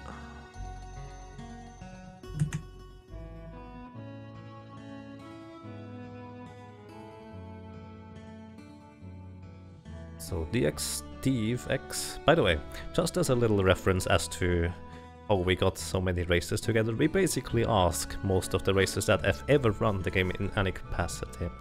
And one of the runners happened to be dxstevex, and I would like to give a special shout out to him, since his time was well above 6 hours when he initially just said, sure, I'll join, why not? And he did a little bit of practice, and it looks like he will finish well below 6 hours this time around. Probably also well below 5 hours. So that's pretty awesome. So who else we might have? I'm not sure how long Zaenzer wants to keep up his stream for the amazing ending music, but I could also just use some other music for that.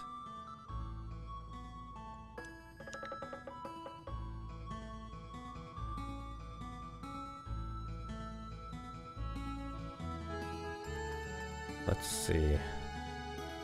I think terralufia is still in the race as well. Oh, that looks pretty squished.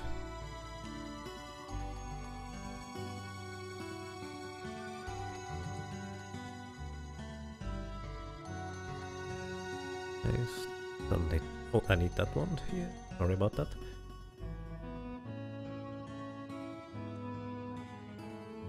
I think Weasel cannot... No. Oh, that was me. Shut up. I'm sorry. That confused me. Apparently zaenzer opened the stream. Okay, let me put up some music here.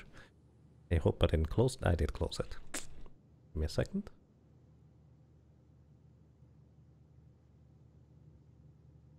So, Terranigma.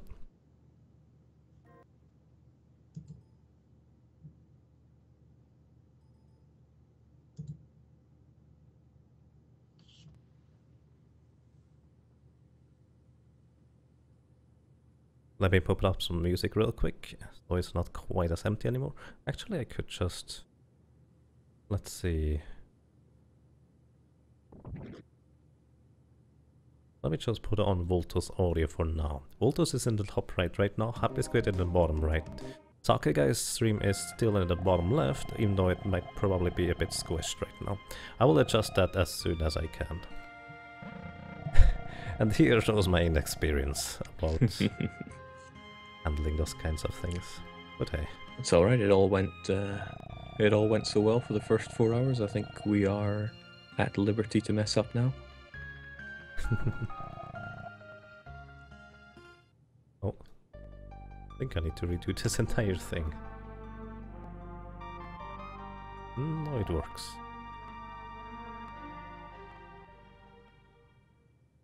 Okay, top right we have vultuz currently. Actually, I should have put that top left. Well, sakegeist was bottom left. He is now done with the game. Let me just put up...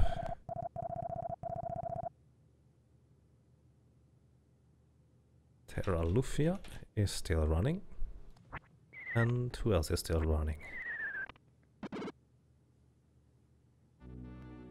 Unfortunately, currently I can't also not read the RPG limit break chat because I accidentally closed that. I've got my eyes on it if anyone has any pertinent questions or comments on people that are still running.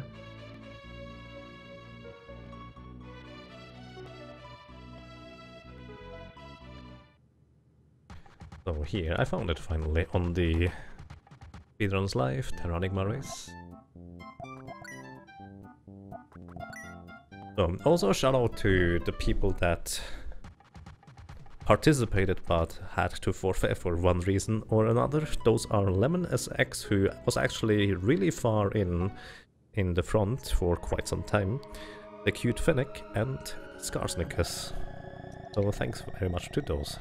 Yeah, it was unfortunate for Lemon. He got some particularly bad luck into it. I think he killed the bird with an early crit, and things didn't go so well from there. Indeed.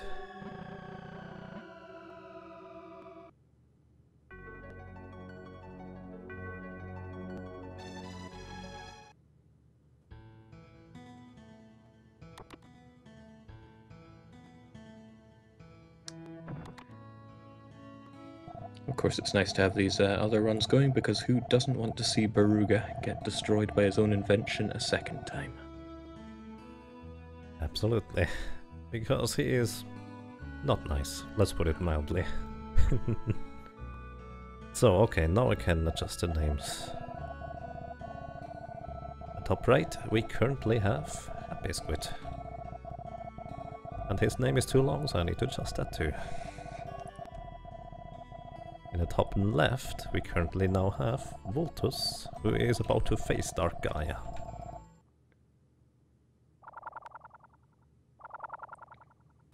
In the bottom left, we have Terralufia, who has a pretty interesting resolution.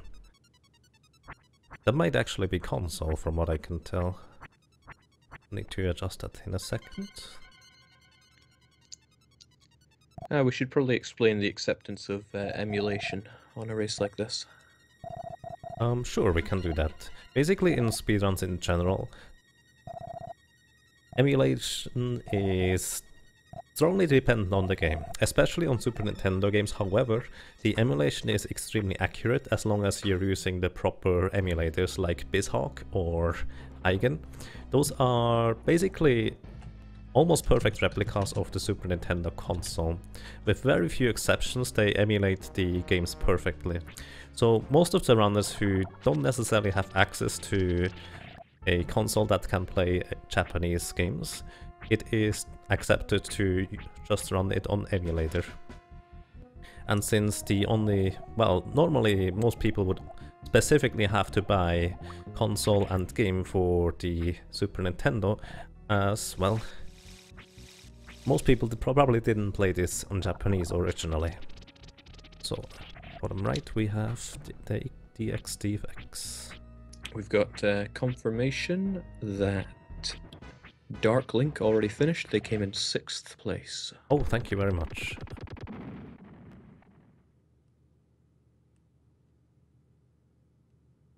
I will add that to my notes.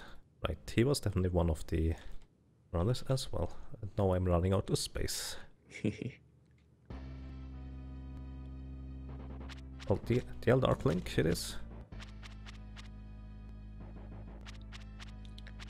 Still impressive that we could gather up so many skilled runners of such an old and a long, difficult game.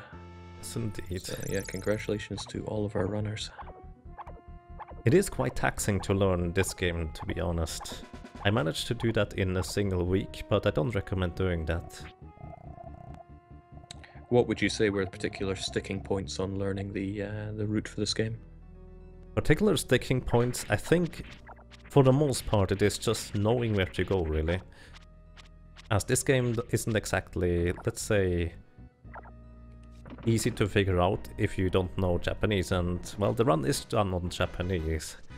You don't really get directions from NPCs or know where to go from text, so you just really need to remember every single location where you need to head next to. So, and I finally can adjust this one.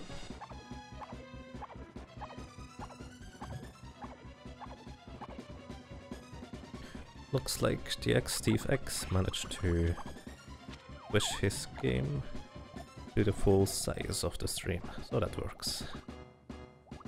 Okay, I got it. And Vultuz currently fighting Dark Gaia. He actually is level 28. Wait a second. He picked up either an additional health potion, or I didn't notice that one of the previous runners forgot one of the health potions. I think there is an additional health potion in Siberia in the top left, if you want to pick that up. But it wastes quite a bit of time, it is quite a bit out of the way, so I guess it is not normally in the route anymore. But since Vultuz picked up this game quite some time before me, it might be that he still remembers that from his route. Is he now immune immune to the Dark Gaia one-shot? Potentially, but, well, he just went out of the box a bit too early. Right there.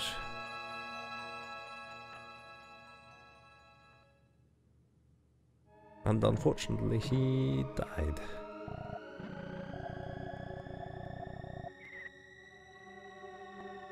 So it looks like Happy Squid gets a shot at the 7th place in that case. Let's see, where are the other runners so far? Terralufia is currently running through Beruga's lab. And dxstevex. I'm not quite sure where he is sailing around. Steve was leveling up, but I believe they got killed. I think it was in the sewers, and they came back in Mosque, where Beruga's followers are. Oh, okay. Not sure plot-wise at what point they're at. So plot-wise he must be where you pick up the Starstones. So that's just before the rebirth. So Terralufia should have a pretty solid lead on him at least.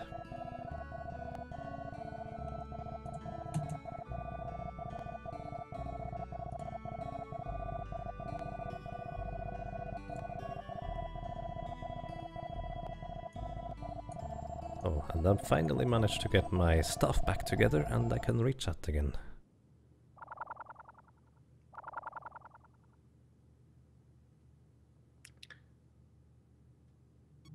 So I'm checking out the previous best, the personal best times that the runners we have on stream at the moment have. And judging by how they're doing right now, looks like many of them are set to beat it. So Happy Squid, we've got a previous PB of 5 hours and 3. Well, if they take down Dark Gaia, that will be quite the improvement there.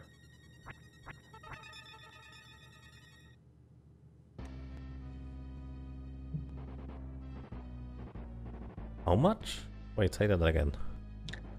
I've got Happy Squid's previous best at being 5 hours and 3.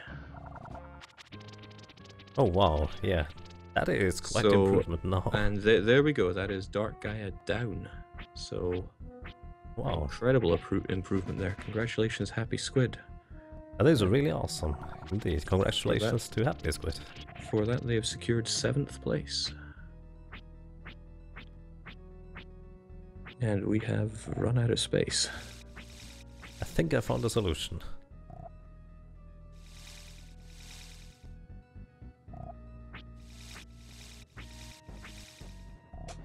It's not an ideal solution, but I think it works. Yeah, that does fine.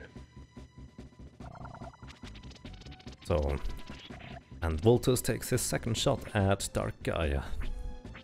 As we said earlier, the other runners, the top runners to say the least, made this game look way too easy for most of it.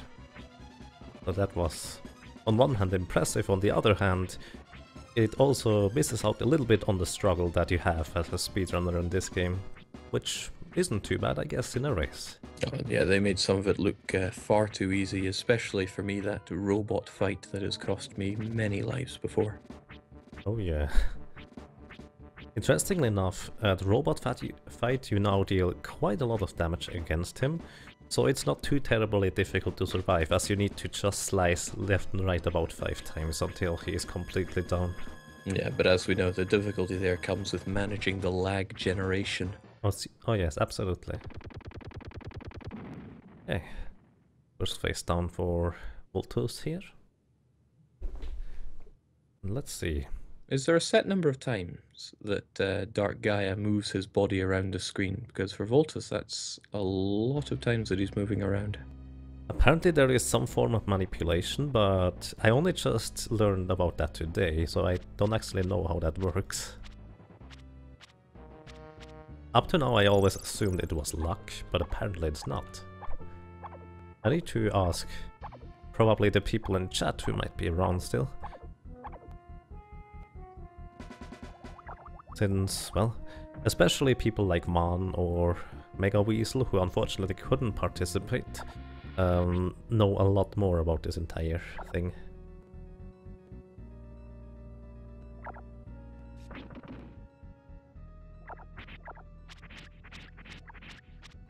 And as you could see on vultuz on the top left, he used a slicer attack, as in a running attack first, and that did very, very little damage against Dark Gaia.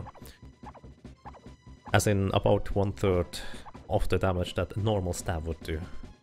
It's a trade-off of damage versus safety, because if you did nothing but dash attack, then you'd be immune to Dark Gaia's horrible beam attack, which can one-shot you. But of course the trade-off there is that you're going to be in the fight for a lot longer. Yes, indeed. 142 damage. That is, I think, the lowest damage roll you can get from him. In my runs in general, I could just go for level 29. I tried one run on level 28, and that didn't go so well. Since then, well, it is just a lot simpler.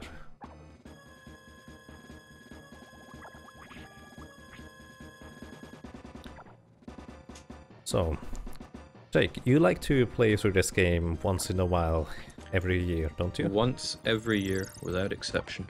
Without exception. When is that usually happening? It's already been done for this year, so I don't know when the next one will be. Hmm. Okay. This year was a first, because it was the first time I'd ever streamed Terranigma. Oh, you just played through it on your own time, I guess. Yeah. That's pretty awesome as well. But I mean, I've had this game since I was about 6 years old, and we lost it. I mean, it was the family game. We lost it at some point, and I had to buy it back at an extremely high price, because getting the cartridge is not cheap. Yes, indeed. And in a moment of horrific poverty, I then had to sell it. So now I have to rely on emulating it again, but that's at least I get to play it still. Indeed. It's definitely worth a shot. If anyone in chat or anyone still on the stream, if you have not played this game, it's definitely really worth your time. There is so much you have not seen in this game, and so many little tidbits and story that are, at least to me, really interesting. And I'm not usually the type of person that pays much attention to a story. Yeah, for me it's the story that really keeps this game going strong. I mean, I played quite a bit of Secret of Mana as a kid, and I thought it was the greatest. But we might disagree on this, but I don't think it's aged terribly well, and a lot of that will be down to the fairly bland story. I know a lot of it was cut out due to time constraints, but this game stands very tall on its plot, and I think that's why it remains timeless for me. I agree with that. Wow, and unfortunately the vultuz just took a 202 damage hit there, and he wasn't quite full HP, because I think he ran out of resources, so he needs to go and buy some more. I hope he has enough money for that. So yeah, 202 damage is the high damage roll that can happen if you're not quite, well, lucky enough to dodge everything, and sometimes you take a risk to gain additional stabs against Dark Gaia. That's when he can hit you, and you just kind of hope he doesn't kill you through that. But unfortunately that's exactly what happened for vultuz here. Seems though that if you're close enough you can dodge that beam attack when you're stabbing him. Yes, it is actually kind of random on how the beam attacks hit.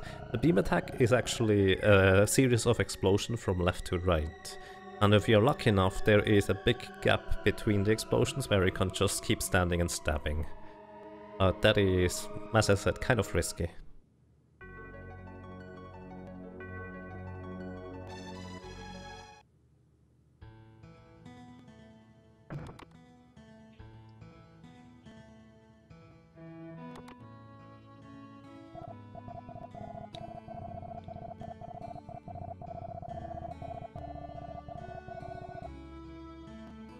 Biscuits just said, since people probably didn't see it, I got a crit on my very first hit on the bird, meaning I was level 13 afterwards. Wow. That is one of those unlucky birds that can very, very easily happen.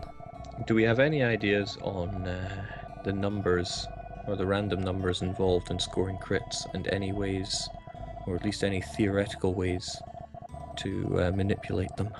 I think for manipulation there is basically no way to do this in real time, as every single time, as in every single frame, it is basically newly generated whether you hit or crit or not. So to my knowledge there is nothing to manipulate it, and I also don't exactly know the stats as in how often you crit in this game.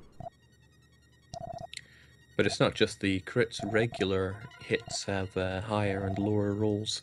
That is and true. it doesn't seem to be quite as simple as Secret of Mana, where you have low rolls, regular, and your crits.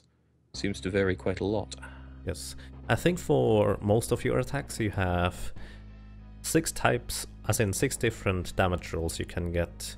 As in, I would imagine it's something like you get 50% less damage, then 20% less damage, 0%, then 20% more and 50% more damage. Something like that, I imagine. Probably not quite those numbers, but... But it does mean chaos for strategies like the bird boss. Yes, indeed. It's, let's say, an inaccurate science, so to speak. In general, you just try to avoid using the attacks that deal more than 40 damage, to set up something. Oh, vultuz just got the false Maggie rocks there. Those explode after a while. I'm now second guessing myself about whether or not you can jump over those sonic booms. You might be able to. Either way, it is actually a really mean combination when Dark Gaia decides to use those false Maggie rocks and then the lasers, because then you need to run through those false Maggie rocks. Or well, dashed, then you're safe. He is really unlucky with the attacks he just got there, because at least for many runners, like it is for me, you almost never see those false Maggie rocks at all. Yeah, Dark Gaia is not playing fair here at all. Indeed. And it looks like Terralufia might actually catch up with a good Dark Gaia fight. He is also one level higher, so that might be a really close race between the two.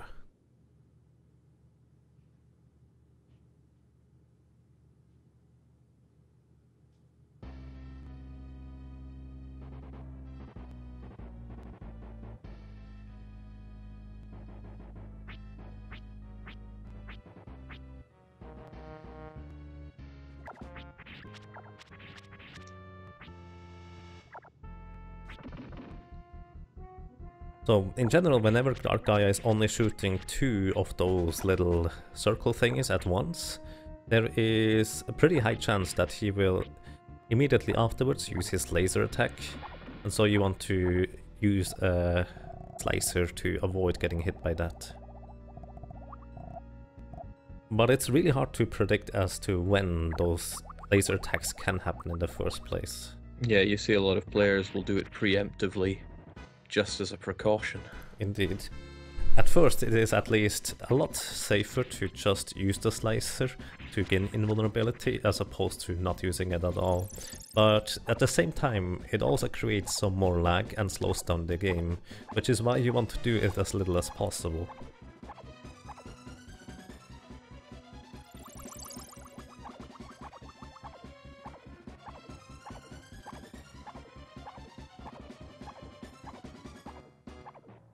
But no attack generates lag quite like this.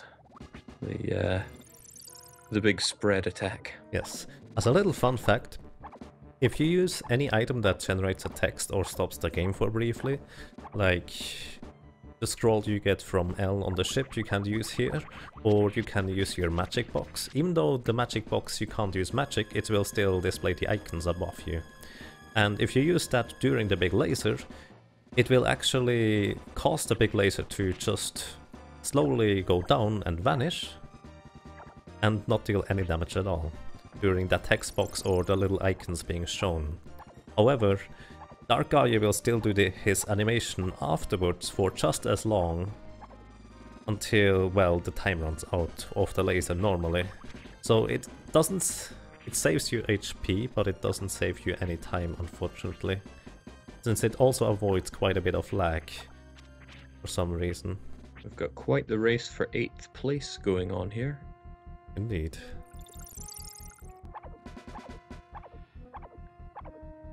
All really depending on who gets the better Dark Gaia luck here then. Yes, Terralufia has the edge by being 1 level higher. Oh, and vultuz just got it. But Terralufia also started a bit later in comparison. So it looks like vultuz is our 8th place player.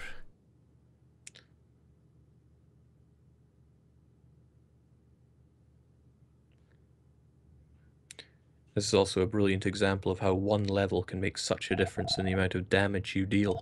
Yes, vultuz dealt about 32 damage, I think, and Terralufia is currently dealing in the range of... I'm looking at 58 and 68. Yes, indeed. And congratulations to vultuz for also finishing a complete run of this. To me, it is always kind of impressive to finish a round of this in the first place, as it is, at least with the amount of luck involved, can be really taxing on your mindset. It's certainly a long game to get through in one sitting, so well done to all our players for making it through it.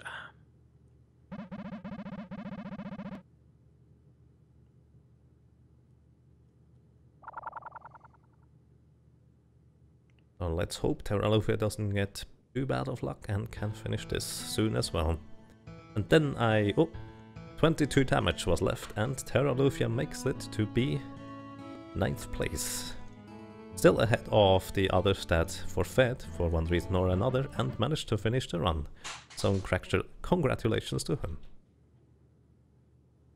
So, vultuz stopped his stream, and let's see. We don't need that anymore. So how many people did we start with today? So we started with a total of 1, 2, 3, 10, 11, 12, 13 racers, and well, I wasn't racing, so it technically would have been 14 in a sense, but it looks like this was the best and the biggest Terranigma race today. I just kind of wish sometimes that Figure of Mana would find such large races, but there are by far not as many racers. But hey, Terranigma is, as you said earlier, at least as a casual game, it aged so much better, and it is really enjoyable to play. So, let's see. I think Terralufia also just made it. Oh, yeah, of course. I'm confused. Either way, I think that's pretty much it. I suggest we all go and visit dxstevex. Yeah, it's time for a raid on dxsteve. Cheer him on towards the finish line, since that's Arc reborn, and he just has to go and slay Baruga and Dark Gaia. Indeed. I hope you all can stick around just for a little while longer until he manages to finish the race again. Again, he is the guy who, well, he basically ran this game once long ago at a really high PB, but just decided to spontaneously agree and even practice quite a bit for this. So his PB, which was again above 6 hours previously, is going to improve by quite some margin. Yeah, it looks like on this run he's set to improve by around 2 hours, and you can't often say that about a run. Indeed. So, with that, I don't think I have anything else.